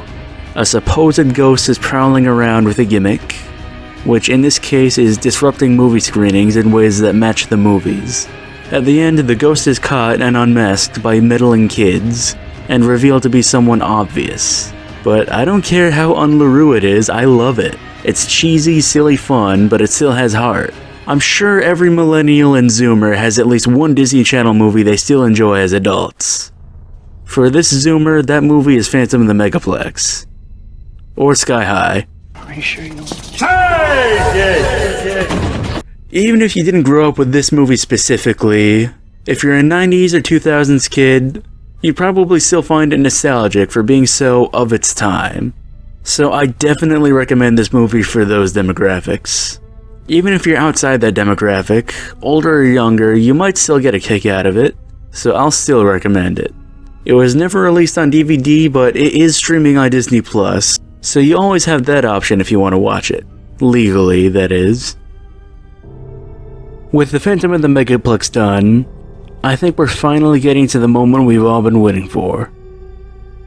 Andrew Lloyd Webber's Phantom of the Opera musical adaptation for the stage is one of the most successful musicals ever produced. Although it's slowed down in recent years, there are still productions of it going on to this day. The stage play reimagines LaRue's novel, keeping the plot largely the same, but doubling down on the romance and love triangle elements. With that kind of success, a film adaptation to cash in on the hype was inevitable. That film finally came out in 2004, directed by Joel Schumacher. This film is probably most people's default idea of what the Phantom of the Opera is, and what it looks like. It casts such a cloud over the Phantom's legacy that when I tell people I'm making a big Phantom of the Opera retrospective, they either A, didn't realize there were more besides this one, and B, think that every other movie is also a musical. Despite its mainstream appeal, people online seem to be less fond of this movie. It gets touted as an inferior depiction constantly, and whatever positive reception it gets from normies is usually drowned out by negativity. The most popular YouTube video on it is from the YouTuber Lindsay Ellis. I've refrained from watching this video, but from the thumbnail and general rumblings about it, I know it's unfavorable. I've been on the internet long enough to know that one popular video essay is enough to control discourse on a topic if it's niche enough. Like, some guy will make a 5-hour video essay about why some quirky Earthbound-inspired indie RPG, which is also an allegory for depression, is the greatest video game ever made, and people will watch that video and just believe what the guy says and go around the internet singing the praises of a game they've never played. It doesn't even have to be a YouTuber opinion necessarily. A lot of things just get parroted on the internet and nobody knows who started it. How many of you, in relation to Spider-Man movies, let's say, has heard the phrase, Toby is the best Peter, Andrew is the best Spider-Man, Tom is the best of both?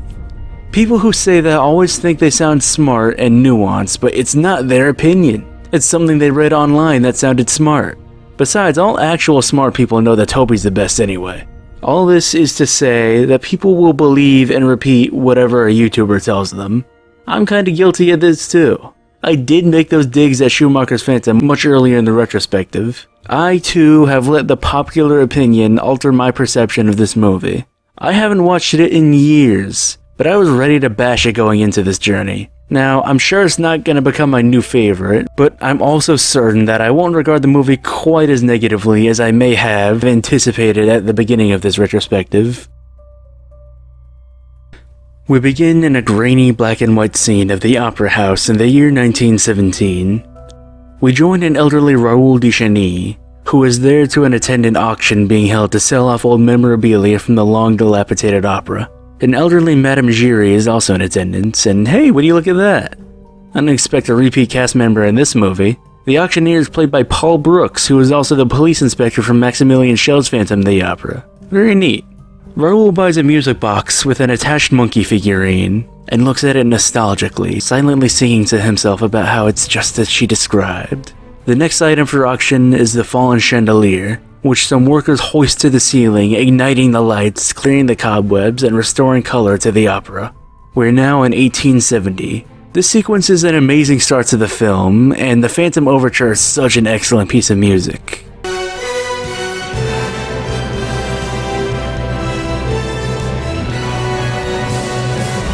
During a dress rehearsal, the opera's manager announces his retirement and introduces the new owners, Andre and Fearman, as well as their patron, Viscount Raoul Duchesne, played by Patrick Wilson.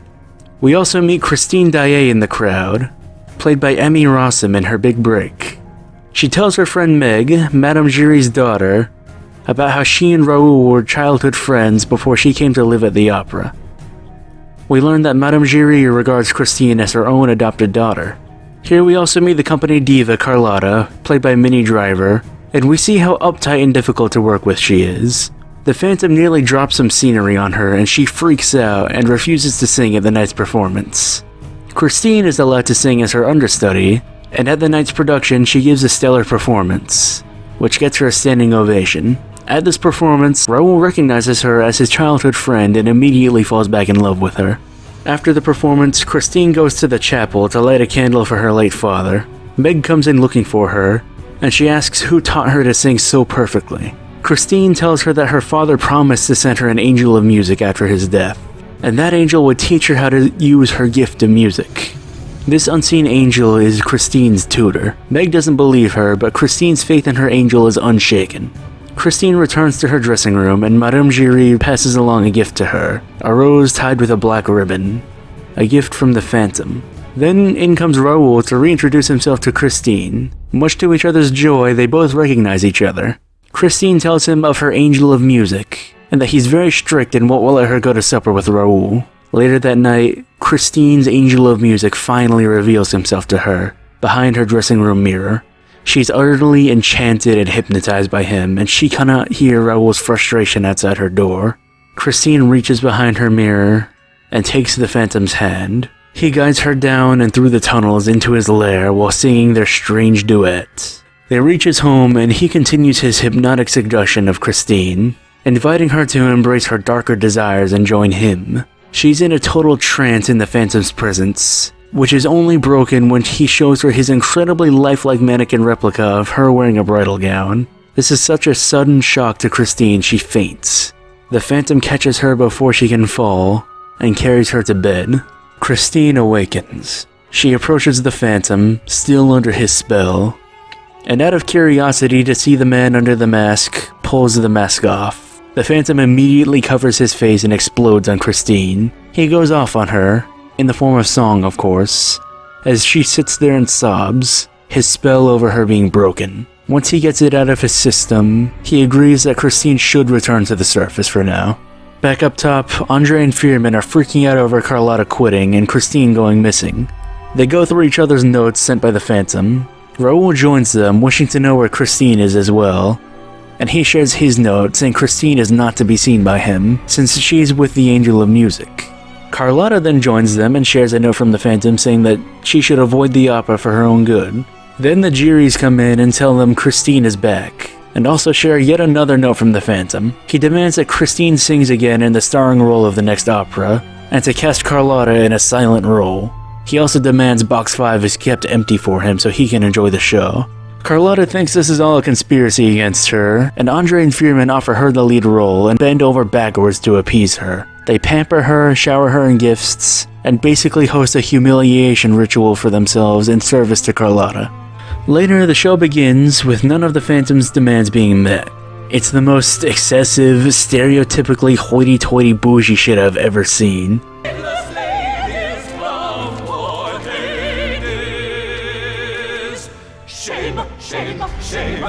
It's about a countess who cheats on her husband when he's not home, and everyone wears ridiculous powdered wigs and makeup. I don't know what the Phantom is so mad about. I think this particular opera is far more fitting for the vapid and vain Carlotta than the sophisticated sensitivity of Christine. The Phantom disrupts the show by shouting from the ceiling, making everyone know his demands weren't met. The interruption gives him the chance to sabotage Carlotta by swapping out her mouth perfume stuff with some kind of poison that makes her voice croak the next time she tries to sing. Due to her croaking, the show is disrupted, and it's announced Christine will take over as the Countess. In the meantime, they host a ballet for the audience to enjoy. Up above, Joseph Bouquet catches a glimpse of the Phantom and tries to pursue him, but the Phantom gets the jump on him, strangles him with his lasso, and hangs him above the stage for everyone to see. Christine flees and Raoul follows her. They go to the roof, where she tells him about when the Phantom took her to his lair. She witnessed how horrifying he was, inside as well as out, but how he had the most enchanting music and profound sadness in his eyes. Raoul then tells her that she has nothing to fear from the Phantom and he will protect her from him. He will be the light to pull her away from the Phantom's darkness. They swear their love to each other and that they will be together no matter what. The Phantom is present the entire time, hidden just out of sight. He pulls out a knife and stabs himself in the wrong movie, sorry. After they leave, he goes to his rose Christine dropped and laments his loss of Christine's love. He feels completely betrayed. He gave her his music and his love, and she still chose Raoul. He promises retribution. We fast forward to the opera's New Year's Masquerade Gala. Everyone is dancing around and being silly and fancy French people. Christine and Raoul are in attendance and being kissy on each other, when suddenly everyone's spidey senses go off simultaneously. The lights dim and the Phantom appears dressed as the Red Death. I gotta say, I'm not huge on this look for the Phantom's Red Death. The mask looks kind of like a skull and that's cool, but it's so basic compared to previous interpretations of this look. My main problem is that it's too similar to what he normally wears. It's just a red version of his usual outfit. No hat, no fluff, nothing. Anyway, the Phantom makes a dramatic entrance and presents his own original opera that he wants them to produce, Don Juan Triumphant. He disses the owners, Carlotta, and the baritone Piangi. Then he demands Christine returns to him and steals her and Raoul's engagement ring. He vanishes in a puff of fire into a trapdoor. Raoul brandishes his sword and chases after him, only to be confronted by a hall of mirrors.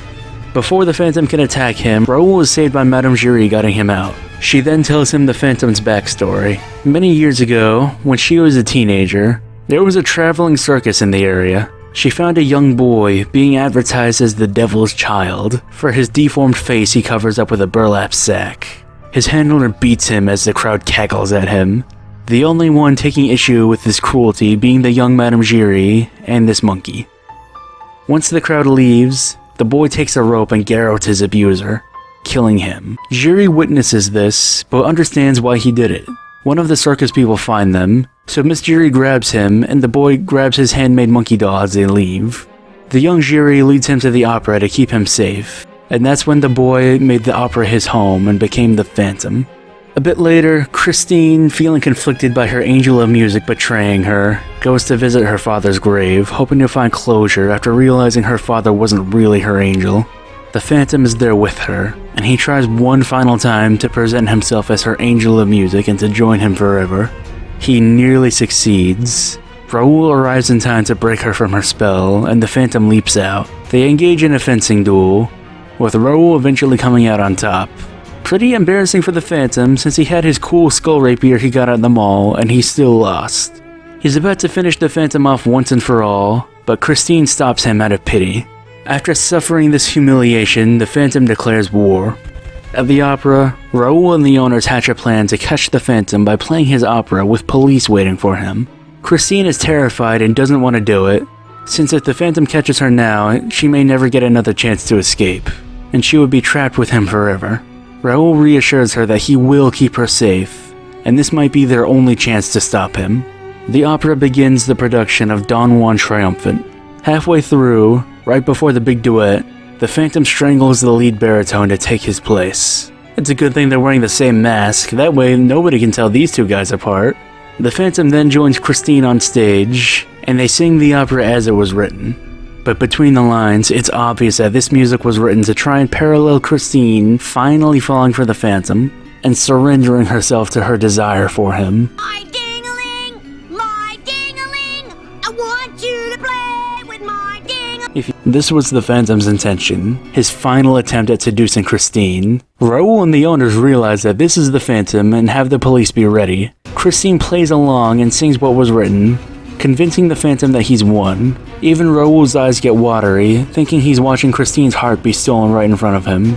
Then he pulls out a knife and stabs himself in the heart. Right when the Phantom thinks he has her right where he wants her, he starts singing the same song that Raoul sung with her on the roof of the opera. Christine pulls his mask off in front of everyone, finally revealing to the audience the Phantom of the Eczema.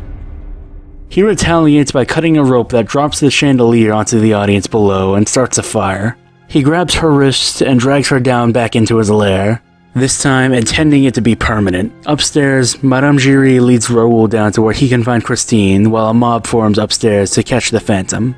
On his way down, Raoul falls into a trap and nearly drowns, barely managing to activate the mechanism to free himself. Meanwhile, the Phantom has Christine in his lair. She presses him about if hiding his deformity was worth all the suffering he's caused. He expresses how his disfigurement earned him the horror and hatred of everyone in his youth. She retorts and says that his face isn't what makes him a monster. He himself chose to become one. Raoul finds them, and the Phantom lets him in just to tie him up.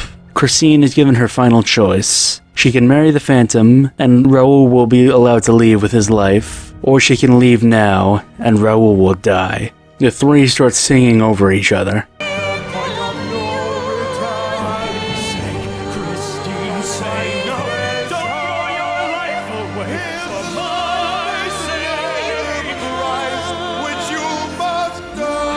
Raoul tells Christine that he'll happily die for her freedom. The Phantom continues to threaten her and tell her that her time is up, and Christine pleads for him to show some compassion and free Raoul. Christine eventually chooses to give the Phantom her love, but not simply just to save Raoul. She sees the pain in his soul and chooses to show him love simply because he needs it. He's so moved by this pure act of compassion, he lets Christine and Raoul both leave with each other. They prepare to leave as the angry mob inches further. The Phantom plays with his monkey toy one last time as Christine comes back to say goodbye.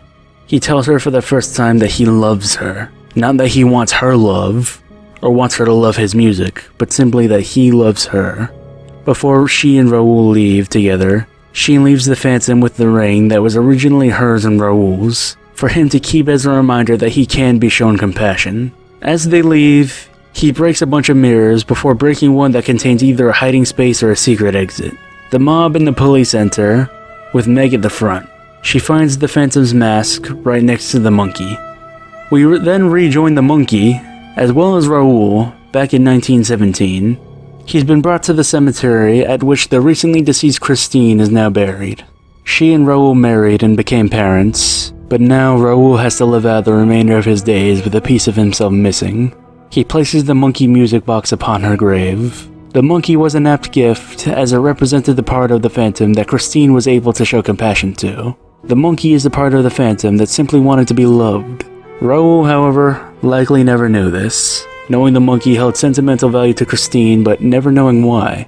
He then notices a rose wrapped in a black ribbon, along with the ring that was meant to be his and Christine's so many years ago. Somewhere out there, in the shadow of a dream, there was another who had also loved and lost Christine. Fin. I think my prediction was accurate. This movie definitely has issues, but I still think it was good, all things considered. The movie looked beautiful. The set design was really good when Schumacher's patented nudist statues weren't flooding the screen. I also think it was shot very well, and many scenes convey a very dreamlike quality that lend well to the idea that Christine is being hypnotized by the Phantom. As well as small little details, like all the lights being blown out when the Phantom first reveals himself. I think the majority of the cast was exceptional. The supporting actors were great, with the standouts being Andre Fearman and Carlotta. I think Emmy Rossum was brilliant as Christine, and Patrick Wilson was one of the best Raouls we've gotten. Now, let's talk about Gerard Butler. He's the biggest point of contention when people discuss this movie. Was he the right choice? If you ask a lot of people, they'll try and tell you that Gerard Butler in this movie was like Gal Gadot levels of bad. If you ask me, I think he was fine. He did the best he could. Maybe Schumacher and Weber could have found a better pick, but they had their reasons to pick Gerard Butler. They wanted someone who could play a bad boy for Christine to be seduced by. I think he was a great actor in this movie. The expressions he gives and the way he emotes is just great. And his deep, booming voice definitely fits the Phantom as a character. But what he kind of struggles with is, ironically, his singing. It generally sounds fine, but at certain points, especially with high notes, he kind of struggles.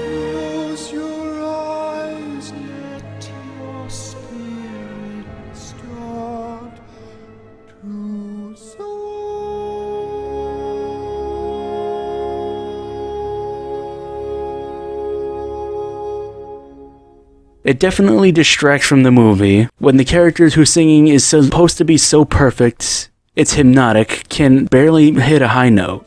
However, I do think Butler excels during angrier scenes. These parts hit much harder when they're being barked out by an angry Scotsman than when they're sung eloquently by a master singer. The world showed no compassion to me! While you're watching the movie, you're not just hearing him sing, you're watching him act. And he does the acting portion of the job well enough to make up for where his singing might fall short. If I'm listening to the musical by itself, I'll probably opt for a recording by Michael Crawford, who was the original West End Phantom. But if I'm watching the movie, or a scene from the movie, I don't mind watching a scene of Gerard Butler. The other big point of Butler's Phantom is the deformity. I'll admit that it does look slightly uglier and freakier than I remembered as a kid, but the reveal shot just doesn't do it justice. In other scenes where you get better angles on it, you can see how someone living with that might hate looking in a mirror, but still, I've met people with equally, if not worse, deformities in real life who don't hide behind masks. It's nothing compared to any other Phantom deformities we've gotten in film. Even the stage musical this movie is based on has a way better deformity. I've heard people argue that a less gruesome disfigurement serves the story better, as it places more blame on the Phantom. You know, his face isn't what turned him into a monster, it's the choices he's made. I can see that argument. But the horror fan in me wants to see something hideous. I want something that makes Christine faint from shock when she first sees it. I want something so frightening it makes people 100 years later claim that audience members fainted from the sheer terror of seeing it. Maybe that's a shallow opinion, but that's how I feel. Gerard Butler's disfigurement just doesn't cut it. Seriously, dude, just rub some cortisone on it. Hell, even just wear the mask out in public. You live in Paris in 1870. The upper class will eat that shit up. I also wasn't huge on his wardrobe. It all felt too samey. He has his default outfit, which is the black suit with the white half mask. And then he has the masquerade look, and the Don Juan triumphant look with the black domino mask. They all look the same. They each really needed an extra flourish. You know what he needs is hats. I think a good hat is a great addition to any Phantom look. It adds an extra level of sophistication and mystery, and it gives him a more distinct silhouette. I really think following the stage musical's costumes more closely would have been a boon for this movie. Especially the Don Juan triumphant costume from the play. This movie completely changed the dynamics of the point of no return scene with this change. In the play, the costume isn't a black domino mask, it's a black veil similar to Song Ding Ping. In the musical, it actually takes Christine a little while to realize that she's singing with the Phantom, only realizing it after feeling his mask under the hood. She actually pulls the veil off, showing the Phantom in just his usual mask. Then he tries to pull her back in by singing All I Ask of You, which I imagine freaked her out, like, oh shit, he was watching me and Raoul? And then she pulls off the mask. In the movie, it's just the black domino, which I think is way less creepy and way less cool. She knows the Phantom just pulled a switcheroo from the very start. There's no way she still thinks she's singing with Piangi. At least she has to know unless she needs glasses and just doesn't wear them. She goes along with him, first with apprehension, but slowly seems to give in and embrace him. Then the Phantom tries to seal the deal with All I Ask of You, and like in the play, I imagine Christine gets freaked out by the revelation of him watching her in that intimate moment, and then pulls off his mask.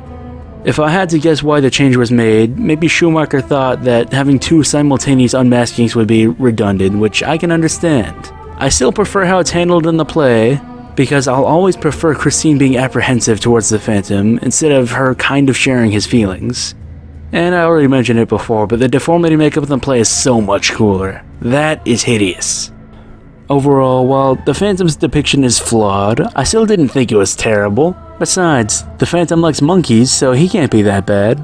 As for the movie itself, I think it's a perfectly good watch. The best part is easily the music.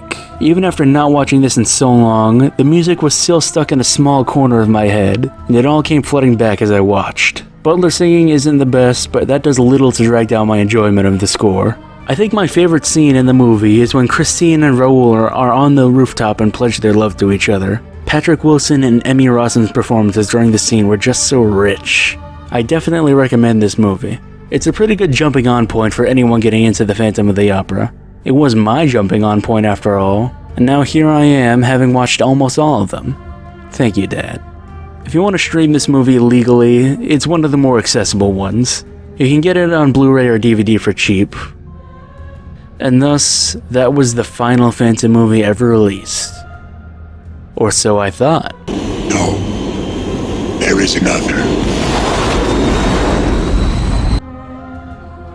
Before we get to the super secret extra special Phantom adaptation, there's a couple more things I'd like to mention. For several years after the 2004 movie released, if you wanted to see the Phantom of the Opera musical but it wasn't playing anywhere near you, the movie was your We Have the Phantom at Home. But in 2011, the Royal Albert Hall in England hosted a special 25th anniversary production of the Phantom of the Opera, which was recorded and live streamed to theaters around the world. This production is now the best way to experience the musical from home, in the sense that this is an actual live production of the musical and not a movie based on it. It stars Hadley Fraser as Raoul, Sierra Boggess as Christine, and Ramin Karimloo as the Phantom. Although the Royal Albert Hall apparently wasn't equipped to feature a full-scale production of the Phantom, as it might have appeared at Her Majesty's Theatre, Broadway, or Vegas. But as someone who might die of old age before I ever get to see the Phantom in person, I don't know the difference, so I don't mind. For what it is, if you ask me, I think the production was amazing. And it had absolutely amazing performances, especially Karimloo as the Phantom. I really do hope I get to see the show in person someday, but at least I have this in the meantime. Through this video, I've mentioned the Ken Hill musical, the Kopit and Yeston musical, and of course the Weber musical, but there's one more Phantom of the Opera musical I had to mention, and it's another Andrew Lloyd Webber Phantom of the Opera musical. In 2010, London debuted Love Never Dies, a sequel to Webber's original Phantom of the Opera. This follows the Phantom, Christine, and Raoul 10 years after the events of the original play. The Cheny family is now broke because of Raoul's gambling addiction, so he, Christine, and their 10-year-old son, Gustave, travel to Brooklyn, where Christine was invited to sing at an attraction in Coney Island, which is secretly run by the Phantom. He set the whole thing up to try and steal back Christine from Raoul, while also trying to win the affection of little Gustave, who is actually the Phantom's son. Christine realizes that she still loves the Phantom as well. Meanwhile, the Giris, who work for the Phantom, are very unhappy with these developments. Madame Giry wanted Eric to sign all of his inheritance over to her and Meg when he died, and Meg was madly in love with the Phantom and is jealous of Christine for having his love. The story ends with Meg kidnapping Gustave and trying to kill him. The Phantom and Christine try to talk her down, and she lets Gustave go, but she still pulls out a pistol and tries to end herself. Give me the gun, Meg. In the struggle, Christine is shot, and she dies in the Phantom's arms, telling him she's always loved him. Then Raoul comes in and he's like, well, shit. His wife is dead, and even his son, who isn't really his son, would probably rather be with his real dad now. The whole synopsis sounds like a fan fiction, one written by someone who really wanted Christine and Eric to end up together. But no, this is the official follow-up by Andrew Lloyd Webber. It's strange, and the whole story flies in the face of what I thought the original musical was trying to say. I thought that Eric didn't have true love for Christine, just an obsession with her. The bond he built with her was built on a lie, and he simply wanted to seduce her so he could have her all to himself. First, he pretends to be her angel of music sent by her father. Then he tries to act like a devilish rogue Don Juan, before he finally tries to mimic what Raoul promised her with togetherness.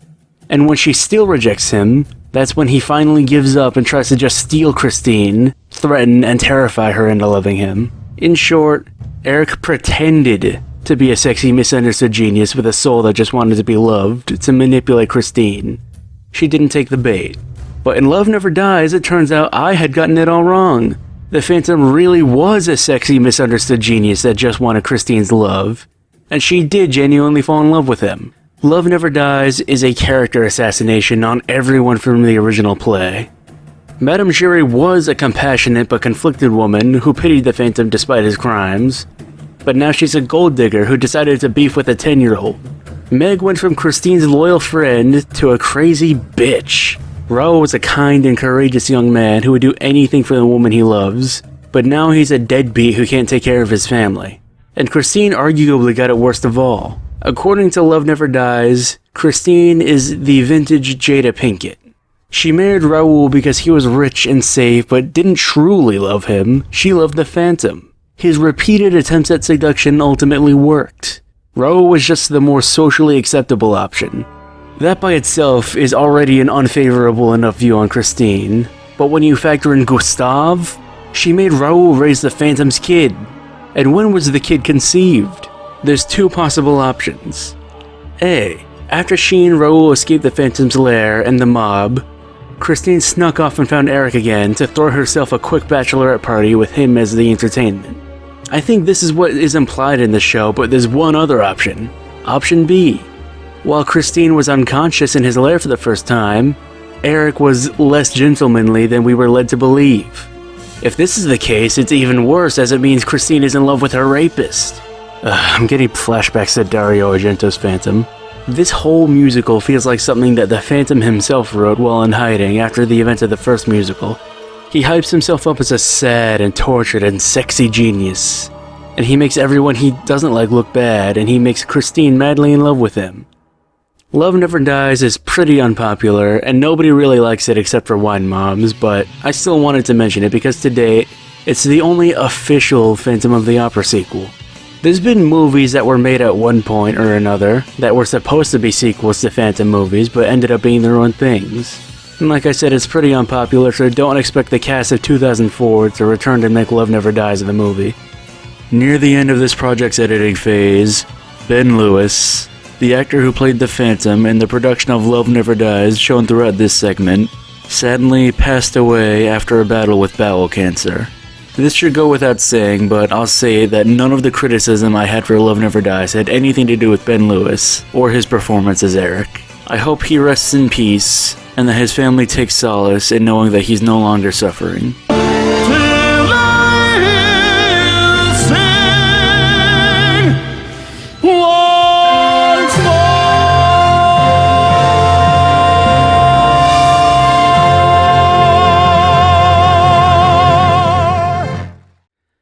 At last, here we are. The real final entry in this retrospective. 10 years after Joel Schumacher's adaptation, an independent movie adapting Gaston Leroux's novel was released, written, directed by, and starring indie filmmaker Anthony D. P. Mann. This is a much more obscure movie than the rest we've discussed. But being obscure and low budget doesn't mean it's not worth our time. I'm hoping we found a diamond in the rough. We open on a black and white scene of a man tied to a chair. He's being held hostage by the masked Phantom, played by director Anthony Mann. The man being held hostage is Joseph Bouquet. The Phantom interrogates him to find out if anyone will come looking for him. Joseph came alone and he swears that he'll never tell anyone of where to find the Phantom, and the Phantom frees one of his hands. But before he can leave, he asks Joseph one more question. In your humble opinion, who would you say is the greatest tenor of all time? Oh, that's easy, sir. Caruso.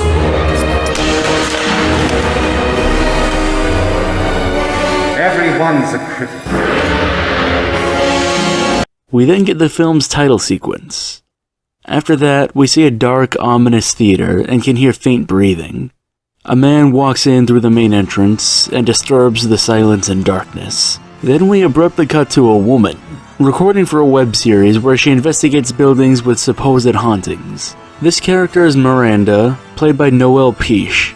Her recording is interrupted by the same man we saw earlier. This is Gabriel Fearman, owner of the Garnier Theatre, played by Terry Wade. We also meet the cameraman Richard Doyle, played by Canadian Jack Quaid. There's also the production assistant / kind of co-host Charisma Ryan, played by Savannah Kimmerer. Yeah, her name is Charisma. And if those aren't the most 2014 glasses I've ever seen, then I'll start selling charcoal and charcoal accessories. Miranda interviews Gabriel about the legends of this opera hall being haunted. He does answer each question, but as we learn throughout the movie, he knows much more than he lets on. We flash back to when Gabriel was a child, and his father, Astor, played by Barry Yun, was the owner and manager of the Garnier Theatre. During a performance, young Gabriel sees the Phantom watching them from up above in the rafters, but Astor brushes off the potential threat of a stranger harassing his business. We learn that this is because Astor is well aware of the Phantom. The Phantom basically runs the opera, with Astor just being its figurehead, an arrangement which he's not too happy about. The Phantom wants Astor to fire his prima donna, Madame Sorelli, which he can't just do for no reason, so the Phantom promises him that he'll have a replacement for Sorelli ready. Who could that replacement be? Do I even need to tell you? We meet Christine, also played by Savannah Kimmerer, who works in the Garnier Theatre's costume department with the Greys, who are this movie's Giris.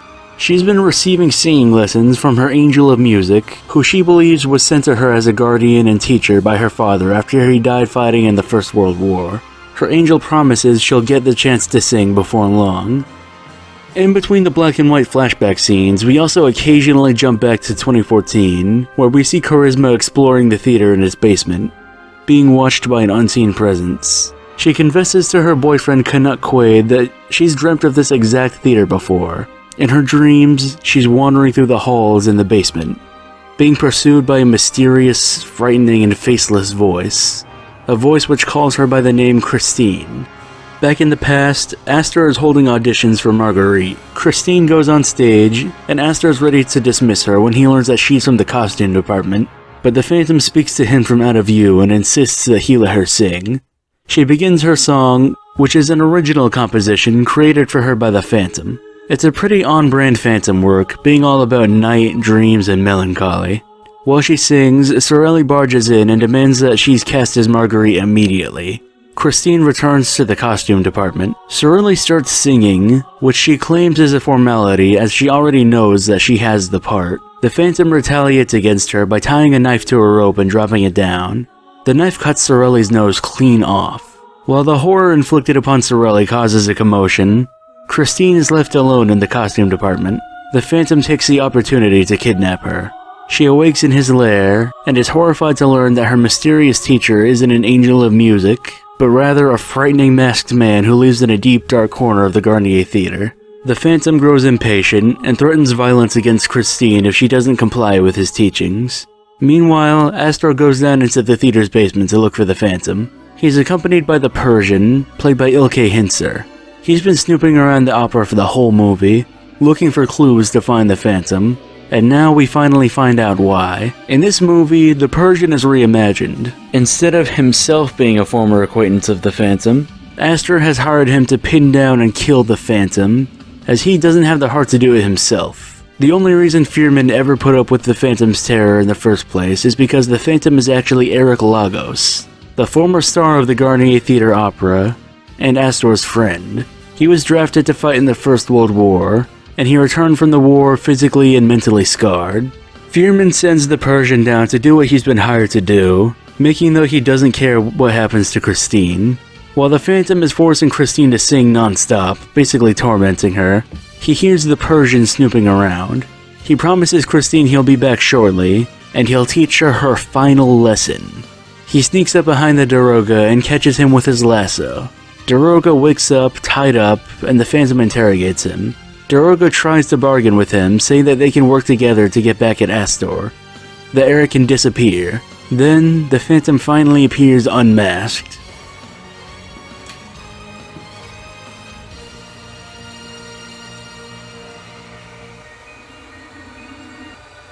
Is this the face that you wanted to see,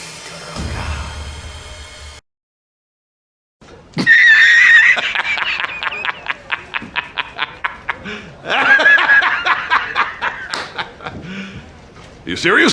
Ugh. I get it. This is a low-budget production, so I don't want to be harsh. But for the whole movie, they built up his face to be so horrible it's barely recognizable as human. Just... let me make a comparison, I'm good at those. You know the Punisher, right? You at least get the gist. He's a Marvel Comics character who wears a skull emblem and shoots criminals. One of his few recurring villains in the comics is Billy Russo, aka Jigsaw, since that's what he looks like, a jigsaw puzzle. His live-action debut was in the lesser-known movie Punisher Warzone, where he looked like this. Pretty spot-on translation from page to screen. Then, years later, there would be a new Punisher Netflix series. In Season 1, pre-Jigsaw Billy Russo was a reoccurring character, and at the end of the season was horribly maimed by the Punisher, setting up for him to appear as Jigsaw in the future. Then, in Season 2 of The Punisher, we finally get Jigsaw, but he looks... embarrassing. That's what the Phantom scars remind me of in this. The DVD cover and poster for the movie spoiled it anyway, so I don't really know what I was expecting. Maybe the scars look better in color than in black and white, otherwise they really didn't try very hard. It would have been fine if they made it a point that his psychological wounds were worse than his physical scars, but the characters all still act like Senor Scarface here looks like an elephant man. Alright, rant over. The Phantom rejects the Persian's offer and lights him on fire. Christine frees herself and walks in on the Phantom. She sees his face and screams in horror. He then, in turn, screams out of rage. And Daroga screams because he's on fire. Back in the present, Charisma, who had wandered off by herself in a trance, suddenly wakes up screaming. She claims she knows what happened to Christine. The Phantom couldn't handle her seeing his face, so he killed her in a fit of rage. The interview with Gabriel Fearman had previously concluded, and they had completed all of the filming they need for the web series, so they decided to go home. After a small, non-specific passage of time, Charisma has left Miranda's crew. She's still dating Richard, and he convinces her to go with him to a masquerade-themed gala at the Garnier Theatre. At the gala, Richard is dressed like Gerard Butler's Phantom during Point of No Return, which is neat. Charisma keeps seeing apparitions of the Greys and Astor Fearman trying to warn her of danger, which she tries to ignore. The Phantom, dressed as a red devil, is walking amongst the party guests and watching Charisma's every move. She goes to the bathroom, convinced that she just has to be hallucinating, but the Phantom is seemingly very real and he grabs her. The whole party hears her screaming, and Richard and Gabriel go down into the basement to try and rescue her. We see one more flashback to the past, where we see Eric Lagos weeping. Christine tries to apologize to him for looking at his face. They go back and forth with each other, with him lamenting his corruption into the Phantom, and her telling him that he didn't need to hide from the world and lie to her. He slowly reveals that he is actually her father. He was affected by the scars of war, both inside and out. He couldn't bear to return to her as her father, deciding to instead become her angel. The two embrace each other, but Christine comes to her senses and condemns the violence he's committed. Meanwhile, the Persian survived his burning, so he pulls out his revolver, and fires towards Eric. But the bullet instead strikes Christine.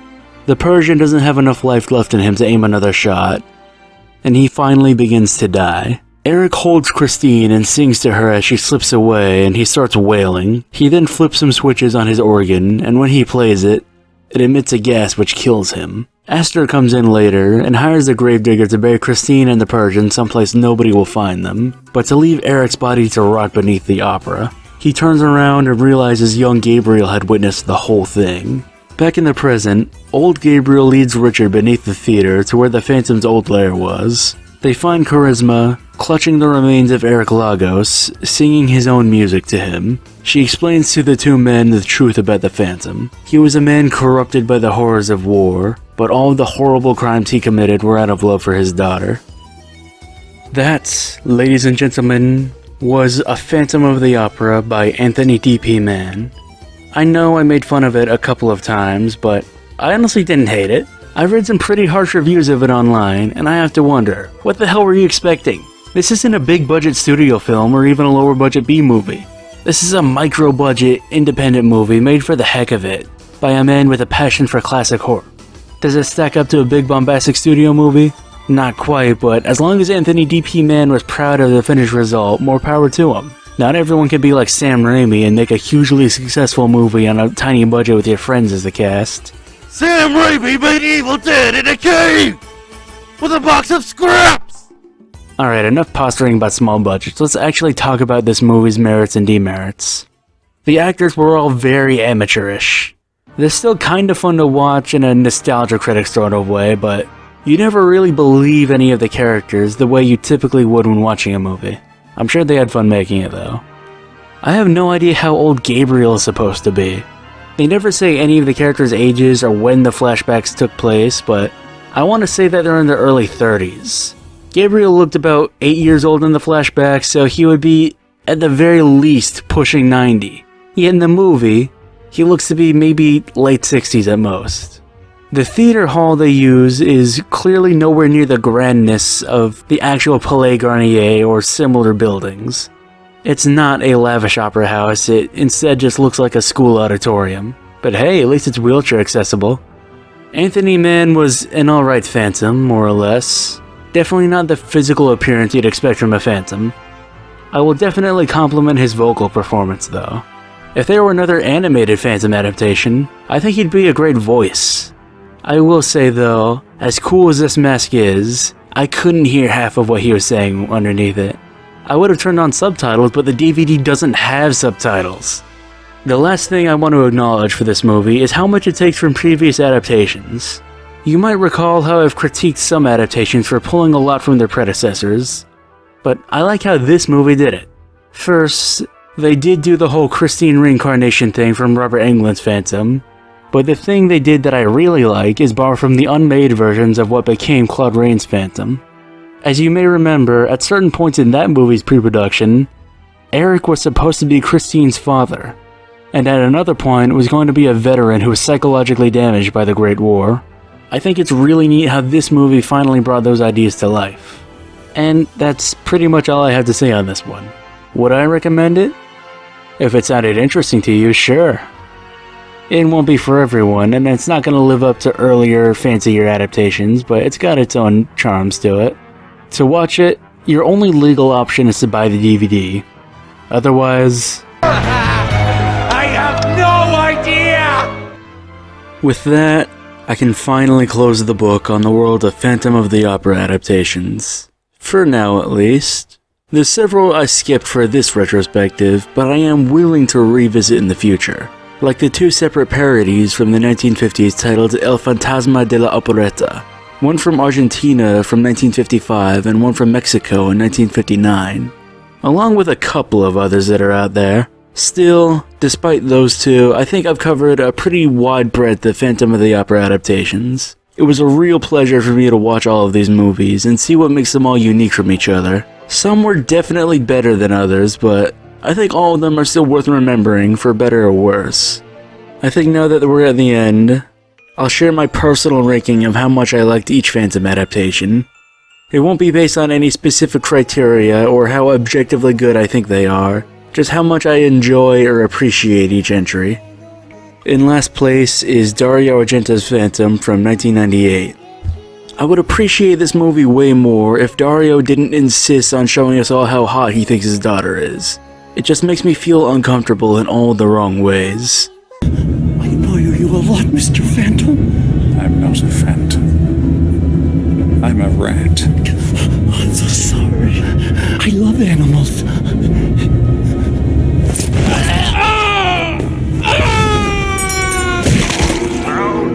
The next is The Phantom of the Opera from 1983 with Maximilian Schell. It has a few interesting elements to it, but the whole package is very forgettable.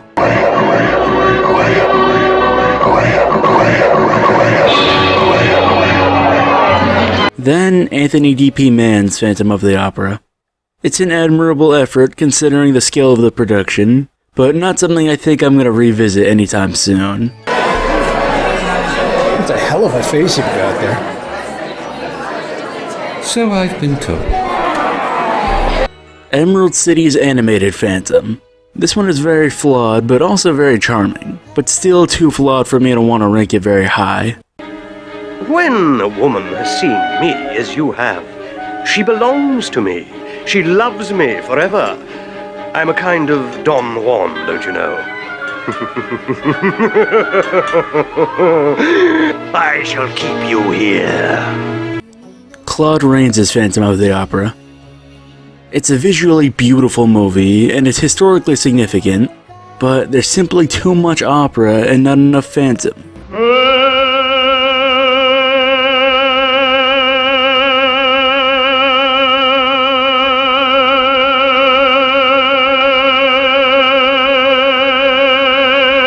Song at Midnight. I'll be honest, I probably won't revisit this one much either, but this movie is fascinating as both a prototype of different Phantom adaptations, and also a time capsule of a very specific point in Chinese history. I may one day cover the different remakes of this movie specifically in a future video.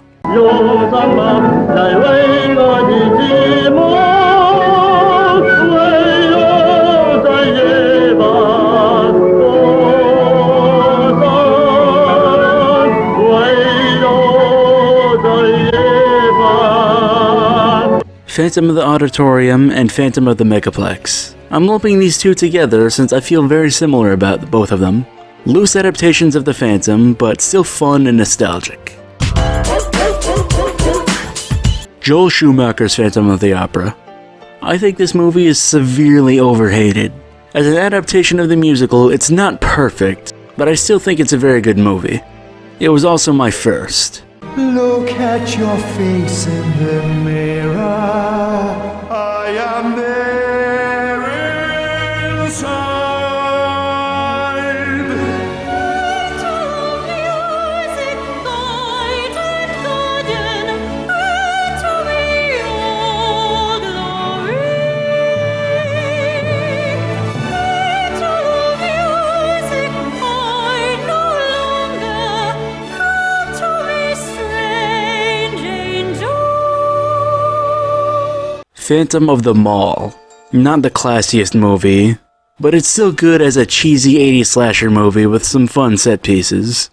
Much more in my lane personally, so I don't know if you would put it this high on your list, but I would honestly throw this movie on a random night before any of the others I've listed so far. Propane and propane accessories.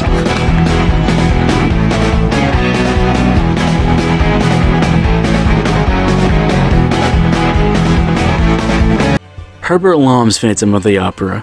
In my opinion, a better reimagining of Claude Rains' Phantom. The Phantom design is badass, and these are some of the best versions of the characters of Christine and Raoul there's ever been. And the ending scene of the Joan of Arc opera and the Phantom Sacrifice is beautiful.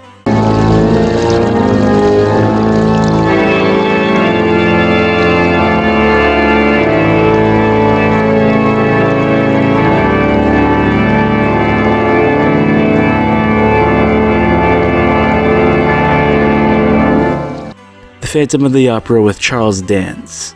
There's been many attempts to make the Phantom a much more sympathetic character, and I think this miniseries does it the best. While I usually prefer more horror in my Phantom adaptations, I cannot ignore just how beautiful this version of the story is. It's easily one of the best.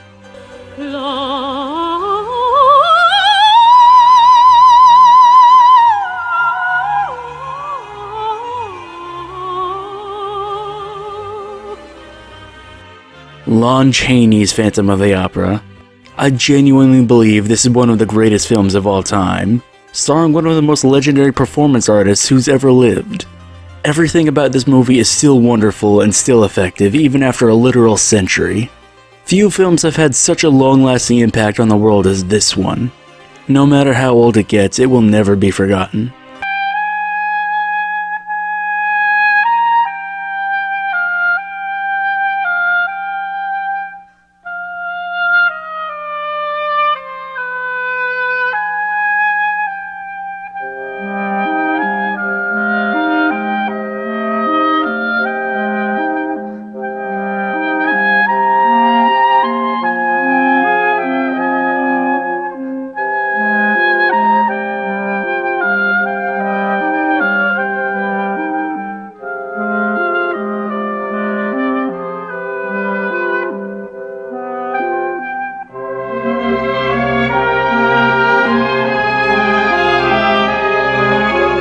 But wait, the video's not over yet. Putting Lon Chaney's Phantom as my number 1 would be the safe option. That's everyone's favorite. And I do adore this movie, and I always will. But if I put it at my number 1, that would be dishonest. In my eyes, above Lon Chaney's Phantom of the Opera is Dwight H. Little's. This movie is an almost perfect version of how I would do a Phantom of the Opera adaptation. It maintains the romance and elegance of the source material, but is one of the only adaptations that leans fully into the gothic horror elements of the novel. It's not a perfect adaptation of the novel, but I think all the differences and changes just help this movie stand out from the crowd and have its own identity. I really wish we could have gotten the sequel, but there's nothing wrong with this movie existing on its own.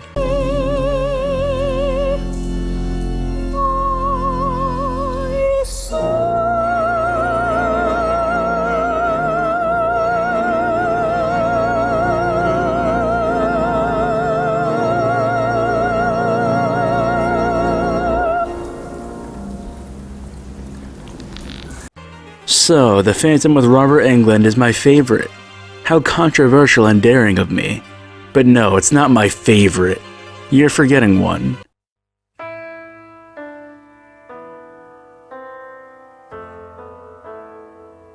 My favorite Phantom of the Opera adaptation is Brian De Palma's Phantom of the Paradise. I enjoyed watching most of the other ones, but as soon as I finished this movie, it became one of my new favorite movies ever. It's just so damn entertaining. It's damn weird too, but it wasn't too weird for me. And the soundtrack is absolutely amazing.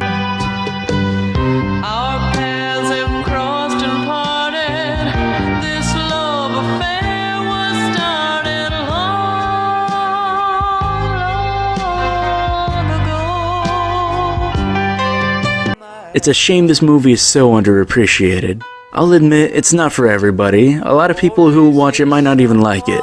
I tried showing it to my family last Christmas and they hated it. Yeah, I'm talking about you. You know who you are. I know you're watching this. Like I said, it's a really freaking weird movie. But if you can tolerate some weirdness, you're not gonna forget this one anytime soon. You might disagree with me, but Phantom of the Paradise is my favorite Phantom of the Opera adaptation. Before we conclude this video, I'll also briefly discuss the future of Phantom of the Opera movie adaptations. There's actually currently several in production as I speak. One is being made for Disney+, and when it was announced, they said that they would have Rachel Zegler play Christine. There hasn't been much news about this version in the past year, so I don't know if it's still gonna be made. It was supposedly gonna lean heavily into the romance and love triangle and be very YA. I won't weep if this one doesn't see the light of day. Another Phantom adaptation in the works is being directed by a filmmaker named Alexandre Castagneri, and is being filmed in the Palais Garnier like the Charles Dance miniseries. It's going to be the first originally French-language adaptation of the Phantom of the Opera, which is strange to think about. Considering the past 100 years of Phantom adaptations, most of them were in English. with the exceptions being Chinese, Spanish, Italian, and German, despite the story originating in France.